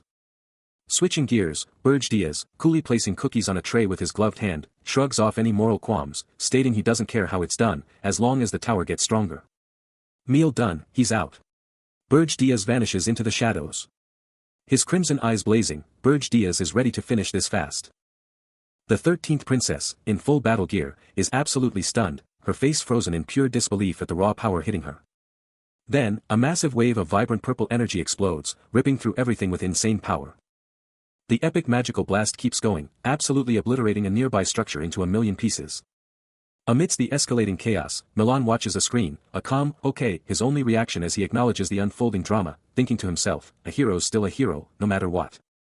Elsewhere, a squad of figures, probably guards, are freaking out over some unseen danger, shouting a frantic, Your Highness. Get this, a hero's aura, blazing with insane power, is literally the ultimate demon slayer, making them the demon king's worst nightmare. With an intense glare, the female hero makes it crystal clear, she's not about that stuffy palace life, her destiny is on the front lines. She's a blur of motion, all eyes on the battlefield. Time to drop the hammer. She's activating the ultimate move, the Jesbine highest-ranking sword technique, Crescent Moon Slash. This Crescent Moon Slash isn't just flashy, it's a brutal sword technique that unleashes a crescent-shaped aura, absolutely shredding anything in its way. But here's the kicker, this move is insanely hard to pull off, and only those with imperial blood can even dream of using this swordsmanship. Yet, even with all that power, she's still thinking about how useless a low-ranking swordsman like her is for this technique, and it totally makes sense why that foreign king rejected her. A king, heavy with the weight of his crown, agonizes over his daughter, a princess, a hero, but still, something isn't right. But she, the unnamed female hero, knows in her soul that the other person is not the one for this story, she is the hero meant for the old man's epic. Under the cold, judging moon, she remembers begging the imperial swordsmanship instructor for training. Towering over the kneeling instructor, she vows that no matter the cost, she will be both princess and hero to claim her fate. Her hand tightens, the ominous shadow of the demon king swirling below her, as she sets her sights on the ultimate prize, taking down a demon king. Glowing with fierce green energy, she knows this is her shot to finally be seen as a real hero. Meanwhile, Burj Diaz, the demon king, shrouded in darkness, his crimson eyes burning with evil power, remains oblivious to the princess's desperate quest for freedom through his destruction. The princess's hand, now blazing with resolve, mirrors her inner battle, as she declares she'll shatter her father's chains and forge her own path. Her face twists in a raw display of defiance and desperation, as she screams her right to choose her own husband. Suddenly, a dark, gloved hand ignites with crackling blue energy, unleashing raw power. With a smirk, Burj Diaz taunts, Your sword aura isn't bad, clearly unimpressed. But then, he lets out a surprised, huh, as if something just caught him off guard. But the hero isn't backing down. Her eyes ablaze, she declares, my finishing move.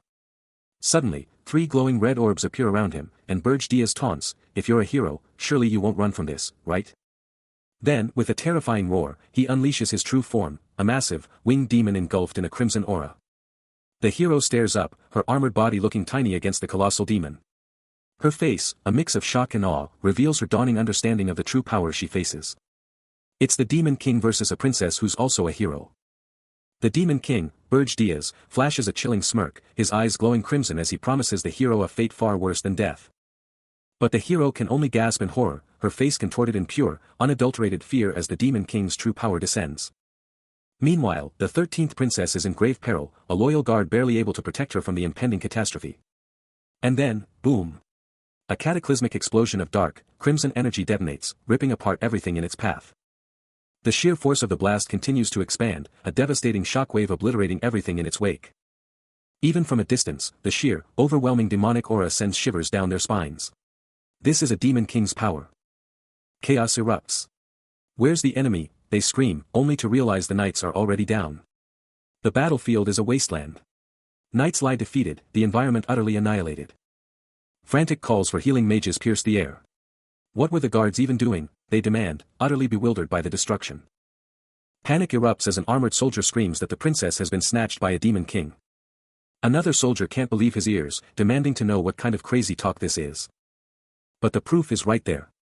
Dark flames and smoke choke the air, buildings are in ruins, and everyone's wondering if the demon king of the 3 mountains just unleashed hell. Meanwhile, high above the devastation, the ominous Burj Tower looms over icy mountains. Inside, a helpless princess lies sprawled and unconscious. A chilling voice asks, is your name Keed, confirming her royal blood. It's Keed Despine, the 4th imperial princess, glowing with a mysterious blue aura as a hand closes in. Burj Diaz has Keed in his grasp, revealing she's just bait for a bigger game, with the hero already down for the count. The demon king coldly states his plan, snatching princesses is just a calculated move to rack up dimensional energy points. Keed, the captured princess, dares to question her captor, demanding to know the truth about these mysterious dimensional energy points. The demon king curses internally, a moment of weakness as he realizes he's been too casual with his captive. His crimson eye flares with dangerous intent, a stark reminder of the top secret information he holds. Brushing off her inquiry, he coolly announces his next move, fetching his senile brother, met with a meek okay. But inside, the Demon King is raging, scolding himself for getting too comfortable, for letting his guard down with the princess who is destined to be his prisoner. But the drama wasn't over. Shortly after, the bombshell dropped, the 9th imperial princess of the Jespine Empire was kidnapped in Holton Walk, and the news exploded. The empire's majestic buildings loomed. As the shocking news reverberated across the entire continent. The Heroes Guild headquarters, a beacon of hope, buzzes with anticipation as the legendary hero Milan makes his grand entrance. From his commanding position, the question hangs in the air, can he take charge of the entire guild? He responds with a calculated edge, if your statement is true. With unwavering resolve, Milan declares, I will take full responsibility for my failure.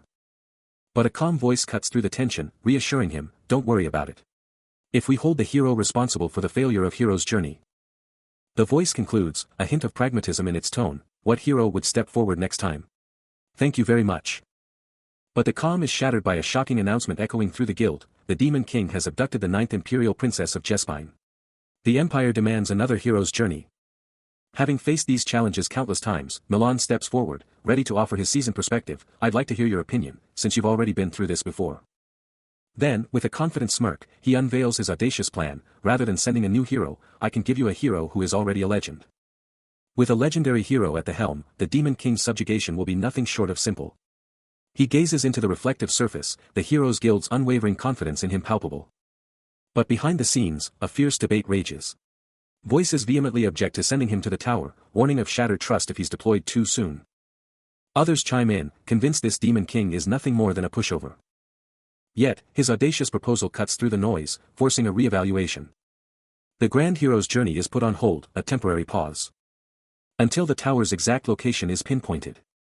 Once that intel is secured, a single hero will be unleashed to crush the Demon King. A determined voice declares, time has been bought. The rest is on you. And with that, Hero Milan's report concludes, leaving the fate of the world hanging in the balance. The Demon King, with his eyes blazing an ominous green, locks down his command, keep watching him. His stare turns to ice, as he vows to crush anyone who dares interfere, even the Heroes Guild director himself. But elsewhere, the sinister gears are turning, as Hillen and Granada are already at work, outside the ominous tower. A chilling smile plays on the lips of a blonde-haired antagonist, his eyes burning green, as he boasts that with his allies, he can stall the hero's journey even longer. He's not just waiting around, he's been relentlessly snatching up new heroes, stacking up insane demonic energy points, a raw purple power surging around him. With the tower's dark reflection in his burning eye, he schemes to unleash Milan's orb, supercharging his power and blasting his way to the 7th floor as the tower itself trembles in response. And the terror spreads even wider, as the imposing Krutu, a beast of a man covered in tribal marks, is aggressively expanding their dark dominion. The dark tower throbs with sinister blue energy, as the ultimate scheme is revealed. Once Princess Ernan Hilderin binds a protecting spirit, the Heroes Guild won't stand a chance against their impenetrable fortress. The tower's peak blazes with an infernal red, because they're about to unleash an overwhelmingly powerful fortress. The Demon King, Burj Diaz, is back, and his gaze is locked on the outside world, fueled by an unyielding desire for vengeance. He's ready to unleash his true revenge, targeting the heroes who dared to strike him down. But first, he needs a crucial item, the legendary Daniel Powder. A mysterious figure surveys a massive city, a fortress guarded by both humanity and its heroes. This is Mabatek City, a shining symbol of power and resistance. Also known as Kammer, its sheer scale is breathtaking. Burj Diaz knows the stakes are high, realizing that getting that powder without being caught will be an insane challenge. Welcome to the Akan Kingdom, a land of pure wonder, with its capital, Madta City, also known as Amur. A sprawling metropolis of grand architecture and vibrant life. But hidden on the outskirts of this world's best magic market, you'll find a humble, almost shabby shop, Jetson's World. Even as the new Princess Zephyra kicks off her epic journey as the hero's companion, leaving everyone wondering what the princess of the world is really up to. Meanwhile, someone's freaking out, staring at a wanted poster for a hero named Log, convinced it's the end of the world. A soft chime rings out as a door swings open. And a shopkeeper enthusiastically greets a new customer, asking what they're after, and the customer's got one thing on their mind, Senile Powder.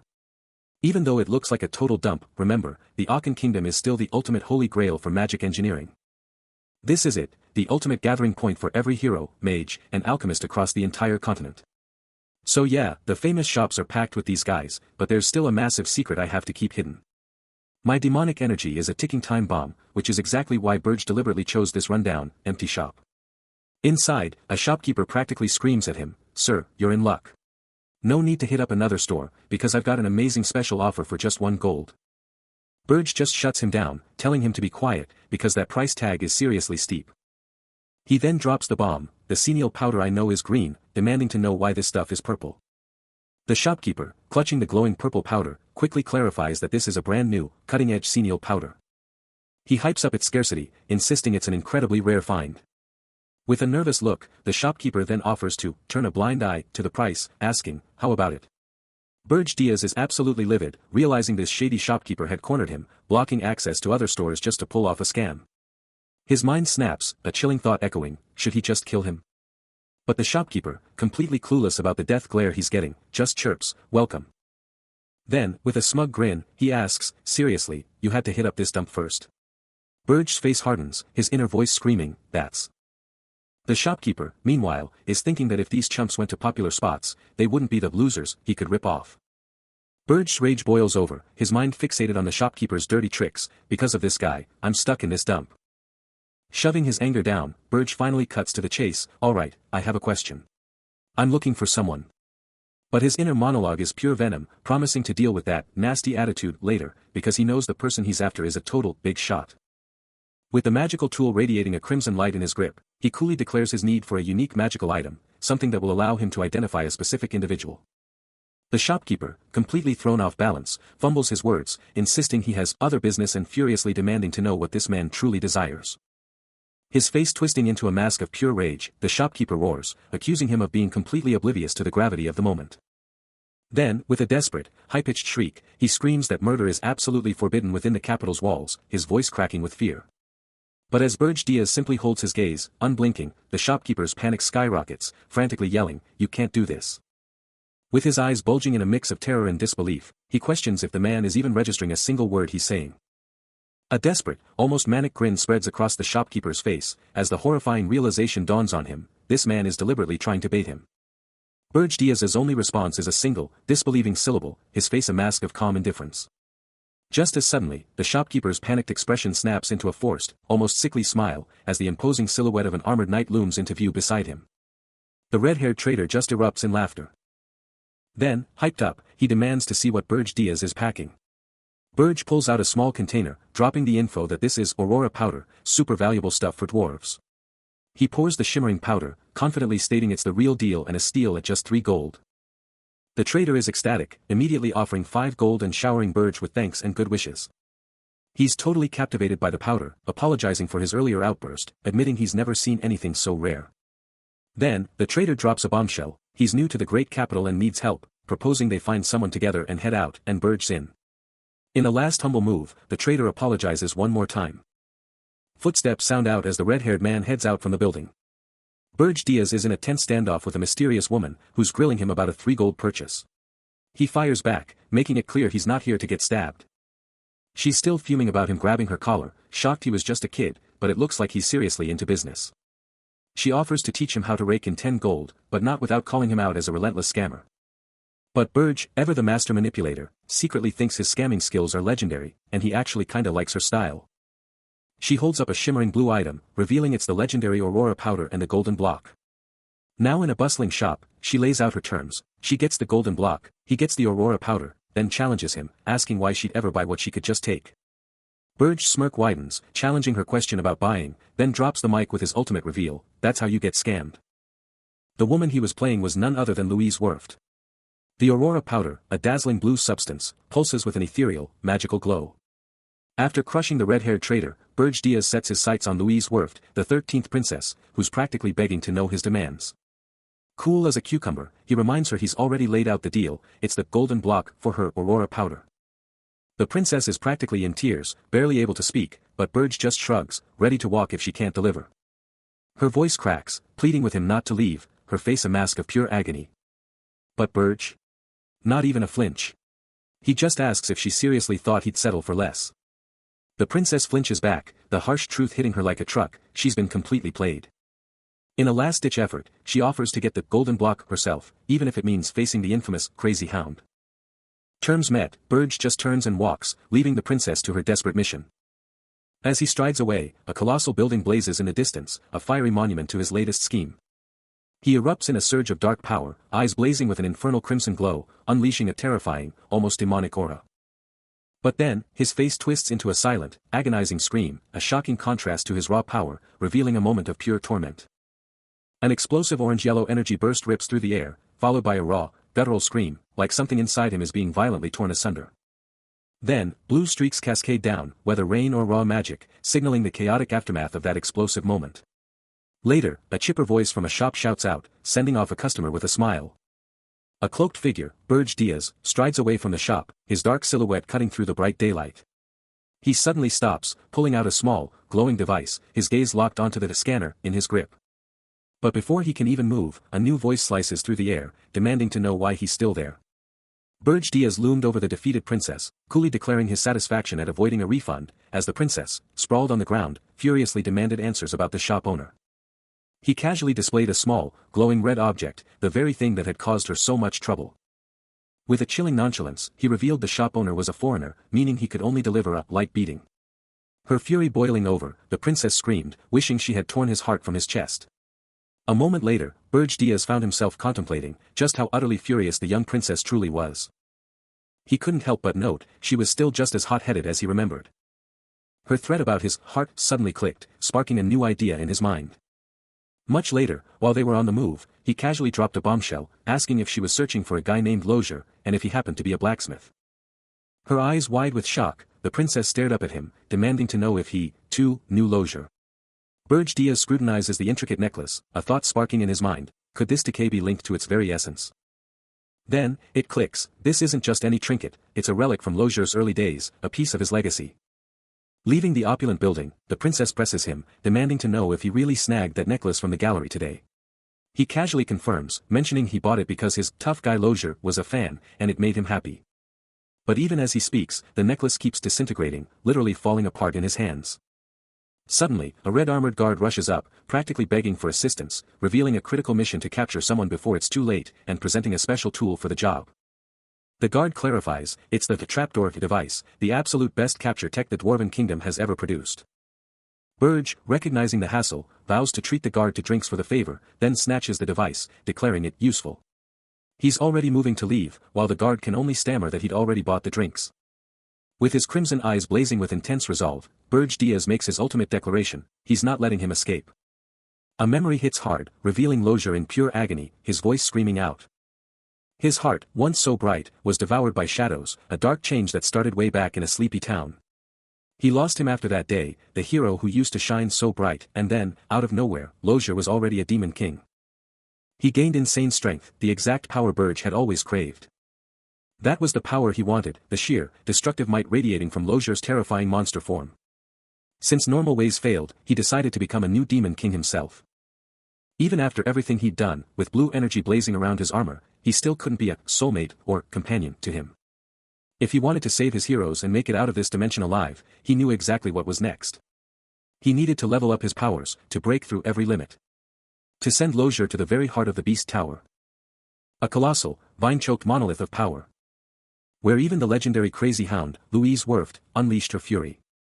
And the terrifying demon king of beasts, Draxen Roldorf, reigned supreme. As hordes of lesser beings rip apart the pulsating core of the summoning beast. He declares it will ultimately be his. After merging with man's phantom, the tower just leveled up, unlocking two insane new functions, remote control and instant item transfer. Suddenly, a mystical mailbox, pulsing with purple energy, pops into existence, ready to teleport items anywhere. From a breathtaking cliff, Burge Diaz announces his temporary exit, leaving the tower to its new functions as a system alert confirms a delivery of top-grade, Sunday Powder X10, is being sent out.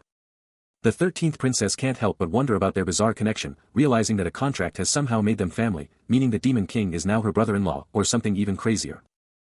Next to her, Burge Diaz holds a small, glowing red artifact, and the princess is totally confident that the Demon King's personal touch means it's super safe. Elsewhere, the unnamed female hero chills on the 10th floor, under strict orders to keep her absolutely safe. He's going to teach her swordsmanship, unleashing her full power, and he'll test her the moment he gets back. Blades scream as they collide, and she throws down the gauntlet, daring him to beat her first. Her sword pulses with raw blue power, ready to unleash hell.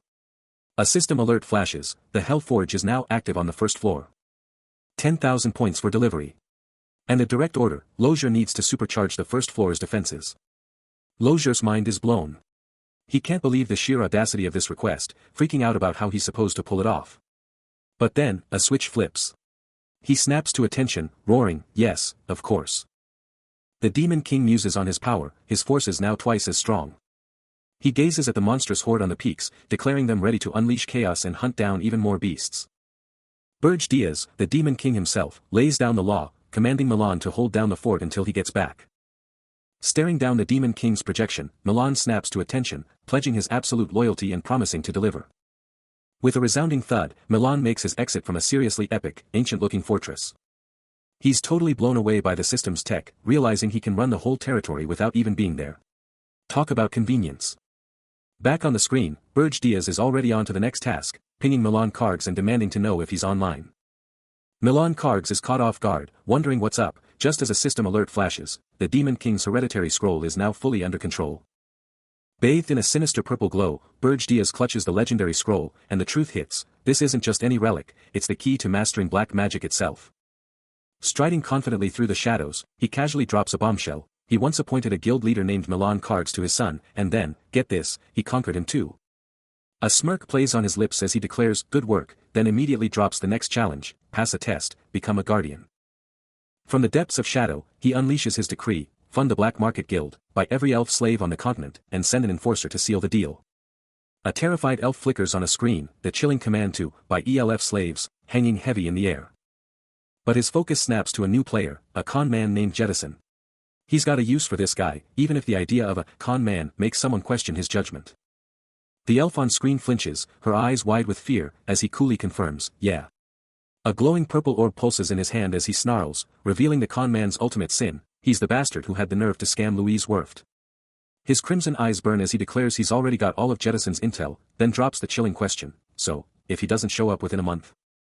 A terrifying grin stretches across his face, his red eyes blazing with dark intent as he whispers his next move: I'm thinking of.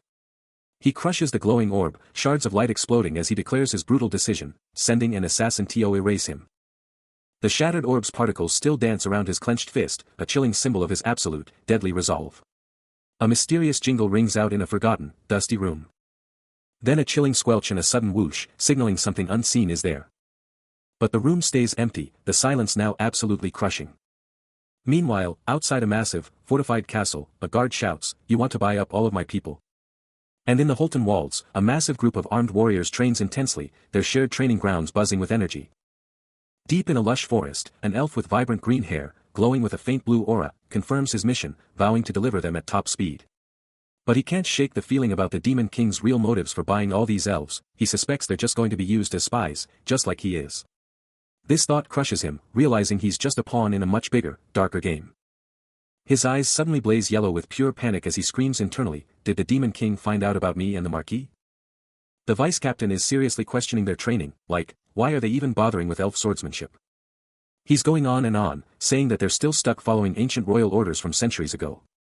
Then the vice captain just throws it out there, asking what the captain even thinks about all this, while the elf spy looks totally stressed. He even throws in that if the captain bailed, no one would even follow him. The vice captain just keeps on ranting, his voice echoing over the whole elf squad. He's totally complaining that unlike their ancestors who fought for their entire race, they're just dying for nothing. While the vice captain is still going off, the elf spy is secretly thinking, seriously, being under the Demon King is way better than this mess. Then, out of nowhere, an invisible force just smashes into the vice captain, sending him flying back. Both the vice captain and the elf spy are slammed to the ground, and the vice captain is instantly groveling, pleading with the captain not to embarrass them all. The elf spy gets absolutely rocked by an invisible force, grunting in agony and wondering why he's the only one getting pummeled. Another brutal hit sends him flying, crashing hard onto the unforgiving ground. Totally defeated, he stares up at the captain, who's towering over him, demanding answers for his earlier trash talk, and completely shutting down his pathetic excuses. The captain's voice drops a bombshell, exposing the spy's secret treasures, and leaving the elf absolutely floored. Miles away from the elves, the massive Ormuth rainforest kingdom explodes with life, a wild, ancient jungle stretching as far as the eye can see. Deep inside this lush zone, sunlight pierces the canopy, making the humid air shimmer. And there, a young woman, Louise Werft, appears, her royal outfit totally clashing with the untamed jungle. She's talking to some tiny green creatures at her feet, declaring she's found her masters and then asking if they're stuck inside her body right now. It's the legendary Beast Mountain, and her buddy is like, wait, what? But she's got that look in her eye, totally determined. And there it is, the Beast Mountain, with a royal crown just chilling above it, screaming, important place. The little guy is practically begging her not to go, shouting it's the Dwarf King's tomb, like, super off limits. She grips that fancy bracelet, her mind already racing to the absolute chaos that would erupt if anyone even thought about messing with the Dwarven royal family. With a fiery glare, she lays down the law, anyone who tries it will have to face every single witch, especially the ones rocking Dwarven forged gear. Flashback to a dark memory, 2 centuries ago, some fool messed with a dwarf prince, and it did not end well. That unlucky soul got wiped out in just 1 generation, setting a clear example that nobody messes with them and gets away with it. But her little friend is still worried, pointing out that loose weight isn't even here, and that guy is a master of trickery. Deep within the jungle, a tiny, red, flower-like creature is absolutely losing it, screaming orders and threatening to drag anyone who doesn't move now. But hold up, because in the real underworld, a monstrous, jagged mountain stands tall, a place that screams, Demon King, and, Big Trouble. And guess what? Princess Louise Werft of the Dwarven Kingdom is making a beeline straight for that Beast Mountain region. The news hits someone like a truck, sparking an incredulous, what? The white-furred Demon King, Burge Diaz, in his terrifying beast form, is absolutely flabbergasted by this turn of events. He can't wrap his head around why that crazy princess would just waltz into this danger zone. His glowing red eyes sharpen, a chilling thought forming. Did she somehow sniff out the beast-summoning beast and decide to snatch it? A furious growl rumbles from his chest, utterly baffled by the security lapse. His defenses were supposed to be impenetrable. But then, his attention snaps to a glowing red orb, a literal volcano of pure mana energy hidden deep below, a mysterious power he'd never trade for all the gold in the world. His massive, clawed hand lunges for it, as he vows to absorb that power and become the absolute strongest force out there. Urgent voices scream through the forest. The excavation is in its final stage. Why now, of all times? They demand the princess be stopped, kept away at all costs. Suddenly, a massive, white-furred beast with glowing red eyes appears, claws razor-sharp and menacing. But then, a subordinate barks a strict command: under no circumstances is the princess to be killed or seriously injured. A cat-eared beast folk, eyes glowing yellow, questions the order, wondering why such care is needed for a mere human, before catching themselves on the last word.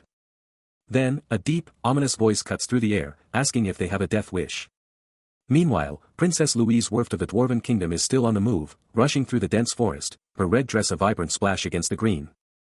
A chilling warning echoes, this is the Demon King's forbidden territory.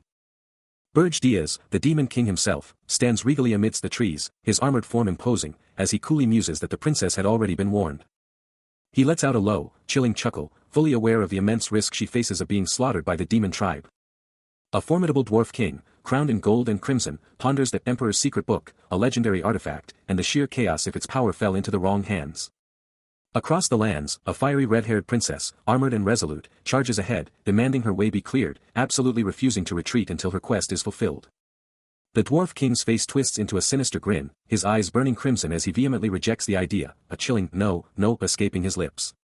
He scoffs at the supposed stupidity of dwarves, his mind drifting back to the brutal, all-consuming war of years past, a conflict that forged his cynical outlook. The Jespine Kingdom, right next to the Vampire King's castle, was a key player in that epic struggle. He recalls raking in massive profits by arming the heroes, and how the Vampire Kingdom then leveraged that wealth to explode into an empire. Surrounded by menacing shadows in a dark, eerie forest, the red-haired princess boldly challenges the notion that falling to the Demon King's minions would just be history repeating itself. With fierce determination, the princess proclaims her mission, her every move for the glory of the Oyermouth Kingdom. Her eye blazes with furious determination as she unleashes a single, enraged curse at her unseen foe, a powerful, "You bastard," echoing through the darkness. Flashback to the heroes' all-out war. The Dwarf King, fueled by pure greed, unleashed his forces, screaming that it was their time to cash in. He was right there in the thick of it, delivering a savage kick and roaring for his troops to slaughter them all. But not everyone was in it for the cash. Other warriors, fiercely loyal to the Oyermouth Kingdom, fought with desperate cries, ready to die for their nation's glory. The Dwarf King, radiating pure power, swung his blade and challenged anyone with a death wish to step up. But the real hero of Oyermouth, the fiery red-haired princess, stood her ground, staff in hand, calling out her enemies as nothing but cowardly monkeys. Suddenly, a chilling realization hit someone on the Oyermouth side, as they gasped in horror, the dwarves were about to be wiped out. Meanwhile, the white-furred Demon King, Burge Diaz, unleashed a monstrous roar, absolutely livid. He just uncovered the ultimate betrayal, those Oyermouth bastards were planning to assassinate Louise and pin the whole thing on him. His demonic face twisted in pure fury, as the full scope of the frame-up hit him, the very event that would become known as the hero's all-out war, decades ago. The battlefield erupts. A frantic order screams through the air, send the demons immediately and stop them. And make sure to save the dwarf princess no matter what. Then, a lightning-fast move. And a powerful green energy blast rips through the air, sending shrapnel flying. Meanwhile, the princess, a crimson blur on the front lines. Her blade connects. But another hero steps up. An elf warrior, eyes blazing with golden light. A shimmering, golden barrier begins to form, erupting from the earth to create an impenetrable defense. But even with their combined might, a grim voice cuts through the din, warning the princess. The elf warrior screams over the din of battle, declaring their position is a death trap and they need to carve an escape route for the princess. But the princess, radiating a furious orange glow, is having none of it. She's beyond frustrated, ready to annihilate them all, ignoring the elf warrior's desperate pleas to cool off. Her face is a mask of pure, unadulterated fury, her golden crown a stark contrast to her raging expression. Suddenly, the elf warrior snaps his attention to Burj Diaz, blasting him for being so foolish as to turn his back on their defenses. But Burj Diaz is unfazed, raising his blade high, vowing to finish this entire mess with one epic strike. Just as he's about to strike, a torrent of dark, purple energy explodes from his body, swallowing him whole. He lets out a guttural cry, overwhelmed by the sheer, raw power. His eyes bugging out as he screams, demonic energy. Then, a terrifying truth hits him, the Beast Demon King's minion is already here. A cataclysmic purple aura explodes into existence, revealing the Beast Demon King's underling, who coolly observes the sheer unpredictability of human interests. But then, a shocking realization hits him, this isn't just any beast demon. Elsewhere, a red-haired figure is absolutely stunned, their face contorted in pure shock. The underling's voice booms, a terrifying promise that the Ormith Prince's end is here. And with a furious roar, he unleashes an absolutely massive, destructive wave of purple energy, signaling fatal degradation for anyone in its path. Hold up. An upper-rank demon is here. With a terrifying purple aura blazing, Burj Diaz has the 13th princess in his grasp, his eyes burning red as he orders a subordinate to take her out while he holds the line. And just like that, a chilling, yes, SIR, confirms the order from the darkness. But then, a sudden burst of speed and impact rips through the forest, a new battle ignites. The 13th princess screams in pure terror, her anguish piercing the air. Amidst the chaos, the dwarf king explodes into action with a devastating, glowing punch, his fist a blur of red energy. But before his blow can land, he's met with a brutal counterattack, two figures, blazing with orange energy, simultaneously slam into him with a sword and a kick. Absolutely furious, the dwarf king lets out a thunderous roar, demanding to know who the hell dares challenge him on his turf. An unseen voice fires back, daring him to fight while they're still around. The dwarf king, caught off guard, is instantly on the defensive as a blindingly fast, glowing assailant strikes with a fiery blade. You dare look elsewhere, he roars, already furious. The impact rocks him to his core, his expression twisting in a mix of shock and pure rage. He can't believe it, muttering, how is he so fast for a prince? The audacity. He'll deal with this crazy prince first, realizing he underestimated them, thinking, no one said he was a weakly prince. How was I so easily beat? The fight is on. But the dwarf king isn't going down easy. He unleashes a devastating purple energy blast, obliterating one of the glowing figures in a thunderous explosion. He doesn't stop there. A second purple wave slams into another attacker, sending them reeling with explosive force. His eyes, burning with pure, unadulterated fury, lock onto his next target. Switching it up, he unleashes a blinding yellow energy blast, which detonates on impact with yet another glowing foe. The yellow energy rips through the battlefield, smashing into a fourth attacker with bone-shattering force. As explosions rock the forest and chaos reigns, a dwarf soldier's desperate cry cuts through the noise, "Prince!" Blood paints the forest, but the demon king is gone, vanished in an instant. Yet the dwarf king rages on, battling the glowing invaders, as a desperate cry for the prince rings out. One of the glowing attackers SERMS, furious that their victims dare to fight back, demanding to know why they're suddenly the problem. Its glowing sword poised, it promises a one-way trip to the afterlife, a reunion with their dead company. Meanwhile, dwarf soldiers are in a frenzy, shouting to shield the princess as the glowing horde closes in. Then, a blinding clang rips through the air, followed by a sickening crunch. A mysterious cloaked figure, Burj Diaz, appears, having just unleashed a devastating strike, the forest trembling from the force. He coolly remarks that this should keep Louise Werft busy. With a chilling calm, he prepares for the next stage of his plan. A smirk spreads across his face as he reveals his true intention, to use this chaos as bait for the demon. The demon king of beasts, Burj Diaz, surveys a colossal, ancient tower, its peak piercing the heavens. Just 5 minutes prior, the Tower of Beasts itself starts to thrum with a sinister, purple glow, its power radiating outwards. A massive burst of demonic energy explodes from the tower, sending shockwaves through the elf spy, who reacts with a stunned gasp. Out of the chaotic purple aura, a colossal, white-furred wolf demon materializes, its eyes blazing with pure, malevolent red energy. The elf spy, overwhelmed by the sheer power, can only stammer, "Demon King, this demonic energy." At the same time, Burj Diaz, with a chillingly grim expression, comes to a stark realization, right. They are not my vassals. Another Demon King sent. The newly manifested wolf demon lets out a guttural snarl, "Demons into my territory." A massive surge of demonic energy, glowing crimson and swirling with dark particles, explodes from the Tower of Beasts, signaling the arrival of an elite, upper-rank demon or higher. And just like that, on cue, a monstrous wolf-like demon with piercing red eyes bursts forth, its power so immense it feels like another demon crown is forming, its attack on the dwarf princess and her escorts timed with chilling precision. With a predatory glint in its glowing red eyes, the wolf demon's mind races, needing to confirm the situation for itself, demanding to know if the dwarf princess has been captured. Amidst the brutal chaos, the princess and her escorts are utterly overwhelmed by the demon's relentless assault. The wolf demon's glowing eyes scan the battlefield, a chilling realization that they were already surrounded the moment they arrived. It watches the princess, already trapped and encircled by Ormeth soldiers. A flicker of raw frustration burns in its glowing red eye, as the demon grapples with its own power limits. Even with all its terrifying power, it curses its own mana, knowing it's not enough to stop what's coming. The wolf demon's mind is a whirlwind of memories, flashing back to a desperate plea to stop the princess, but it was all for nothing. Amidst the chaos of the battlefield, a warrior, blazing with a furious red aura, screamed for the princess to just stop. But the princess was a one-woman army, unleashing a brutal massacre, and there was nothing anyone could do to save them. Back in the present, the wolf demon unleashes a primal growl, pure frustration radiating off it. "Don't make things confusing, you idiot," a sharp voice, maybe even its own, barks back. The wolf demon lets out a deafening roar, its eyes burning with a furious red glow, a raw, explosive aura of rage blasting outwards.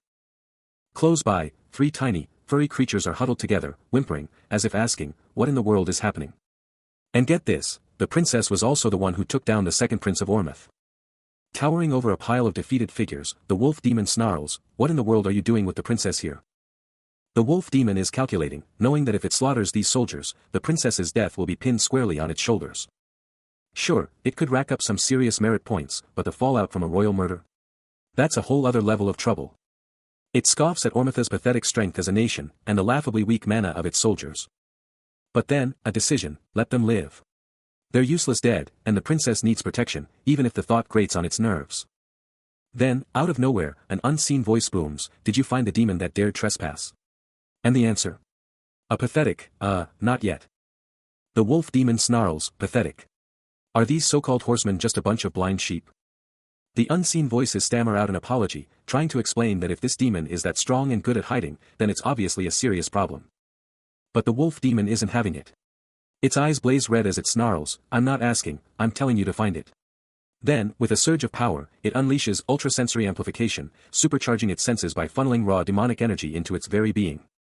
The wolf demon unleashes his ultrasensory amplification, channeling raw demonic power, convinced that if he masters this technique, he can track even the most elusive traces of greater magic. And just like that, he sees it, the undeniable traces of greater magic, revealing that demon is hunting the dwarf princess. A guttural snarl rips from his throat as the realization hits him, the single word, princess, burning in his thoughts. His senses explode outwards, mapping the intruder's every move through the dense forest. As he demands to know, which demon dares to hunt the dwarf princess now? The sensory data screams the direction, "She went that way." A tidal wave of rage crashes over him, roaring, "You damn bastard." His features twist into a terrifying snarl, his glowing red eyes blazing with murderous intent. The wolf demon's mind was blown. Demon Kings? What was going on? But then it hit him, it was all a setup. The dwarf princess was just bait, a total diversion. The real target, the Demon King's actual goal, was something else entirely. Even that massive demonic energy he felt, it was all part of the master plan to pull him away from the volcano. The Demon King knew it all along. The dwarf princess was only after one thing, and he was tearing through the forest to get there. Meanwhile, deep in the forest, a hidden cave entrance appeared, guarded by a small squad of armored dwarves. And inside, even more dwarves were gathered, their eyes glued to a pulsating, crimson glow. It was the ultimate power source, the heart of the volcano beast, blasting out insane heat and light. And just like that, the wolf demon arrived at the volcanic chasm, his glowing red eyes locked onto the fiery abyss below. The mana here is absolutely insane, and he can feel the scales of a summoned beast, even the Wolf King's presence. Despite the insane mana surging through this place, he knows it's still an impossible barrier to break. They're protecting it, he realizes, his eyes burning with resolve. But honestly, who cares? The scales of the black flame dragon are literally beyond any known law, but he's not backing down. Then, with an explosive burst of speed, he lunges, a silent "hoo" ripping through the air as he attacks. His claw extends. And with a thunderous krak, he strikes. His movements are so lightning fast, even a high-tier demon wouldn't even register him. Out of nowhere, Burj Diaz materializes, instantly stunning a colossal tiger demon, who can only gasp in terror. Before the stunned beast can even react, Burj Diaz coolly orders it to follow him. The tiger demon roars, unleashing a fiery explosion in a desperate struggle, but it's no match for the sheer dominance of the Demon King. Then, a cataclysmic burst of orange and yellow energy detonates, swallowing the defiant demon whole. And from the inferno, Burj Diaz rises, his formidable demonic wings spreading wide amidst the shimmering embers. Gazing down at the vanquished foe, he scoffs, deeming the pathetic beast unworthy of the power he once wielded. But a spark of curiosity ignites in his crimson eyes as he senses its lingering energy, a surprisingly potent regenerative ability. A sinister grin stretches across his face, as he ponders if the beast-summoning beast was somehow flawed. His gaze sharpens as the truth clicks into place, confirming his dark suspicions. A phoenix's corpse. The sheer power of that image hits him, a question burning in his mind. He flashes back to a pivotal moment, his days at the military academy. But the records were clear, phoenixes were real, existing across multiple dimensions. These legendary birds could even dimension hop, their power spanning from godlike levels to pure destroyers confined to their own realms. Their power levels were all over the place, but one thing united them all. Any demon king who managed to absorb a phoenix became an absolute legend, their name forever etched in the demonic realm's history. A fiery demon form manifests, a voice cutting through the flames, "Draxon, thanks." His voice resonates with newfound confidence, "Thanks to you, I'm finally getting a grip on my previous self. Now I know for sure. There was one power he'd always craved, a force he absolutely had to unleash in this life." With a confident smirk, Burj Diaz was ready, declaring he'd put that power to good use as a fiery aura exploded around him, his eyes burning crimson. Raw energy surged into his outstretched hand, pulsating with an insane orange glow. Then, with an explosive burst, the power shot skyward in a blinding column of light. From the heart of that explosion, a magnificent golden phoenix, pure light incarnate, rocketed into the heavens. From a hidden vantage point, an unseen observer gasped, demanding to know who the hell stole their phoenix. A moment later, they wondered if it was already dead, before realizing the entity had arrived incomplete. The observer noted the lack of upper-class mana, watching it slide from the black hole and blast into the tower. They concluded it was just a body, incapable of even using that incantation. A monstrous wolf demon unleashes a primal roar, its rage shaking the very foundations of the cavern, practically screaming about a breach in security. Its massive, clawed foot slams down with bone-shattering force. As it absolutely pounces on a lone figure, with Burj Diaz chilling in the background, wondering what the heck the Demon King is doing here. But the Demon King just casually asks why he's even there. The attack lands hard, sending the poor victim flying back with screams of agony. As the wolf demon keeps up its savage beatdown, slamming the figure even harder into the ground. The beaten-up figure desperately tries to figure out who's hitting them, thinking maybe it's Reyna or Yugur, but nope, it's neither. The wolf demon, now absolutely blazing with a furious red aura, lets out another power-packed roar. Because, let's be real, Yugur couldn't pull off an attack like this, and for Reyna, fire magic would actually be a huge disadvantage.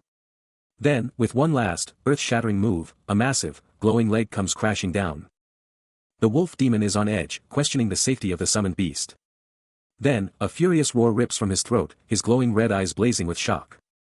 But the Demon King's voice cuts through the chaos, coolly confirming, it's totally safe. Still, the wolf demon spots something insane, someone just dove headfirst into the lava. His eyes practically pop out, a shocked, "What?" screaming his disbelief. The Demon King's voice thunders with an urgent command, telling him to stop them right now. The wolf demon is left wondering what the heck is going on. Suddenly, it clicks for the wolf demon, they're trying to steal the phoenix. Down in the fiery abyss, a lone figure sprints through the inferno, the air warping with insane heat. The molten landscape erupts with a blinding, overwhelming light, its heat blasting outwards in pulsing waves. A single, glowing red eye burns with pure, unadulterated rage. And the wolf demon's rage absolutely explodes, a silent, furious thought echoing, "Jason, you son of a..." Fangs bared, a primal snarl tears through the silence, its eyes burning with pure, untamed fury. And then, a deafening roar of absolute fury explodes, bitch. The wolf demon's rage explodes, unleashing a colossal burst of fire that absolutely incinerates everything in its path. The intense, glowing inferno expanding at an insane rate, engulfing the entire area in a blinding, destructive torrent of flames that just keeps growing. Even after the initial blast, the sheer power is still palpable, the raw, untamed magical fire continues to burn with an ominous, terrifying glow. Lost and confused, a voice booms through a super lush, vibrant forest, asking, where? The confusion just keeps building, as the voice asks, am I? A pale hand reaches for a wild, golden energy vortex, and a terrifying thought hits, I feel like I'm going to die. And this power is coming from. Everything goes black, and the voice realizes it was blasted far away, along with the volcanic eruption. Then, boom. The colossal Burj volcano explodes with insane power, blasting molten rock and fiery energy into the sky, totally reshaping everything around it. Then, bam.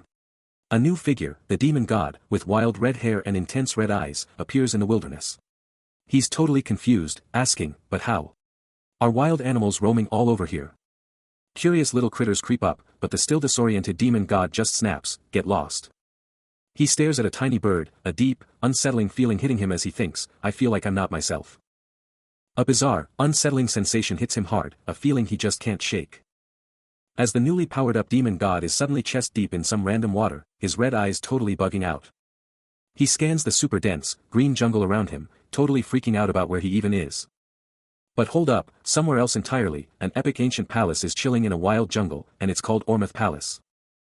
Inside, a tiny, furry dude is spilling the tea on some ancient heroes, hyping up Prince Mark Ormuz and his legendary warriors. A cute, pink-haired princess is all ears, as the epic saga unfolds, revealing how these heroes saved them from a demon king's minion, but paid the ultimate price.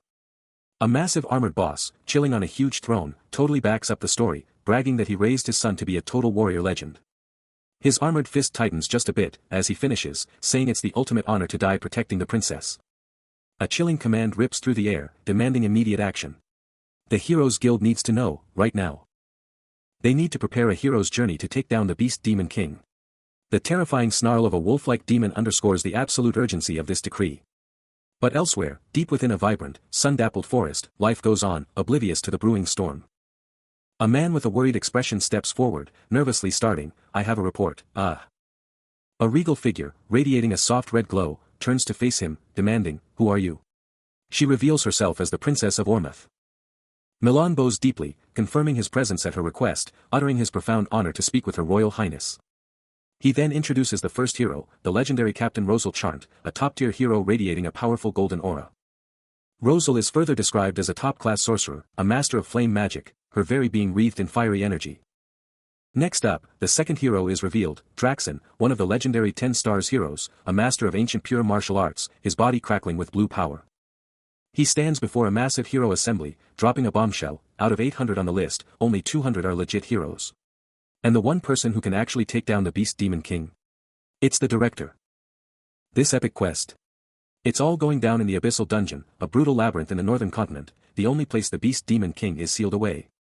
A smirk plays on Burj Diaz's face as he processes the number, thinking, only 200? Perfect. Plenty of people have a very good reason for this king to die. But he knows the real deal, humans, deep down, don't actually want a demon king to die. For them, a demon king isn't some evil to be crushed, it's a walking, talking, super useful treasure chest. Seriously, the Beast Demon King's body is literally packed with insane loot. To humans, he's just a giant, walking treasure chest they desperately want. Even something that looks super simple at first glance, is actually a tangled mess of conflicting human interests. He just sighs, realizing how ridiculously complicated human society truly is. With one last, cynical smirk, he gives the green light for the hero's journey to kick off, promising to spill all the juicy details about the Demon King's execution. Clutching a small, crimson gem, Burj Diaz locks eyes with Milan, who can only ask if he's really going to take down the Beast Demon King. He scoffs, a chilling declaration escaping his lips, this will be even easier than crushing some hero. Milan, fueled by gratitude, fires back, vowing that if he gets stronger, he can actually be useful. Burj Diaz goes silent, a moment of contemplation before he throws Milan's own words back at him, mockingly asking if he's really going to kill the Beast Demon King. Then, with a sinister grin, he drops the bombshell, he's prepping a new, Tau Demon King, just for Milan, cackling as he tells him to leave the heavy lifting to him. And just like that, he pivots and starts to leave, declaring his exit. Milan shouts after the vanishing figure, calling out, "Gordon." Burge Diaz spins around, confirming he is indeed the Demon King Burge, leaving Milan utterly bewildered by his changed appearance. A commanding voice cuts through the jungle silence. "I said speak. The Tower of Beasts just dropped an emergency convocation, and the reason? A Demon King is on the move." The intel hits hard, and someone's jaw drops, shouting. "Draxon did what? Are you serious?" The message just landed, and it's confirmed, Draxon's behind it. Back at the epicenter, the massive Tower of Beasts looms, the heart of this whole chaotic mess. Near the tower, the Demon King goes absolutely wild. A blinding blue aura erupts as he smashes a wolf demon, while an ally blasts orange energy right alongside him. A massive armored commander watches the carnage unfold, barking out. "What the hell is happening, Draxon?" Beside him, a blue-armored attendant sniffs, totally unimpressed. "This place always stinks." The commander then lays down the law, "Go on ahead and wait. I'll link up with the last one." The attendant just shrugs, fine, as two more wolf demons materialize behind them, ready for whatever's next.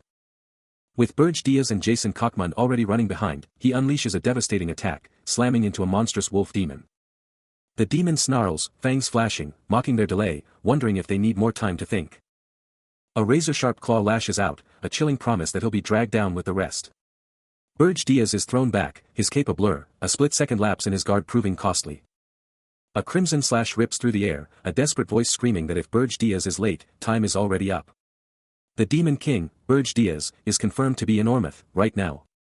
Meanwhile, a sharp-eyed man with flowing dark hair and glasses makes a grim declaration. He's portal moving to the Tower of Beasts, and he's going alone. Across dimensions, another figure, wreathed in a crackling blue aura, grins, utterly confident he'll be there in a flash.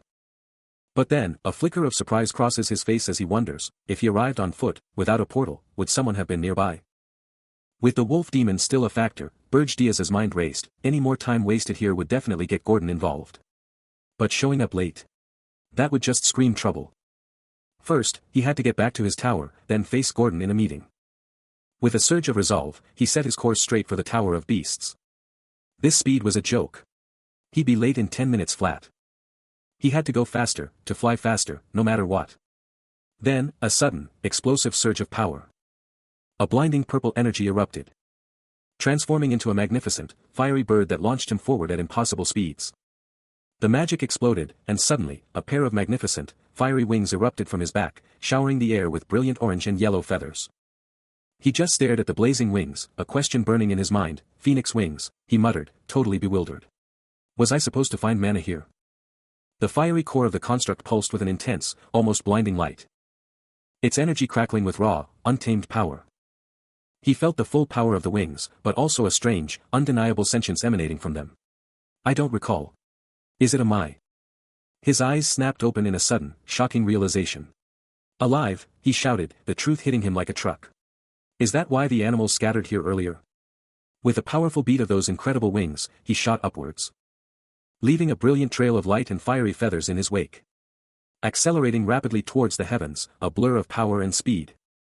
Blasting off with his new phoenix wings, Burge Diaz was instantly hit with an insane, blinding burst of speed, completely losing control. His face twisted in a desperate struggle, he was fighting against an insane, uncontrollable force, screaming internally that it was just too much. Everything around him became a blur, the sheer, mind-bending speed turning into an unstoppable nightmare. Then, out of nowhere, a colossal structure appeared, and with a blinding flash of energy, he was about to hit. A bone-jarring thump ripped through the silence as he absolutely annihilated the dark, red structure, exploding with light and debris. The ancient, glowing structure shook off the impact, spitting out energy particles into the freezing atmosphere.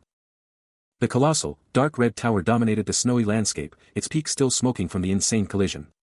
He finally skidded to a halt near its base, landing with another heavy thump in the snow, completely dwarfed by the epic tower. Staring up at the wreckage he'd just created, he grumbled, "I got here instantly, but I can't control this thing." A voice challenges Burge Diaz's reckless behavior on his graduation day, but he's got bigger things to worry about.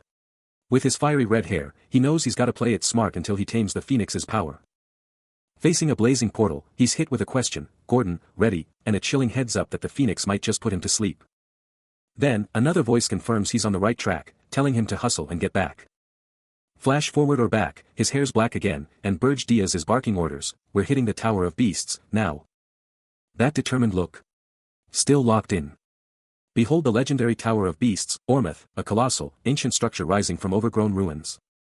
Meanwhile, Rosalie, Milan, and a mysterious hooded figure are watching, asking if this is the guy who's literally all magic, and pointing out that the old dude who knows everything about Burge Diaz is there too.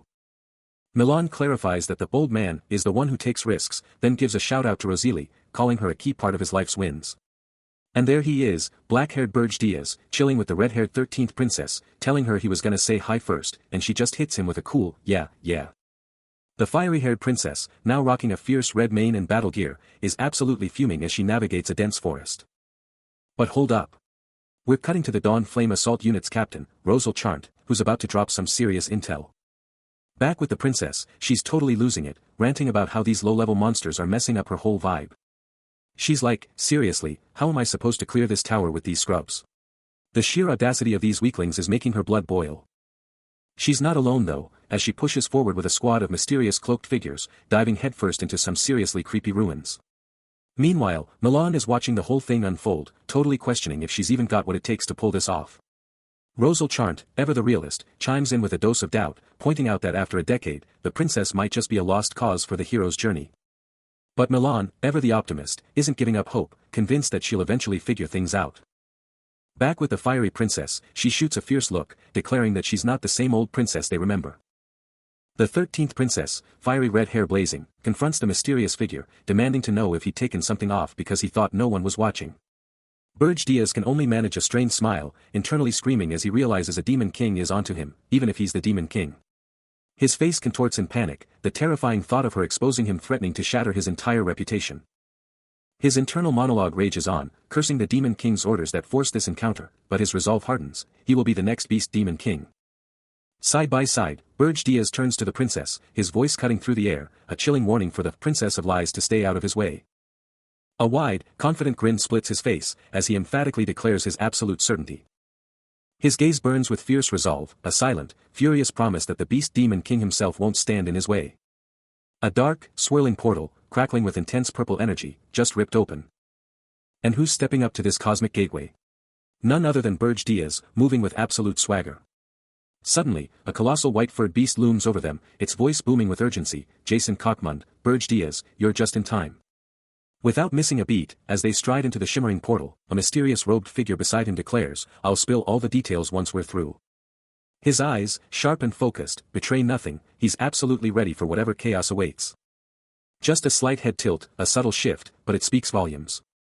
A confident smirk plays on his lips as he coolly states, looks like we're right on schedule. And just like that, they're through, landing in a massive, shadowy chamber, the very top floor of the Tower of Beasts. Straight through the portal, Burge Diaz and the 13th princess land in a massive chamber, immediately confronted by the towering wolf demon, Aiden, with other powerful figures watching on. Aiden, the wolf demon, cut straight to the chase, his voice booming, Draxon, why are you even here? You usually dodge these kinds of gatherings. Elsewhere, the unnamed female hero drops a bombshell to Milan, word is, the hero of Justice's journey has already kicked off in Ormeth. Aiden's fangs flash as he connects the dots, yeah, it's all tied into that. He lays out the grim truth, one of the demon kings present had actually sent a top-tier demon right into his turf.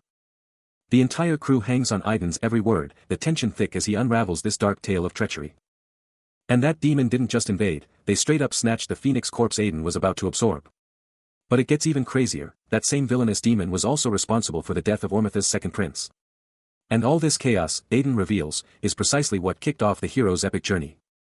He locks eyes with the 13th princess, a flicker of worry crossing his face as he demands to know why she'd risk it all.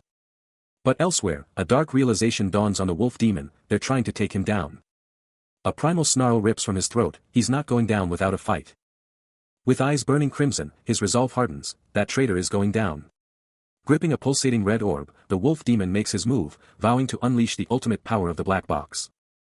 Unbeknownst to many, every tower holds a secret, a black box, logging every single move a demon king makes. Meant for self-improvement, this powerful device has been completely disregarded by the demon kings who crave absolute power, those who dare to defy the established order.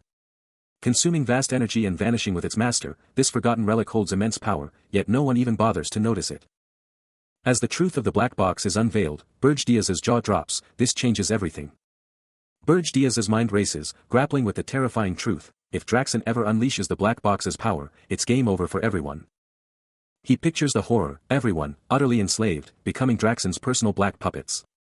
The only way out, he realizes, is if he's the one pulling the strings. A truly terrifying thought, enough to make anyone pause. His face contorts in a snarl as he spits out the name, that bastard Draxon. Just then, the unnamed female hero, with the 13th princess in tow, steps up to him, cutting straight to the chase. "Burge Diaz, I need your permission." The 13th princess, clearly taken aback, blurts out, "I can't believe you'd actually say yes." Brushing off the princess, the unnamed female hero presses on, "Burge Diaz." And with a decisive tone, he declares, "Permission granted. Permission granted." The verdict is in, and it's a resounding yes. But in the shadows, a menacing wolf demon with burning red eyes makes a chilling promise, "I'll report you secretly with the secrets." And just like that, the intense meeting wraps up, with everyone heading out.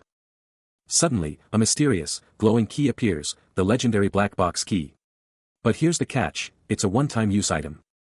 This isn't just any key, its power demands a staggering cost, requiring a colossal amount of demonic energy points to even acquire it. Think about it, right before a hero's epic journey, Draxon wouldn't just dump a massive amount of demonic energy points into something without a master plan. He wouldn't just turn it into a key and deliberately put his own life on the line for no reason. The wolf demon is already plotting, convinced the hero's journey is doomed to fail. And once the dust settles, he'll snatch the key and crack open his and Jason's black boxes. Meanwhile, Burge Diaz is locked in with the unnamed female hero. A fierce look on his face, knowing he has to confront the very essence of Draxon within himself. He confidently tells her everything is ready, and once their master plan kicks off, he'll finally get some peace. Cut to the first floor of Burge's tower. A dwarf engineer, hyped up next to a colossal cannon, shouts to him, demanding his approval. Burge Diaz stares down the barrel of this monstrous magic cannon, forged in the Demon King's hellish workshops. While the dwarf engineer cackles with pure glee, unveiling his masterpiece, the Inferno Catapult Mark I.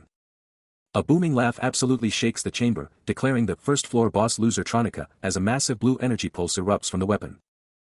The dwarf engineer, practically bursting with pride, shouts, "Behold this majestic, beautiful form. I've never made such a masterpiece in my life before." His eyes are practically popping out, gleaming with pure, unadulterated satisfaction as his creation glows with raw power. This isn't just any weapon, it's forged in the Demon King's own crucible, where rare minerals are melted and magic supercharges the air.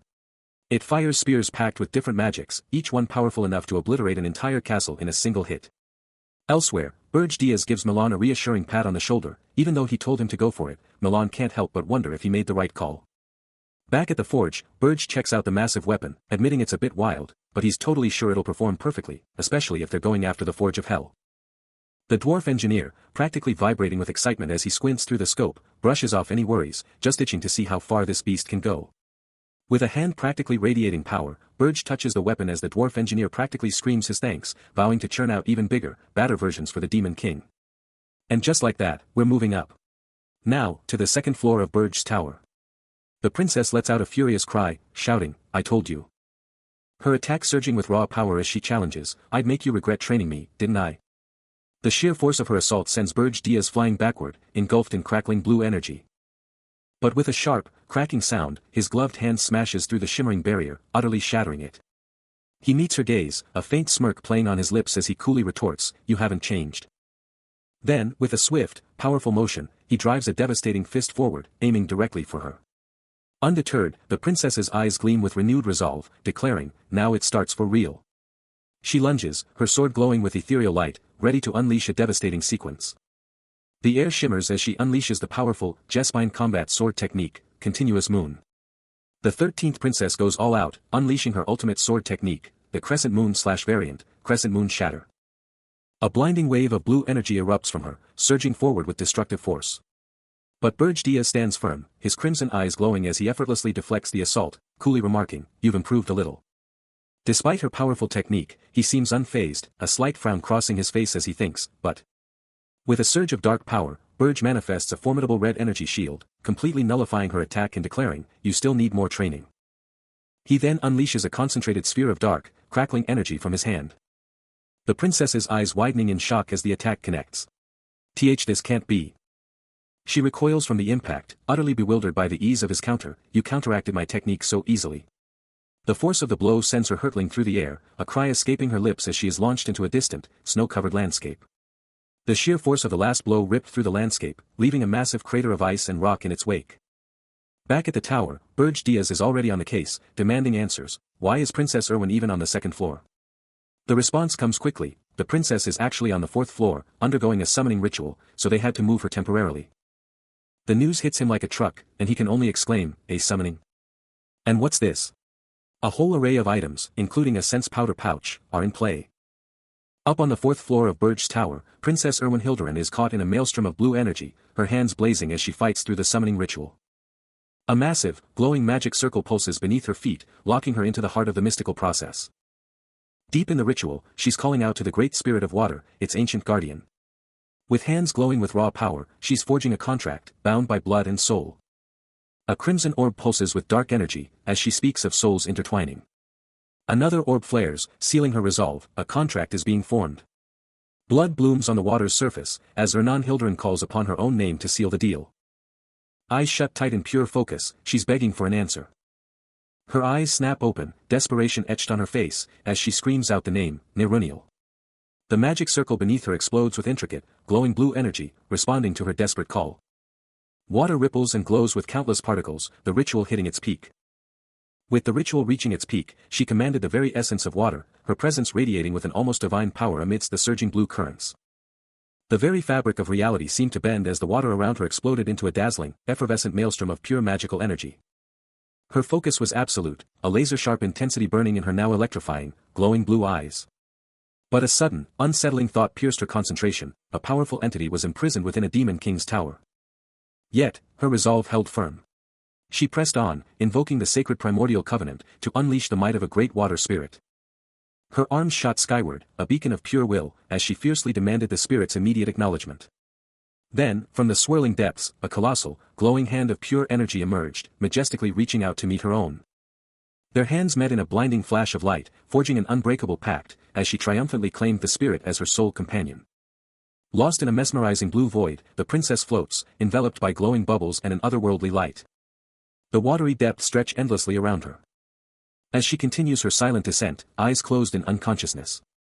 But a hand, strong and resolute, reaches through the shimmering veil, closing in on her delicate form.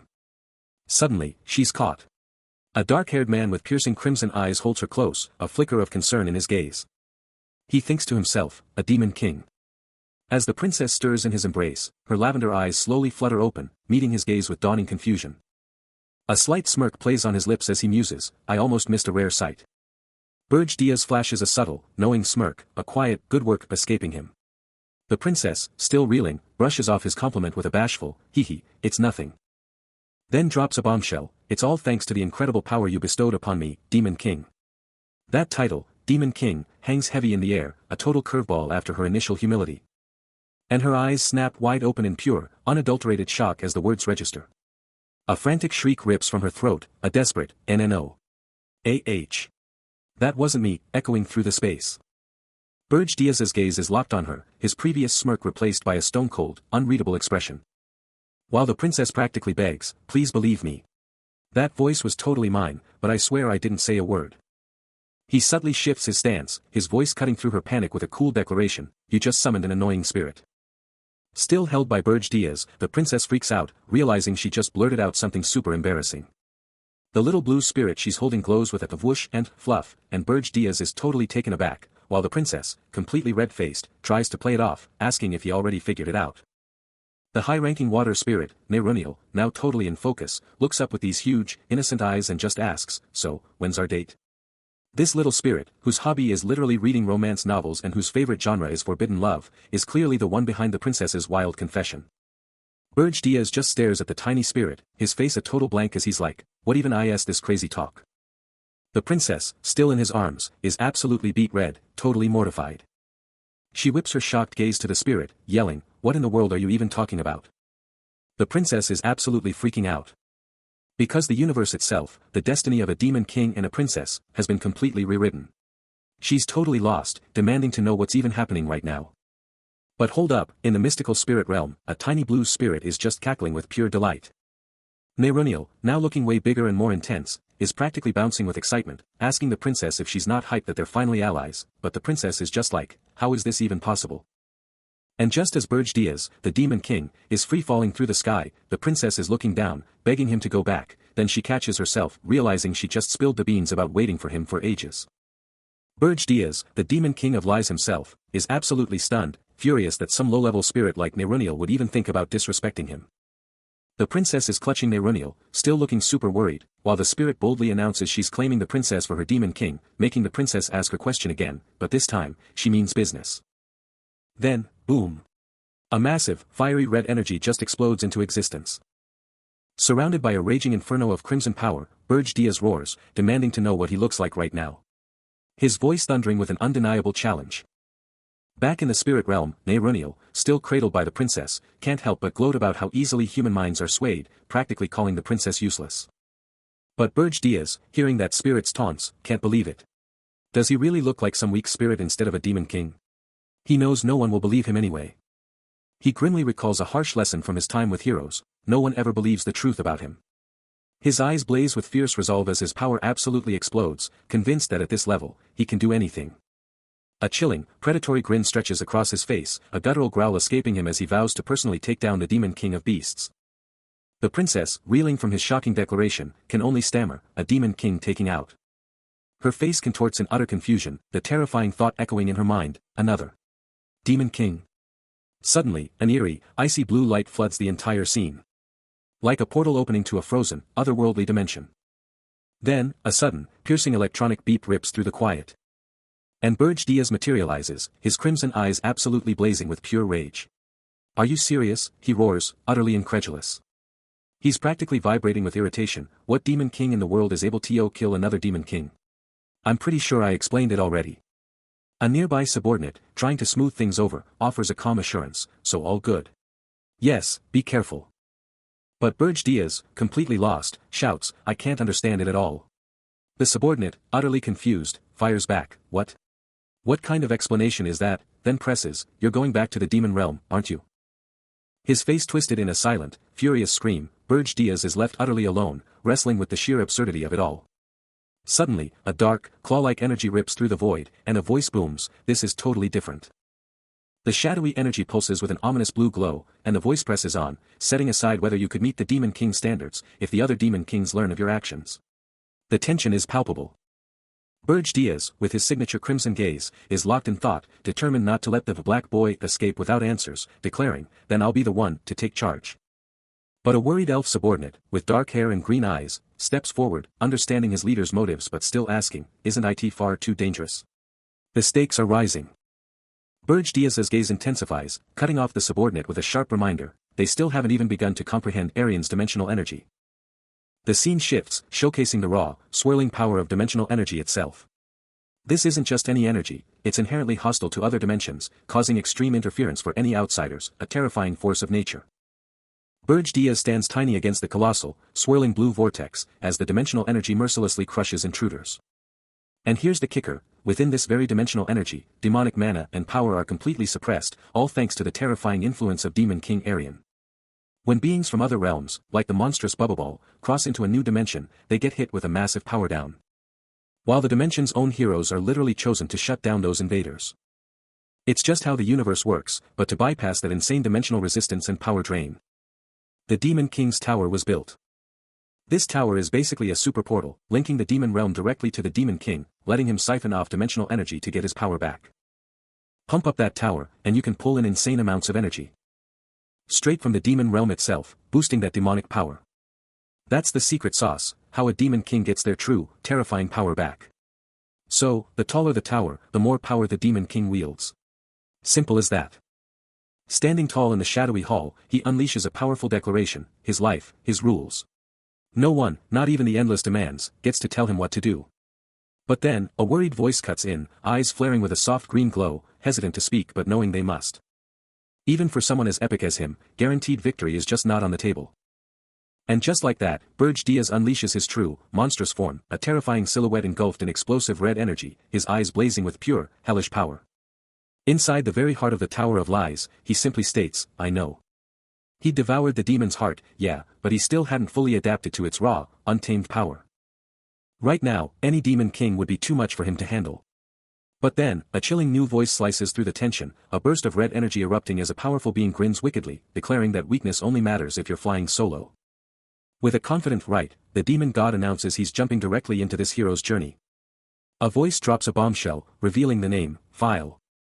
Meanwhile, over the distant, epic lands of Ormeth, a massive tower dominates the horizon, shrouded in a terrifying orange light.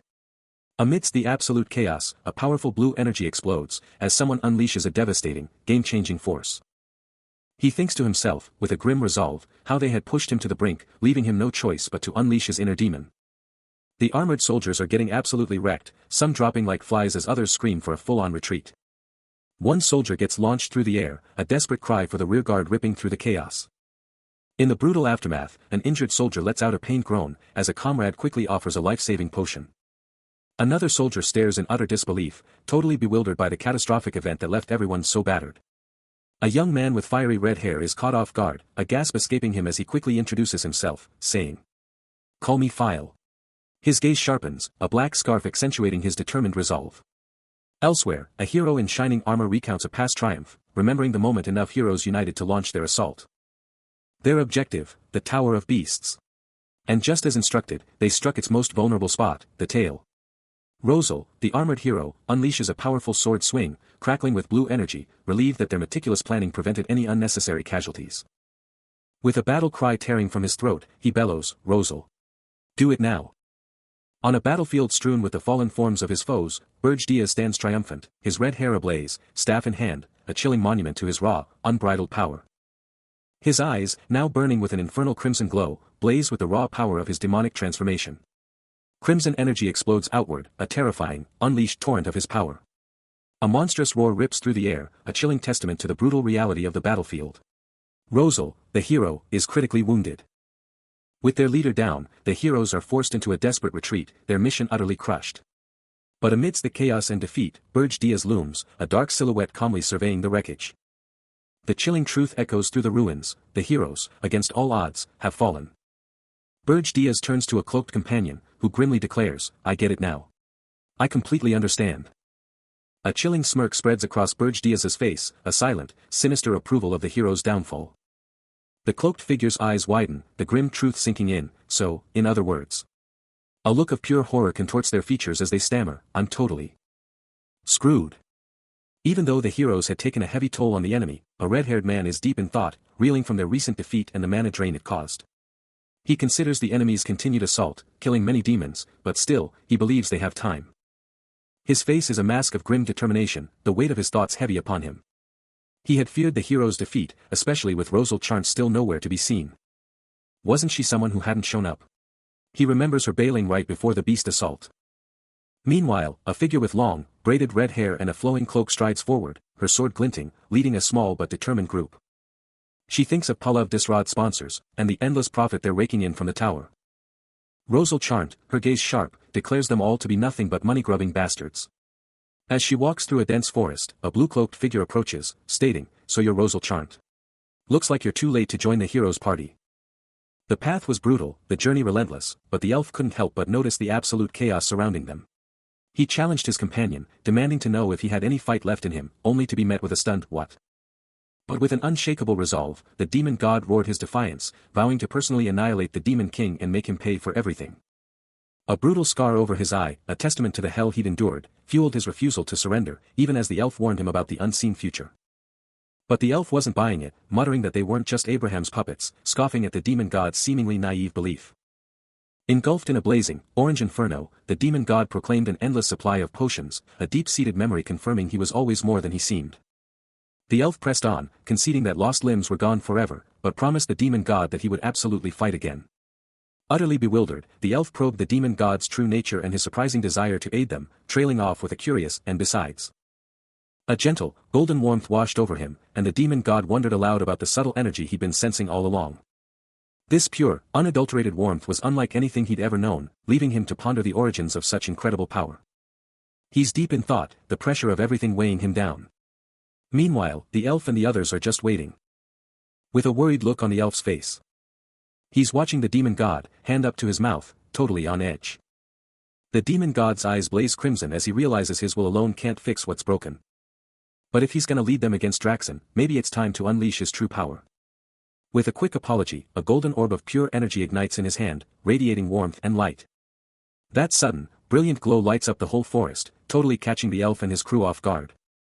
The elf's eyes go wide, reflecting that golden light in pure, stunned awe. Her eyes snap wide, with a defiant glint in her eye. Meanwhile, the demon god, engulfed in a roaring, fiery aura, unleashes his true power, proclaiming, "I'm the owner of the phoenix." Back with the red-haired warrior and her ally, she finally drops her name, File. The demon god, his crimson eyes blazing with fierce determination, declares his true mission: "I came to kill the demon king of beasts." Her companion, utterly flabbergasted, gasps, "A phoenix? That legendary summoning beast?" File's face remains grim. As the demon god surveys the desolate, fiery wasteland, a colossal, dark structure looming in the distance. His mana alone, blazing with a golden-orange glow, was rumored to rival the power of 10-star heroes. With such a formidable presence among them, his allies felt an undeniable surge of hope, knowing victory was within reach.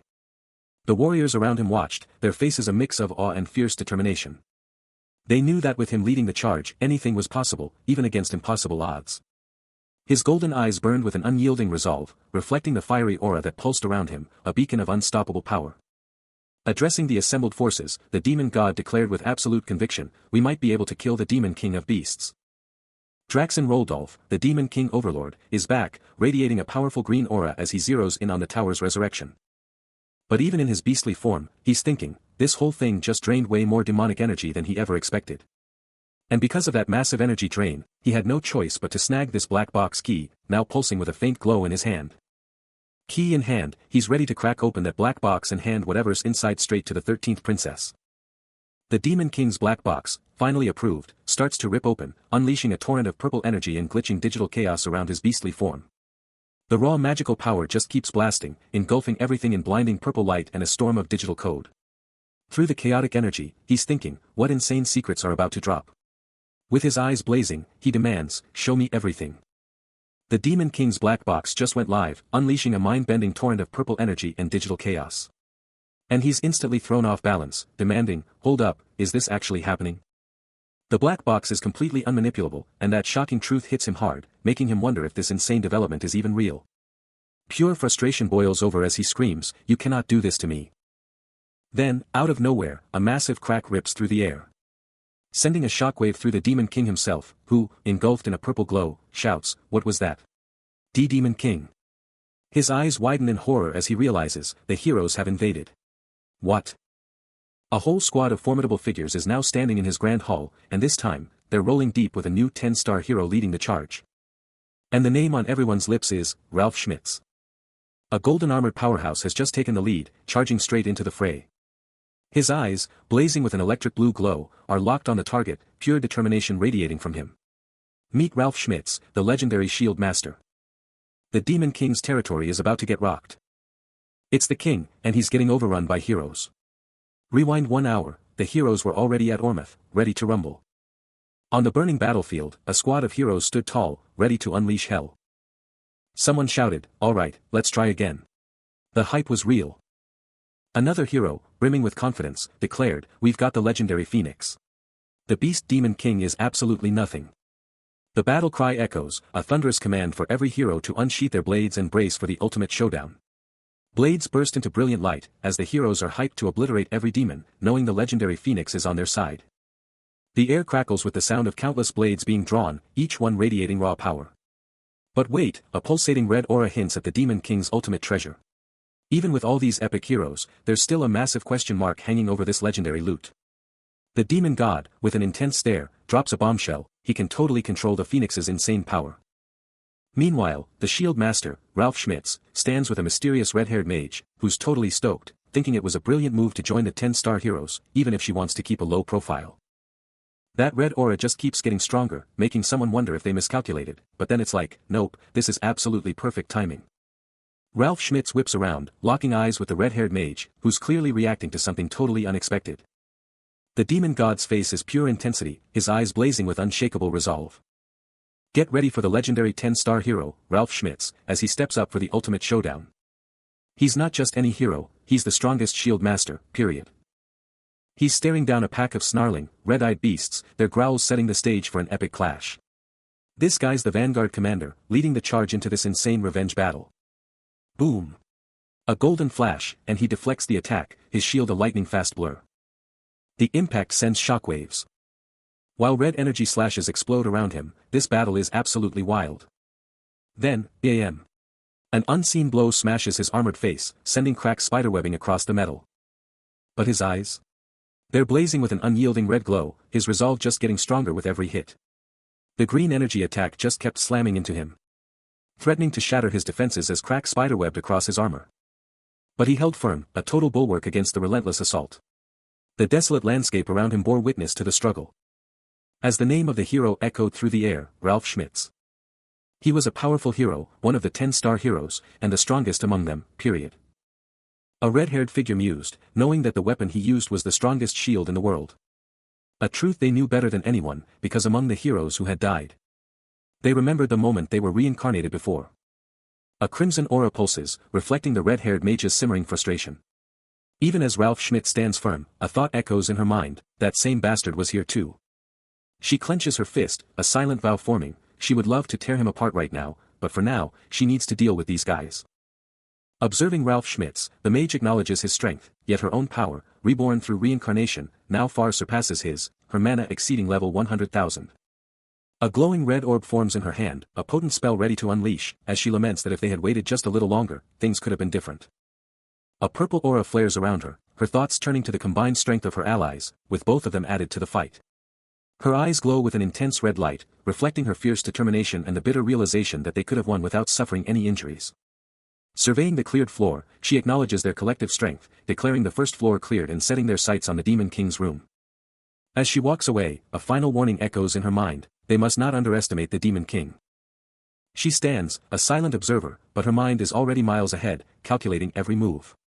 Her mind flashes back to a chilling encounter, or maybe a terrifying vision, where the Demon King, shrouded in darkness, drops a bombshell. He's always got a secret weapon, and he only pulls it out when he's about to go down. The red-haired mage's mind races, could Draxon have gotten his hands on one of these ultimate weapons after taking over the tower? If that's true, she realizes, the heroes are totally screwed against him, a terrifying reality she might just see play out in this very life, as Draxon's secret weapon is unveiled.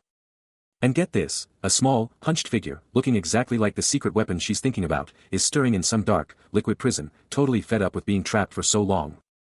Meanwhile, Ralph Schmitz and his squad of armored warriors are pushing through a creepy, empty cavern.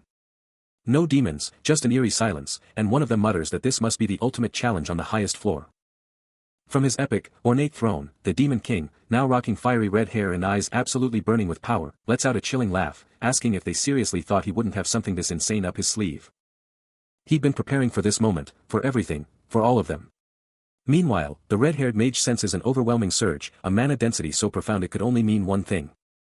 That's right. The Demon King's power was now fully unleashed. His form pulsed with raw, crimson energy. As he declared his intent to handle them all at once, having gathered his vassals for this very purpose. Every inch of his being radiated destructive force. The Demon King's voice echoed with absolute authority, mocking the heroes for daring to set foot on his floor. His glowing eyes narrowed, dismissing them as utterly foolish.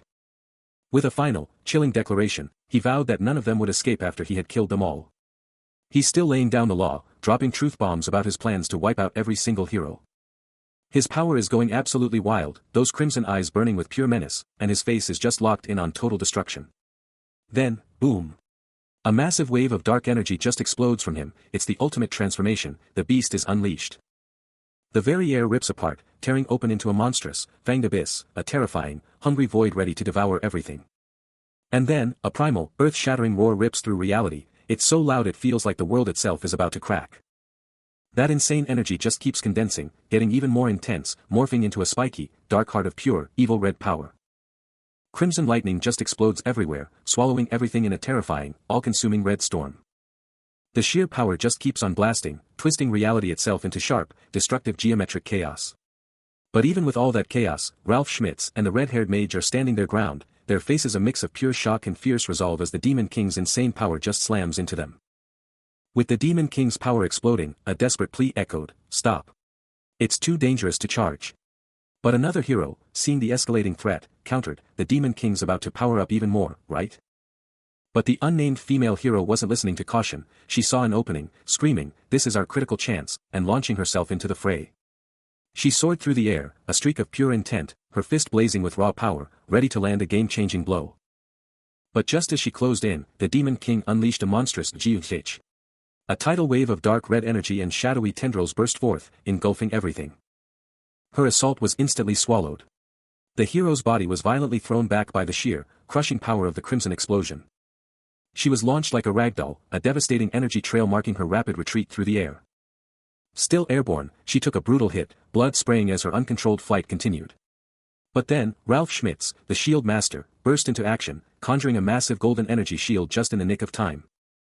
With a thunderous WOM, the golden barrier solidified, shattering the Demon King's destructive power and saving his comrades. A blood-curdling scream rips through the air, as a hero gets absolutely blasted back by an invisible power, yellow energy exploding on impact. And then, a shadowy figure just blurs into existence, leaving a wicked trail of crimson energy behind. It slams into the ground with a deafening crash, shattering the earth as raw red power explodes outwards. A monstrous, fanged maw snarls, its glowing red eyes absolutely blazing with pure evil. The Demon King is fully unleashed, a towering, demonic nightmare radiating pure destructive red energy across the shattered battlefield. Witnessing that terrifying transformation, Ralph's face is a mask of pure shock and dawning horror. Nearby, the red-haired mage, her glowing sword still up, can barely process that her attack was just swatted away like it was nothing. A collective thought just hangs in the air, is that really what he's capable of? The Demon King's menacing form just looms, a terrifying beacon of pure destructive red energy.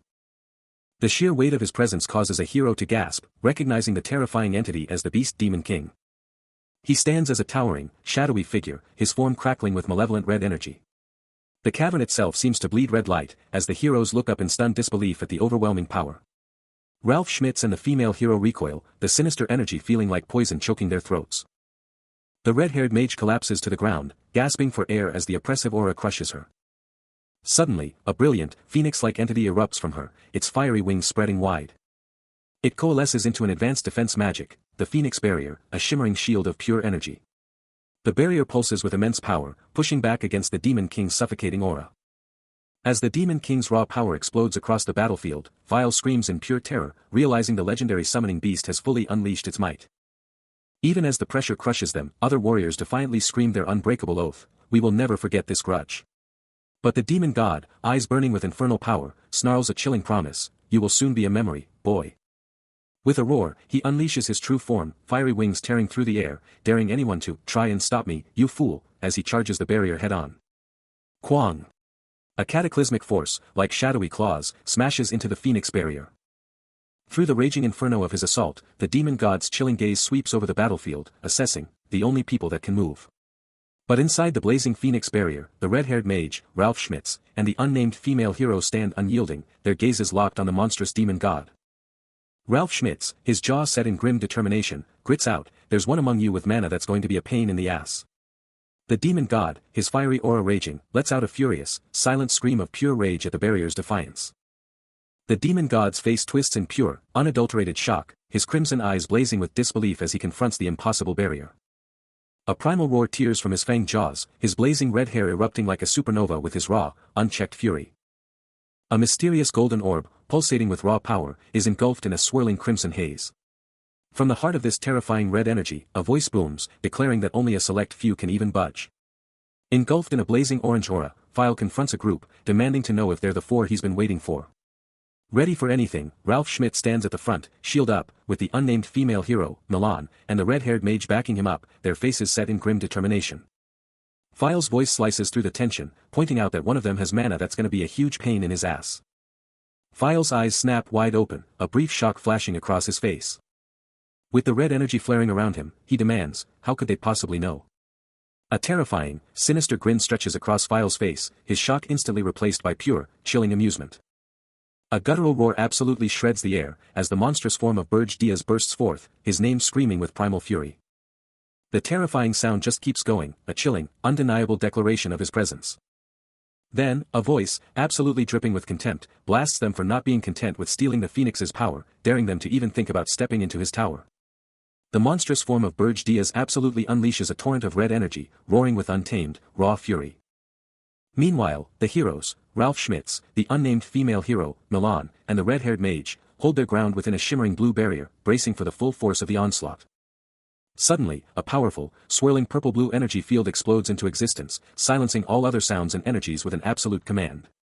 File, now totally transformed with vibrant pink hair and a dark cloak, stares out with a confident, almost smug expression, a faint blue aura practically radiating from him. He descends through a swirling, green-tinged void, his voice echoing with absolute, undeniable authority, proclaiming his supreme control over this entire domain. The pink-haired figure continues his controlled fall, the heroes now just tiny specks far below, trapped within the vast, blue-streaked expanse of his overwhelming power. From the sidelines, the red-haired mage can't help but grin, giving a shout-out to File for his genius move. The magic, now totally hidden from detection, was a flawless setup. With the trap sprung, the legendary sage's chains, ignited with raw power. But the monstrous Burj Diaz just flexed, and those chains were already screaming under the pressure. A primal roar tore through the air, his glowing eyes blazing with pure disdain as he sneered, calling their petty trick a total joke. One devastating swipe of his claw, and the magic binding exploded. Those glowing chains, once so terrifying, were ripped to shreds. His true, demonic form, now completely unleashed, pulsated with untamed power. The last fragments of that binding magic were absolutely annihilated. The demon god stares down, a fierce resolve etched onto his features as green energy crackles around him. But from the terrifying maw of Burj Diaz, a chilling roar erupts. This isn't a fight. It's a hunt. I'll devour you first. But the demon god doesn't flinch, meeting the challenge with a defiant roar, Diaz.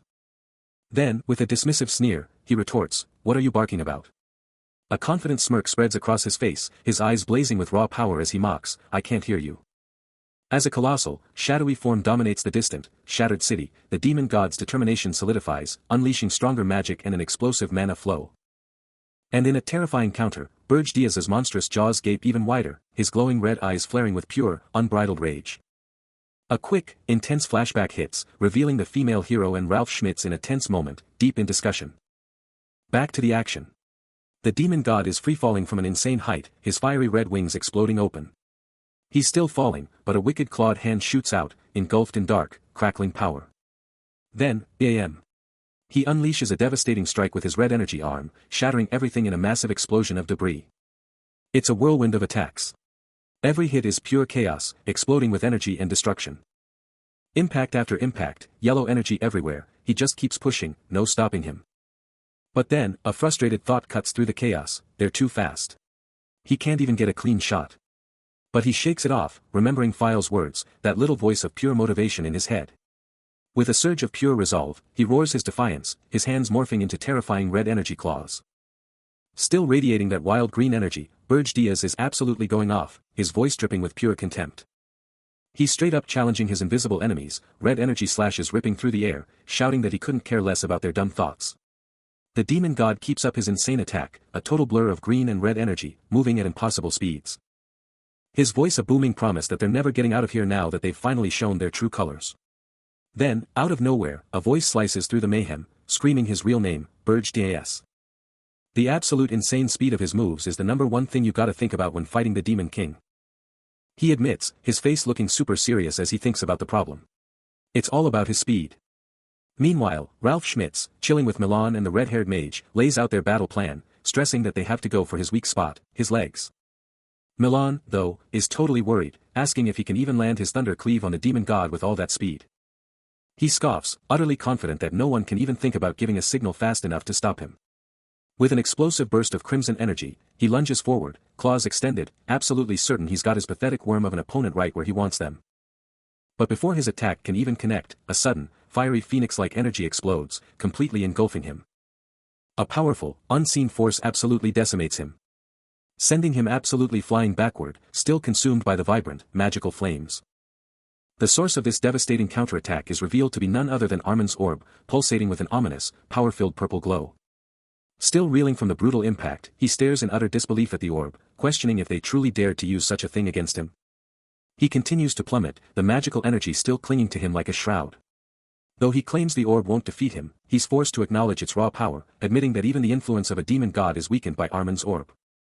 A ferocious white-furred beast unleashes a guttural snarl, utterly dismissing any idea that simple provocations could change the game. Convinced there's no way to even know what could possibly save them, just as a massive blue energy discharge erupts. Then, from out of nowhere, a cloaked Burj Diaz slams Armin's orb directly into the demon god, hitting with a sickening thud. The sheer force sends the demon god absolutely flying. A searing pain ripping through his entire existence as he's swallowed whole by the orb's freezing blue energy, his eyes blazing red with pure torment. But even through the agony, he lets out a guttural scream of defiance, roaring at Diaz to never touch that orb again, branding him a madman. At the same time, the white-furred beast lets out an enraged roar, his mind absolutely blown by the idea that Diaz would stoop to making a hero his vassal. But Diaz, completely unfazed, lets his voice slice through the pandemonium, casually mentioning how useful the orb truly is. Then, with a sinister smile, he drops the ultimate chilling threat, if you survive, that is. Still reeling from Armin's orb, he's violently ripped apart by surging blue energy. His form shattering as he plummets through the ethereal currents. The relentless force keeps battering him. A guttural cry escaping him as blue shards rip at his very essence. Yet, a dark chuckle escapes him, his voice dripping with defiance, "You're being arrogant, just because of that." From the shadows, a massive white-furred beast with glowing red eyes watches, a sneer forming on its muzzle, how laughable. But then, a new power begins to coalesce around Burj Diaz, golden orbs of light erupting from his form. Swirling with immense force as he unleashes a potent counterattack. The white beast's eyes widen, a silent exclamation of shock at the sudden surge of power. The red-haired mage flashes back, recalling the moment Milan totally messed up her signal and caused a massive network disruption. Then, she turns to the hero, dropping a bombshell, "Rosal, it's your turn now." Her eye glowing with pure menace, the mage demands she let it all out, to unleash the fury for her lost eye. That lost eye, that demon king of beasts who took it, it all fuels a terrifying red inferno. Engulfed in a golden-orange blaze, the mage lets out a silent, enraged scream, "How dare you take my eye?" She's going all out, channeling every last drop of her mana, as golden-orange energy explodes around her. Her face twisted in a primal scream, she swears to wipe out her target with a single, earth-shattering attack. Then, a colossal, top-tier flame magic blast erupts, burning with insane destructive power. The concentrated energy then morphs into a devastating beam, blasting off like a satellite cannon. The satellite cannon detonates with an earth-shattering explosion, unleashing a blinding, raw surge of power. The sheer magnitude of the blast just keeps on expanding, swallowing everything in its path. Even from afar, the concussive wave slams into the hero, forcing her to brace, her entire body tensing against the insane pressure. A golden, hexagonal barrier shimmers into existence around her, a desperate, last-ditch defense against the raging inferno. The core of the blast hits its absolute peak, a maelstrom of fire and light just devouring the entire landscape. And still, the destructive energy just keeps radiating outward, a terrifying testament to the mage's focused fury. Finally, the smoke and dust start to clear, revealing the sheer devastation left behind. The red-haired mage and her allies survey the cratered ground, where a massive, beastly figure is clearly struggling, letting out a pained "urgh." The demon king of beasts, now a red-furred monstrosity, writhes in agony, his glowing red eyes burning with the pain of the mage's brutal vengeance. The monstrous demon king of beasts, a terrifying red-furred titan, unleashes a guttural roar, its glowing eyes burning with pure rage. This is the demon king of beasts, a legendary foe that even the greatest heroes couldn't conquer. Right next to the red-haired mage, a male companion with fiery red hair stares down the threat, a grim determination etched on his face. He knows this isn't going to be easy. With fangs bared, the demon king of beasts snarls, challenging them, "Who do you think you are?" Enveloped in dark, shadowy tendrils, the colossal beast roars its challenge, "Who do you think I am?" Then, without warning, a blinding red magical vortex explodes, ripping through reality itself. Out of the swirling chaos, a figure in ornate red and gold armor comes crashing down, leaving a crimson streak in his wake. Mid-fall, the warrior defiantly shouts his name, "I am Draxen Roldorf." The red-haired mage's eyes go wide with shock. She recognizes him, the demon king of Blissfire. Draxen Roldorf, a vassal of Arain, confirms his identity, a demon king who's lost his cute dimension, now wounded and bleeding. Still reeling from the devastating blow, the monstrous demon king of beasts unleashes a furious roar, demanding to know how he could have been brought so low, swearing his opponent would not survive. A primal, earth-shattering scream tears from his throat, as raw, red energy explodes around his monstrous form. This was it, Burj Diaz, the demon king of beasts, unleashed in his full, unbridled fury. But a confident, almost mocking voice slices through the chaos, declaring the demon king's reign officially over. The red-haired hero presses his advantage, eyes blazing with raw power, declaring Burj Diaz the last obstacle, promising to finish him. The demon king's monstrous face twists even more, a picture of pure, unadulterated rage. He snarls back, a guttural threat, commanding the hero to shut his mouth, boasting he hadn't even revealed his true power. But the hero was about to unleash something far beyond mere strength, the legendary power of the Phoenix. As scorching, fiery energy erupts around him, he accuses the demon king of underestimating him and holding back his true power. He unleashes a primal scream, calling out the demon king's name, a battle cry that rips through the air. But Burj Diaz snarls back, his monstrous maw opening wide to roar, "You are dead." The Demon King's counterattack detonates, swallowing him in a colossal fiery blast, yet even as he plummets, his spirit screams, "No, not yet." Burge Diaz snarls, his monstrous face twisted in pure fury, scoffing at the hero's pathetic attempt. "This much won't kill me." But the hero, now blazing with a vibrant, glowing aura, charges up his next devastating move. His eyes locked onto the Demon King's pulsating green tail. And in a shocking moment of desperation, Burge Diaz inadvertently exposes his fatal flaw. "My tail, which is my weak point." Even on the ground, he's not out. He roars his defiance, refusing to let his enemy flee as golden magic ignites around him. Then, with a burst of raw power, he unleashes the advanced binding magic, Sage's Chain, and golden shackles erupt into existence. But the Demon King, Burge Diaz, is caught. He thrashes against the golden chains, furious that he's been trapped by the same trick twice. With the chains locked down, Hillen unleashes a torrent of crackling blue energy, ready to deliver the finishing blow. Blue lightning explodes around him, a pure, unadulterated aura of power radiating from his very being. Burge's eyes burn crimson with pure fury, his face a mask of primal rage as he watches the hero's power skyrocket. The Demon King's rage boils over, a guttural roar tearing from his throat as he fights desperately against the magic holding him. But Hillen stands unyielding, the blue energy a storm around him, poised to unleash absolute devastation. He's a living conduit of power, completely engulfed in a brilliant blue aura, a force of nature ready to obliterate his enemy. Hillen unleashes an absolute torrent of brilliant blue and green energy, roaring his intent to make full use of the Phoenix's power. A confident smirk spreads across his face, his eyes burning with absolute victory. As the devastating attack reaches its peak, he delivers a final, bone-chilling farewell to Draxen. The Beast Demon King's underling, Burge Diaz, is going all out, but a hero with spiky hair unleashes a devastating blue energy attack, pushing back with incredible force. And just when you thought it couldn't get any crazier, another hero, with flowing silver hair, dives into the action, her entire body radiating with that same intense blue power. The hero's tag team attack is just too much for the beast, and it lets out a savage, blood-soaked roar, its face twisted in pure pain. And then, with a sickening thud, the Beast Demon King's underling is down for the count, defeated and bloody on the battlefield. Victory! The red-haired hero and his silver-haired partner stand tall over the defeated beast, and she can't help but utter his name, Hillen Cargill, in awe of their win. The beast is gone.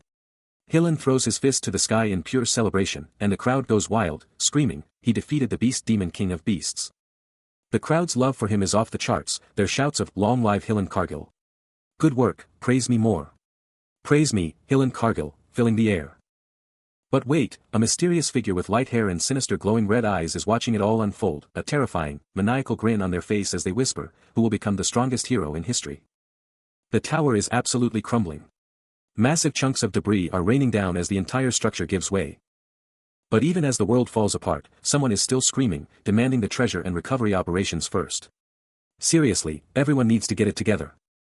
The destruction just keeps coming. But then, the focus shifts to him, Draxen Roldov, just standing there, taking it all in. He's thinking out loud, wondering if a guy like him could ever get a second chance at anything. But then, that dark thought creeps in, that even if he got that chance, it would all be pointless anyway. He's just standing there, over the defeated beast. The words just hanging in the air, about how the beast just couldn't let go of its own stupid standards. The tower just keeps falling, collapsing into nothingness until there's literally nothing left. Rosal can't spot someone alone, a rare sight considering they were always glued to Burge Diaz, the Demon King's underling. And with a total eye roll, she just flat out calls the Demon King's underling bullshit. She's been absolutely swamped, grinding non-stop since she joined the forge, and it looks like there's no break in sight. But her eyes narrow, because she's still got some serious unfinished business to settle with him. Then, with a sly grin, she casually drops the bomb, she's got the Demon King of Beasts' core, and she dares anyone to object. But then, out of nowhere, a voice shouts her name, telling her to come check something out. Now, in the epic ruins of the Tower of Beasts, Rosal and her crew are checking out the aftermath. His eyes lock onto something shocking, a question exploding in his mind, could these really be the kidnapped princesses? Lying before him are multiple defeated, unconscious figures, but one young woman in a dark cloak stands out.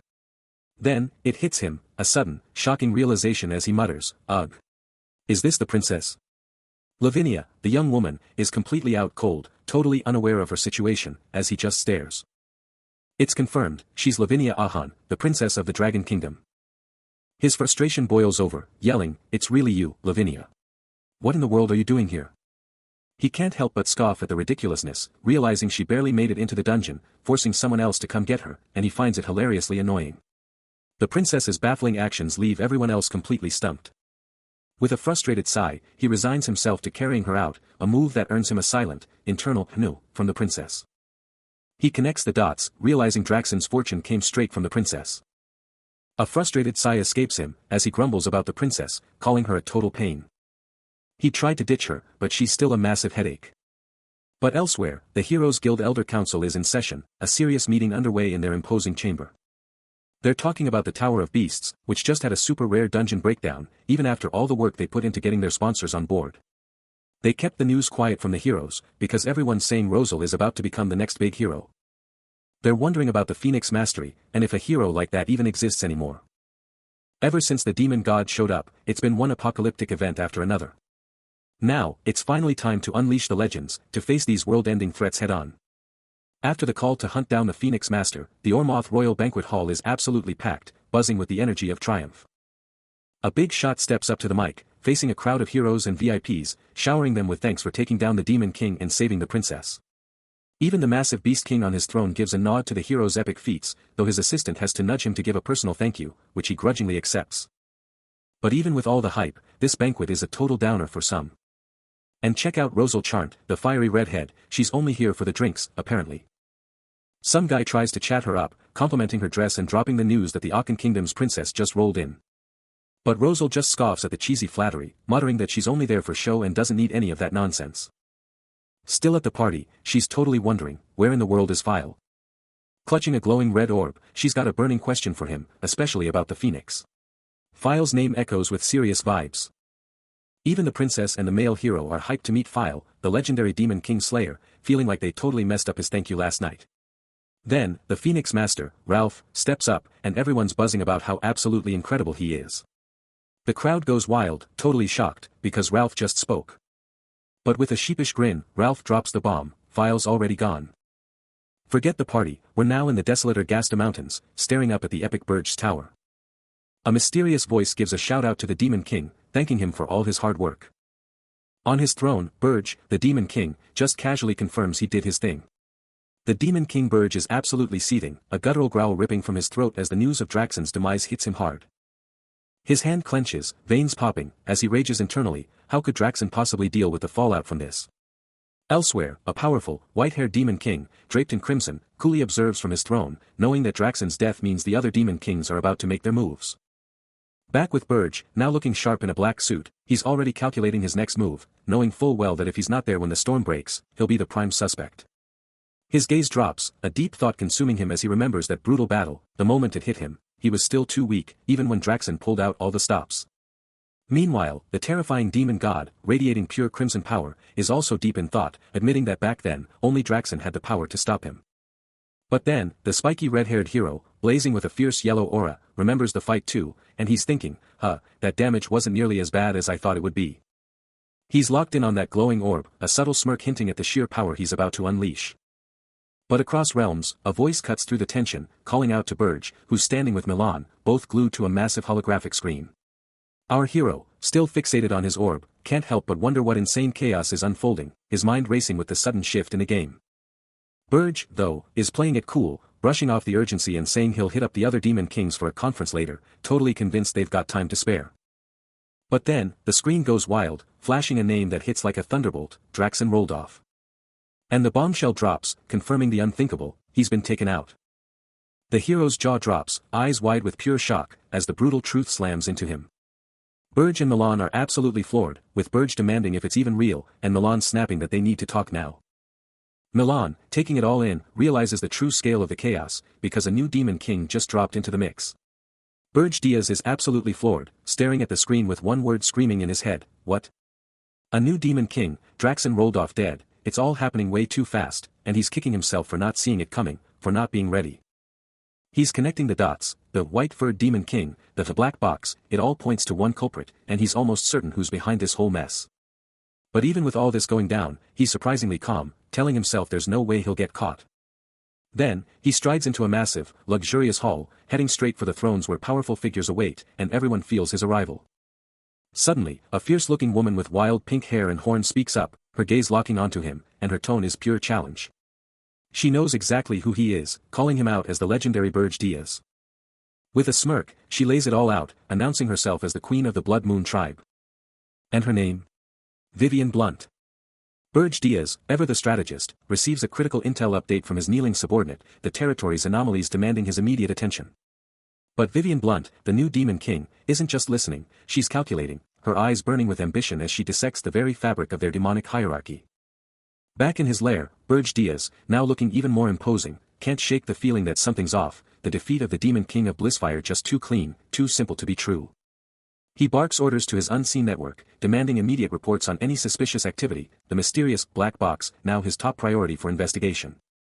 With a menacing grip on a crimson artifact, he lays down the law, keep a tight leash on those rules, he growls, because any Demon King who breaks them will face my wrath.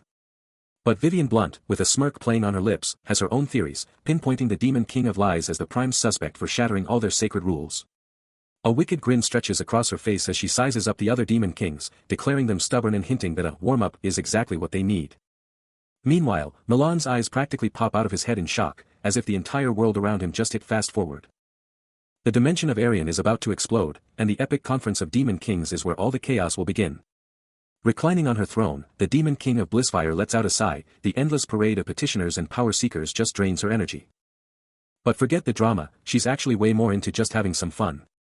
Then, her eyes lock onto someone new, a name already on her mind, Burge Diaz. He strides right up to her, cutting straight to the chase, what exactly is she doing? He repeats his question, then lays it out, he's here to meet the Demon King of Blissfire. A mischievous grin plays on her lips as she drops a bombshell, she's totally into him. Her hand reaches for his face, a bold proposition on her tongue, how about a night out with her? Before she can even make contact, his hand snaps out, grabbing her wrist with a sickening crack. His face contorting in pure rage as he snarls a brutal order, get her hands off him, now. Vivian Blunt's face contorts in absolute shock, tears streaming as she grapples with the brutal rejection, her mind reeling and questioning everything she thought she knew about herself. Burge Diaz, the Beast Demon King's underling, is absolutely raging, choking a pink-haired demon and calling her out with a brutal insult. With his crimson eyes absolutely blazing, he drops the ultimate diss, calling her an ugly bitch with pure venom. The pink-haired demon is totally freaking out, her red eyes wide with shock and pain, barely able to choke out a bewildered, ugly. Still dangling, she's like, hold up, you got it all wrong, protesting that she's actually the one and only succubus queen. Suddenly, we're in a massive hall. A horned, white-haired demon is chilling on a throne, watching the succubus queen kneel, with Burge Diaz just chilling nearby. The throne demon is like, yo, why aren't you taking your spot? In a super chill but totally commanding voice, the white-haired demon announces this whole shindig is actually a welcome party for her. But then he drops the real bomb, spilling the tea on the meeting's true agenda, they're here to figure out how Draxon got absolutely clobbered, telling her to keep it together. Burge Diaz, just standing there, totally gets who's boss, realizing that Reina is running this whole show. The succubus queen, with a totally blank face, is secretly wondering if Reina is also crushing on Burge Diaz. With a dismissive laugh, the succubus queen finally relents, that's all you think about. Fine, fine. I'll stop. Let's move on. Reina, ever the composed leader, takes her seat and commands, alright, let's resume the meeting. The true power behind Reina's expedition. The legendary 10 stars. The meeting dragged on, a monotonous exchange of intel the Demon Kings had effortlessly gathered. But then, a bombshell dropped. An unexpected, game-changing topic, the sudden emergence of a new hero, the Phoenix Master. The Demon Kings were split, their opinions clashing fiercely over this new threat. Yet they ultimately agreed, the Phoenix Master demanded thorough investigation and extreme caution. Burge Diaz, clearly unimpressed, mused, I can't believe the Demon Kings are so wary of the Phoenix Master. He's just a human. A single name echoed in his mind, Vivian Blunt. A playful kiss mark appears beside the alluring succubus queen, her pink hair cascading around her horns, setting a seductive tone. Her form, clad in dark, delicate attire, hints at her power and charm, a true queen of temptation. Meanwhile, Burge Diaz stands with a somber expression, his thoughts heavy with the recent meeting of the Demon Kings, a storm brewing behind his eyes. Elsewhere, Ralph Schmitz reacts with disbelief, a sudden realization hitting him with crushing force, this can't be happening. He stares at the intricate machinery around him, the grim truth dawning that Princess Ernind is nowhere to be found, a critical mission failure. With a surge of determination, he decides this is his chance to escape, no time to lose. His gaze fixed on a massive, ornate door, he knows he must get past it to find freedom, the ultimate test. Ralph Schmitz makes his move, but a sharp voice immediately challenges his escape, demanding to know where he's headed.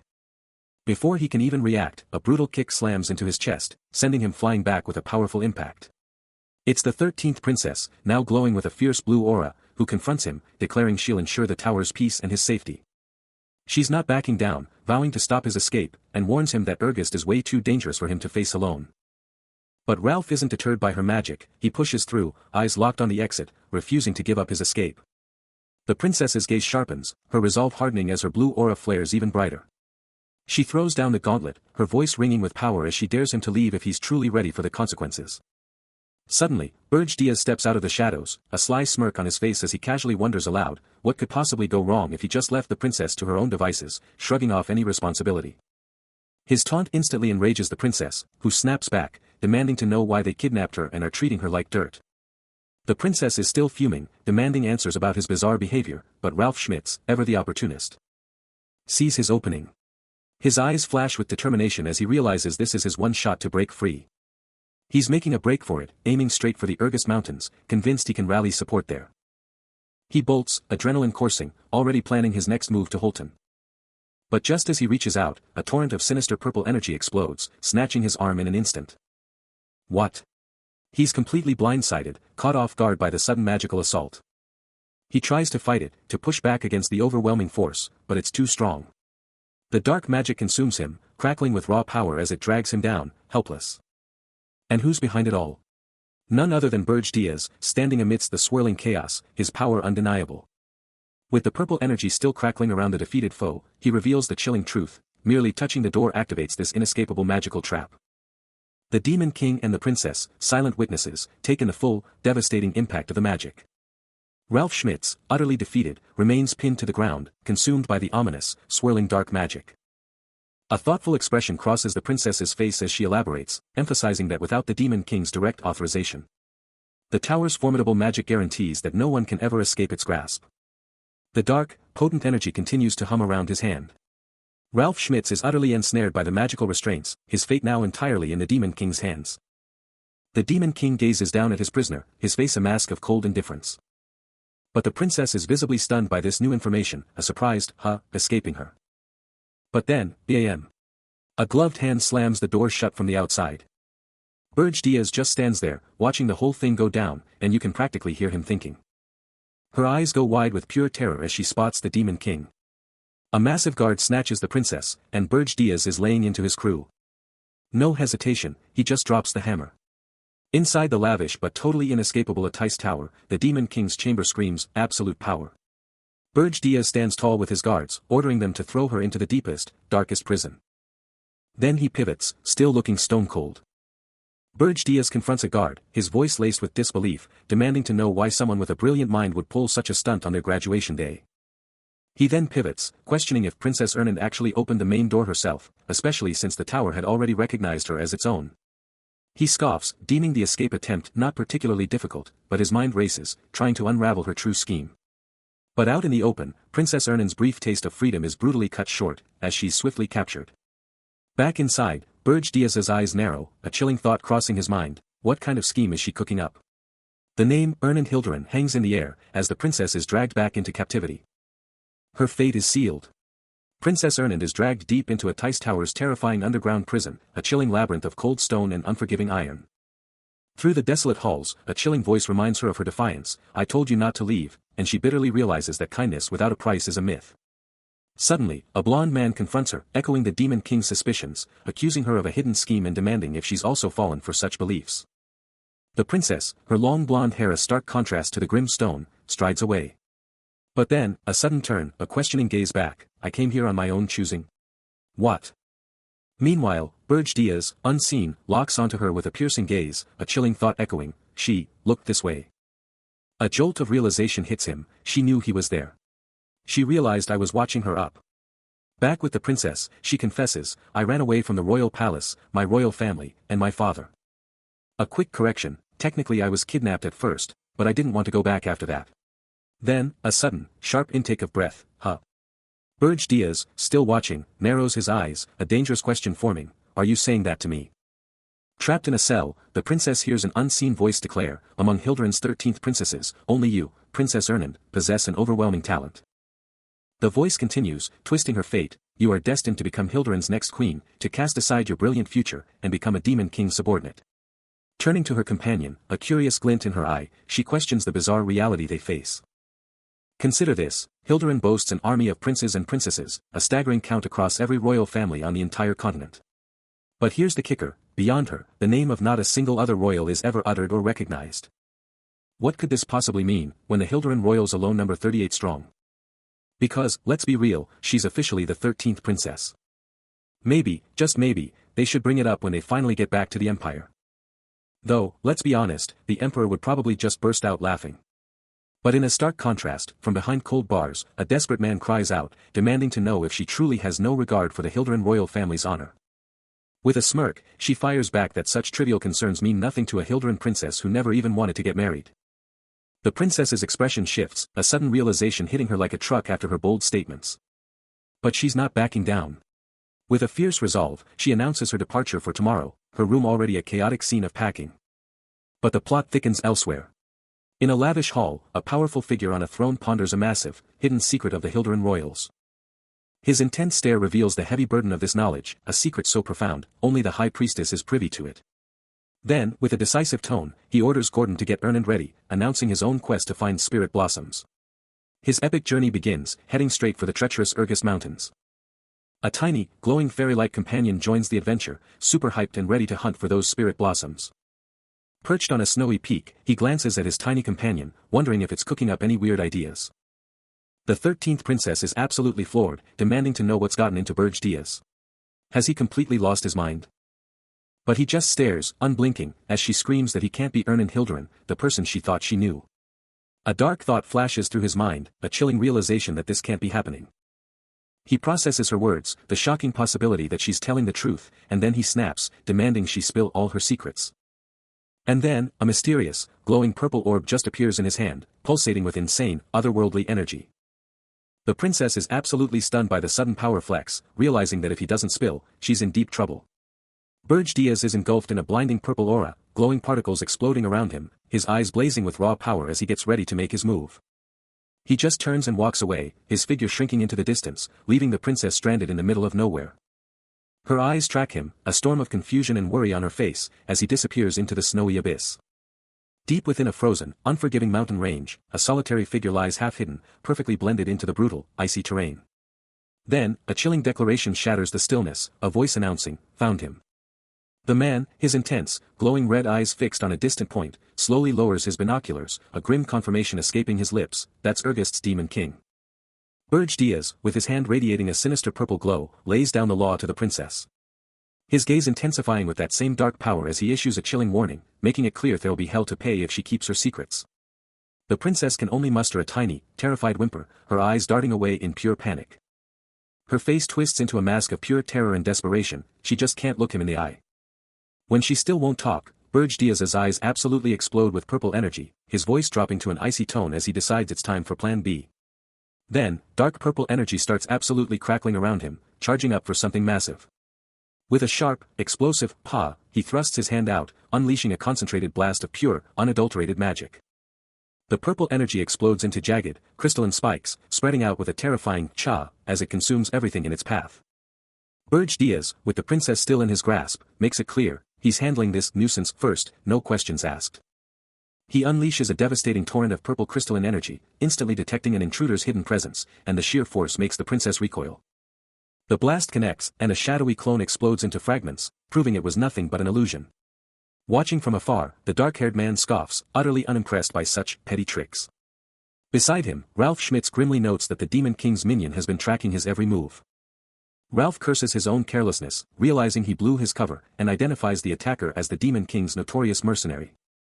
This mercenary, a shadowy figure renowned for intelligence and recon, is shown in a bleak, snow-covered wasteland. He clutches a small, glowing orb, a clear sign of his mastery over concealment arts. The dark-haired man's face hardens in thought, mulling over this sudden development as his first. The 13th princess stands by his side, and Burj Diaz can't help but ask, will it be okay? But she just brushes off his worries, saying it's not a problem, even as the epic Burj tower dominates the snowy, desolate landscape. Later, a hooded Burj Diaz stares at the spot, thinking, there was a phantom, so there should be a tower here. But then, the chilling realization hits him, why doesn't he see the tower himself? The truth behind the vanishing act is revealed, a pulsing blue energy field confirms that Mana's phantom remote control is making the tower invisible, and it's activated. But this insane invisibility comes with a price, sucking down 10 demonic energy points every single second. Back with the 13th princess, Burge Diaz points out he can't just waltz into the tower like this, but she's got a plan. The tower's perfect for training, so I'm keeping it hidden for now. He's like, whoa, 10 points a second. Isn't that a bit much? But she just shrugs it off, coolly stating, not a problem. All my reserves are demonic energy. Burge Diaz tries to pivot, suggesting they continue our talk, but the 13th princess cuts him off with a chilling threat. Her eyes burning with resolve, she lays down the law, I won't let you into the tower anymore. Suddenly, it hits her like a truck, the princess's gaze drops, a POW of understanding slamming into her. Facing her companion, she drops the bombshell, the truth about me. With a fierce glint in her eyes, she challenges him, do you know about a spell called the World Tree's Child? A single, shocking, hangs in the void. Elsewhere, a solitary figure braves the brutal, snowy wastes, a mere speck against the frozen expanse. But they're not alone. A massive, horned beast lurks, eyes locked on the distant traveler, and the colossal, snow-covered tower looming behind them. A shocked HK escapes the beast, its face contorting in pure disbelief. The tower, now stripped of its invisibility, stands exposed for all to see, just as its name implies, with the princess radiating a powerful blue glow next to Burge Diaz. Well. A chilling command rings out, find the remaining clones and tail them all. And the answer? A swift, unwavering, yes, Demon King. But behind the scenes, the system confirms, Mana's phantom is locked down, keeping the tower cloaked. Demonic energy points are dropping fast, a clear sign of intense power usage. Burge Diaz, deep in thought, acknowledges the tower's upgraded defenses. But even with the upgrades, he knows it's still a gamble against his father's relentless advance. First priority, Daphne or Filion, definitely sent by his old man to track him down. Out of nowhere, the 13th princess materializes, a pulsing blue cube between them, leaving him stunned. She calls him out, saying he's no quitter, then drops a bombshell, are you planning to use the World Tree's Child? He admits it's a long story, but makes it clear he's ready to hear every detail. Once upon a time, the kingdom of Hilderan was an absolute powerhouse, a glorious empire. But then, endless wars, constant battles, and the national power just kept draining away. And before anyone knew it, they were just a kingdom, not an empire anymore. Now, her father, he's obsessed with bringing back those glorious imperial days. And to make it happen, he's been fighting and winning battles like a legend, a single man crushing armies and taking over entire cities. But here's the kicker, Burge's father is a born prodigy, and because of that, he literally can't find anyone to challenge him. Burge's jaw drops, his eyes wide with shock, a stunned no way. Escaping his lips. The princess presses on, dropping the bombshell, yeah, the World Tree's Child is the key. A spell that literally creates. She drops another bombshell, revealing the process creates enhanced humans just like her. Beings in human form, but with immense, terrifying sensitivity. Burge's eyes glow with a chilling red as the shocking truth hits him. But then she hits him with the real kicker, does he even grasp the horrific sacrifices needed to forge such a being? He grapples with her words, the grim realization dawning that even the fetus and mother couldn't survive the brutal process. And she confirms the chilling truth, countless lives were lost. And even the successful ones. They were twisted by deformities, their lives tragically cut short. Her face darkens, the weight of the past heavy in her voice. Only the perfect specimens were ever paraded before the public, the grotesque failures swept under the rug. Perched on a desolate mountain peak, the chilling reality of these dark experiments hangs heavy in the air between them. Burge, now engulfed in a furious, crackling purple aura, roars, branding the creations as nothing but monsters and commanding the princess to get out of his way. His rage, absolutely boiling over from her revelations, starts to erupt as a dark, crushing power, but the princess just keeps dropping truth bombs. Bathed in an ethereal blue glow, she drops the ultimate bombshell, she's one of the successful World Tree's children. With absolute conviction, she declares her destiny, to be an unparalleled, mind-blowing genius. But her declaration only fuels his fury, his eye blazing with a sinister green as raw red power explodes around him. The crimson power goes wild, pulsing with pure, destructive force. It twists and explodes, ready to devour everything in its path. But the princess isn't backing down. She raises her hands, and complex blue magic circles ignite as she unleashes her own power. Boom! A massive wave of azure energy blasts from her hands, absolutely obliterating whatever stood in her way. With a fierce, determined look, she maintains her power, blue lightning still dancing around her hands. The princess's raw power explodes, unleashing colossal blue ice shards that rip through the very fabric of reality. Soaring impossibly high. And blazing with an otherworldly glow as they instantly forge a new, frozen battlefield. Burge Diaz stares in stunned silence, his mind reeling at the thought of a human obliterating a top-tier monster with just one strike. He can't help but acknowledge the king's relentless pursuit of her. The princess, surrounded by her icy dominion, simply absorbs the sheer magnitude of her own strength. He presses on, highlighting her incredible power and her undeniable claim to the throne. Then, a challenge: does she truly intend to abandon her birthright and the kingdom? His gaze intensifies, demanding to know how he's supposed to buy that story now. He's right there, but she's not backing down. The princess throws down the gauntlet, daring him to use that magic tool on her, swearing she's been totally honest. But here's the catch: Armin's orb, the very thing she's talking about, is useless against a spiritist's mana. It literally scatters energy, making it impossible to use on her. Knowing this, Burge Diaz grabs her arm, his dark aura exploding, and he's not playing around. He demands her true intent, threatening her if she tries to lie again. His voice drops, promising to show her what a real demon king is, and her eyes go wide with pure terror. Then, a burst of dark, swirling energy explodes from his hand, crushing her arm with incredible force. She lets out a piercing scream, her lavender eyes blazing with a furious purple glow, shouting that she's telling the absolute truth. Her body convulses, her dress ripping slightly, as her raw power fights back against his dark magic. His own crimson eyes flare with shock, his dark aura surging, as he demands to know what she's doing, completely caught off guard. But she's not done, telling him to listen to her heartbeat, proving her truth. Suddenly, an explosive emotional shockwave bursts from the 13th princess, her eyes blazing with power, as Burge Diaz's inner senses are overwhelmed by the sheer force of her feelings. Her magic explodes outward, a dazzling vortex of pink and purple energy, showering the air with mystical petals. Burge Diaz's crimson eyes snap open in pure shock, as he's hit with a torrent of anger, sorrow, and a deeper, unexpected emotion, all channeled through his phoenix. His own aura flares red, as he's forced to confront the crushing embarrassment radiating from the princess. The magic pulses relentlessly, a raw, unfiltered display of her deepest feelings. Her power churns with undeniable truth, a blazing testament to her unwavering conviction. Her eyes ablaze with fierce resolve, she declares this is her power of communication, pure mana sensing vibrations, letting them read each other's minds. She insists on her honesty, and Burge Diaz's mind reels, forced to accept that she's been telling the absolute truth all along. A look of deep understanding washes over his face, as the undeniable truth of her statements sinks in. The princess, with an intense look, started to speak, remembering the very first time their paths crossed. Her voice, brimming with desperate hope, declared he was unlike anyone else she'd ever met. Burge Diaz was locked on her every word, as she dropped the bombshell, only he could help her. He couldn't believe his ears, utterly blindsided by her request. What in the world was she even talking about? The princess screamed, her voice cracking with pure desperation, pleading for his aid. As Burge Diaz's hand pulsed with raw mana, she dropped the ultimate bombshell: she wanted to obliterate her own father and the entire kingdom of Hilderan. He started to speak, but the words caught in his throat. His eyes went wide with absolute shock, the sheer, undeniable truth of her words slamming into him. The mana around his hand flared, confirming that even this insane declaration was her absolute, undeniable truth. Alone in a frozen wasteland, a powerful figure braves the brutal winds, his silhouette cutting through the endless snow. But he's not alone for long, as the princess appears, offering a sincere thank you for his presence. Suddenly, their focus shifts to an adorable, blue-skinned spirit, its huge, innocent eyes wide with wonder. The little guy is totally checking them out, and a thought bubble pops up, asking, "What's this?" Burge Diaz shoots the princess a skeptical look, demanding if she's really falling for the spirit's cute looks again, after what happened with the last one she summoned. The princess quickly sets him straight, explaining that he's got it all wrong. This is just how the spirit communicates. The spirit backs her up instantly, its thought bubble shouting that its communication is all about body language, not actual words.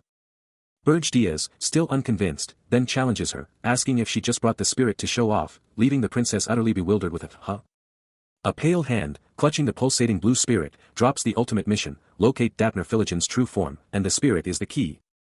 Crimson eyes blazing with fierce resolve, Burge Diaz locks onto the target, a chilling promise echoing, "We're going to get him." The brutal, snow-swept wilderness unfolds, a chilling stage set for the hunt. Then, a raw burst of power, and a colossal, spectral doppelganger erupts into existence, radiating pure energy. Burge Diaz unleashes his arcane might, his hand blazing with electric blue energy, ready to warp reality. His doppelganger magic isn't just about copies, it's about self-division, an insane power that lets him multiply his presence across the entire battlefield. But there's a catch: not all divisions can hold the same mana signature at once, so he unleashes a swarm of smaller, crackling doppelgangers, each a unique spark of power. The tactical map lights up like a Christmas tree, each glowing marker a doppelganger unleashed, scouring every inch of the territory. A glowing map overlay reveals a massive, snow-covered area, with multiple yellow markers popping up like beacons. Burge Diaz, kneeling in the snow, stares intently at the map, realizing the spirit's trajectory is a straight line, operating at maximum power. He declares they should easily find a massive area, but then a chilling thought hits him: they haven't found a single thing, not even a tiny bird. The hunt is on, and the team is digging deep into old intel, specifically the crucial information Wharton and Milan had dropped. Burge Diaz, a master of strategy, is crunching the numbers, analyzing the hero's past movements, and then, with his own genius, he's pinpointing the exact spot. The map zooms in, locking onto a desolate, snow-covered wasteland. A colossal, glowing structure looms in the distance, a ghostly beacon in the icy wilderness.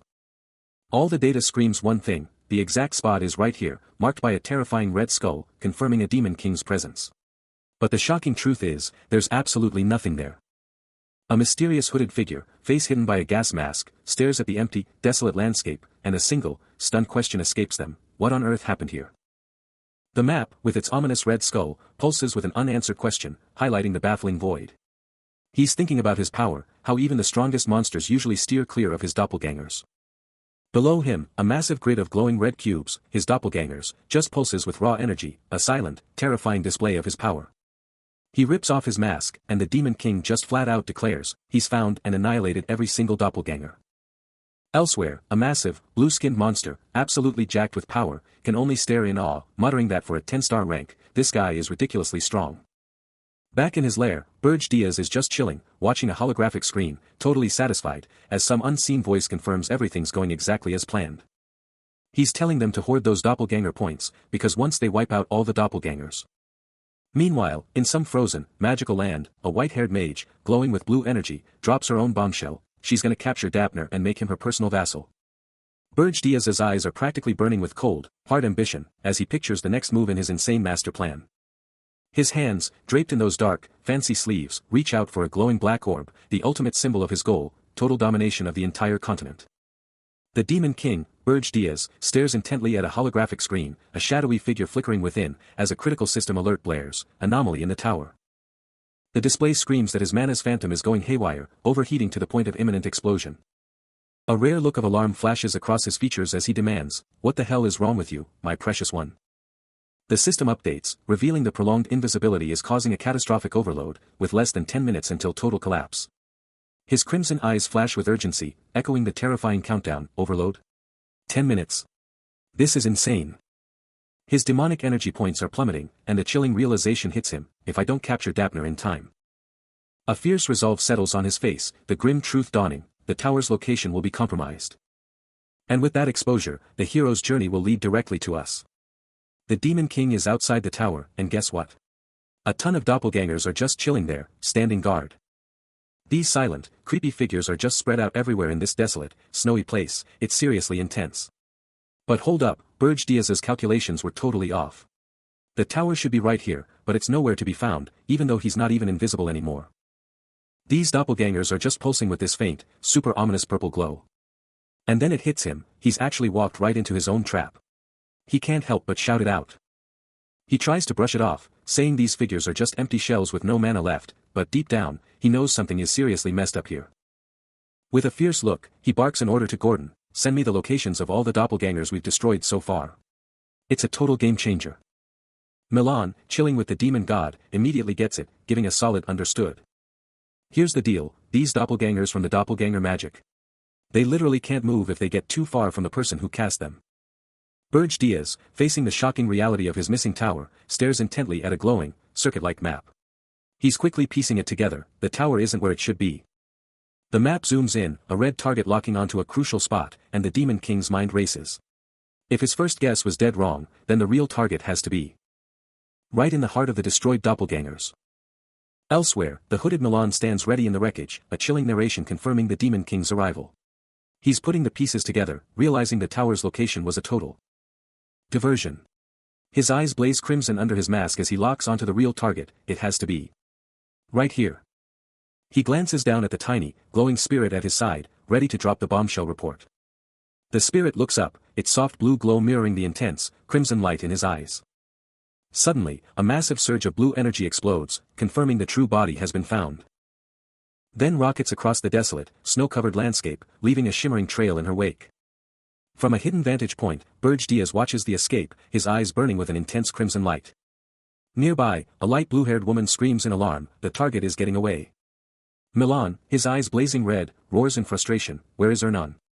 The 13th princess reaches out, her voice desperate, begging Neruniel to come to her. Neruniel continues her ascent, her light blue form reaching skyward. High above, silhouetted against a stormy, lightning-streaked sky, the demon god watches the unfolding events from a mountain peak. A final burst of ethereal blue energy erupts, marking the culmination of the escape.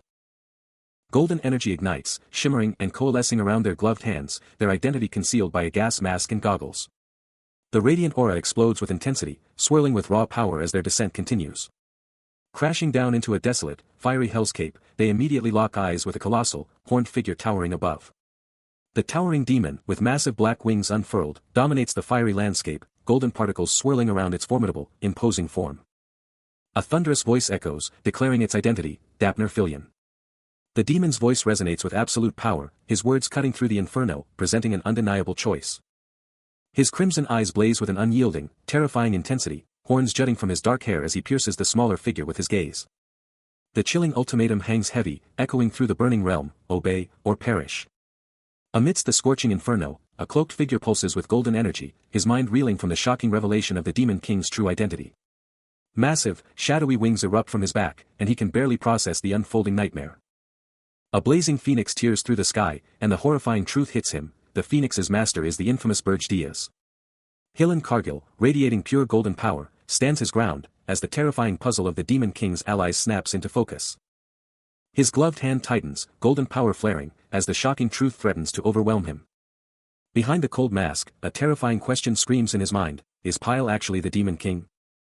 His eye snaps wide in pure shock, the idea of Hilan Cargill being the Demon King's accomplice is a gut punch. A sudden, ethereal vision of a spirit in a frozen world rips through his thoughts, solidifying the terrifying truth, that previous encounter was absolutely a demon. The spirit's image sparks a whirlwind of new questions, could a spirit actually be helping the Demon King? And what about the Imperial Princess from the Dragon Kingdom, is she somehow tied to Hilan Cargill? No way. Burge Diaz, rocking that gas mask and cloak, is not about to play by their rules, knowing this whole mess could blow up big time. He's outta here. Blue energy blasts as he dreams of living the high life, eating and playing forever. Purple energy ignites his steps, he's making his escape, no turning back. But then, am. He stopped dead in his tracks, totally shocked by something unseen. Then a voice drops, cold as ice, reminding him he had a choice. Before he can even blink, a massive, swirling vortex of purple and orange magic explodes. The power just keeps building, those colors are absolutely insane, radiating pure destruction. Milan, the 10-star hero, with eyes of pure fire, just drops the hammer, telling his target to vanish. And get this, the demon god, with his wild white hair and red eyes, is watching it all go down, totally blown away and wondering if this Demon King from the sky is even human. Burge Diaz, the demon god, is absolutely fuming. A raw, dark purple energy explodes from him as he rages about the nerve of whoever made this request.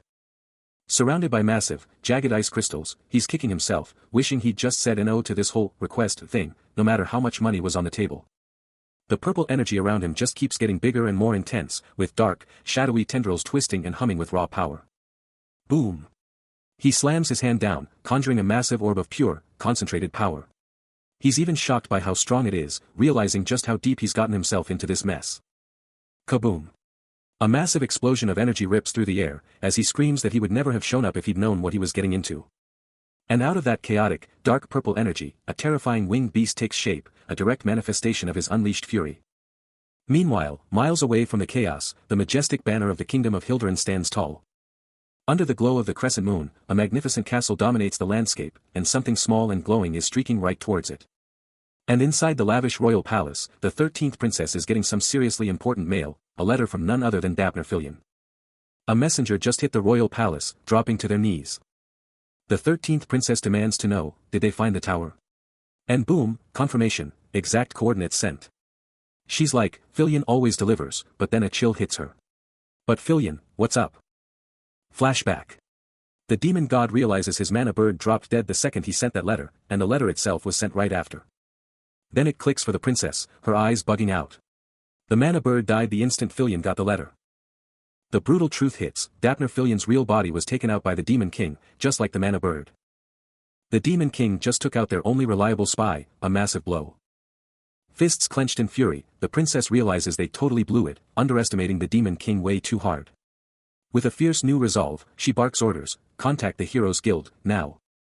A thunderous declaration echoes, demanding the immediate assembly of all 10-star heroes, proclaiming that this time, they'll finally take down the Greenhorn Demon King.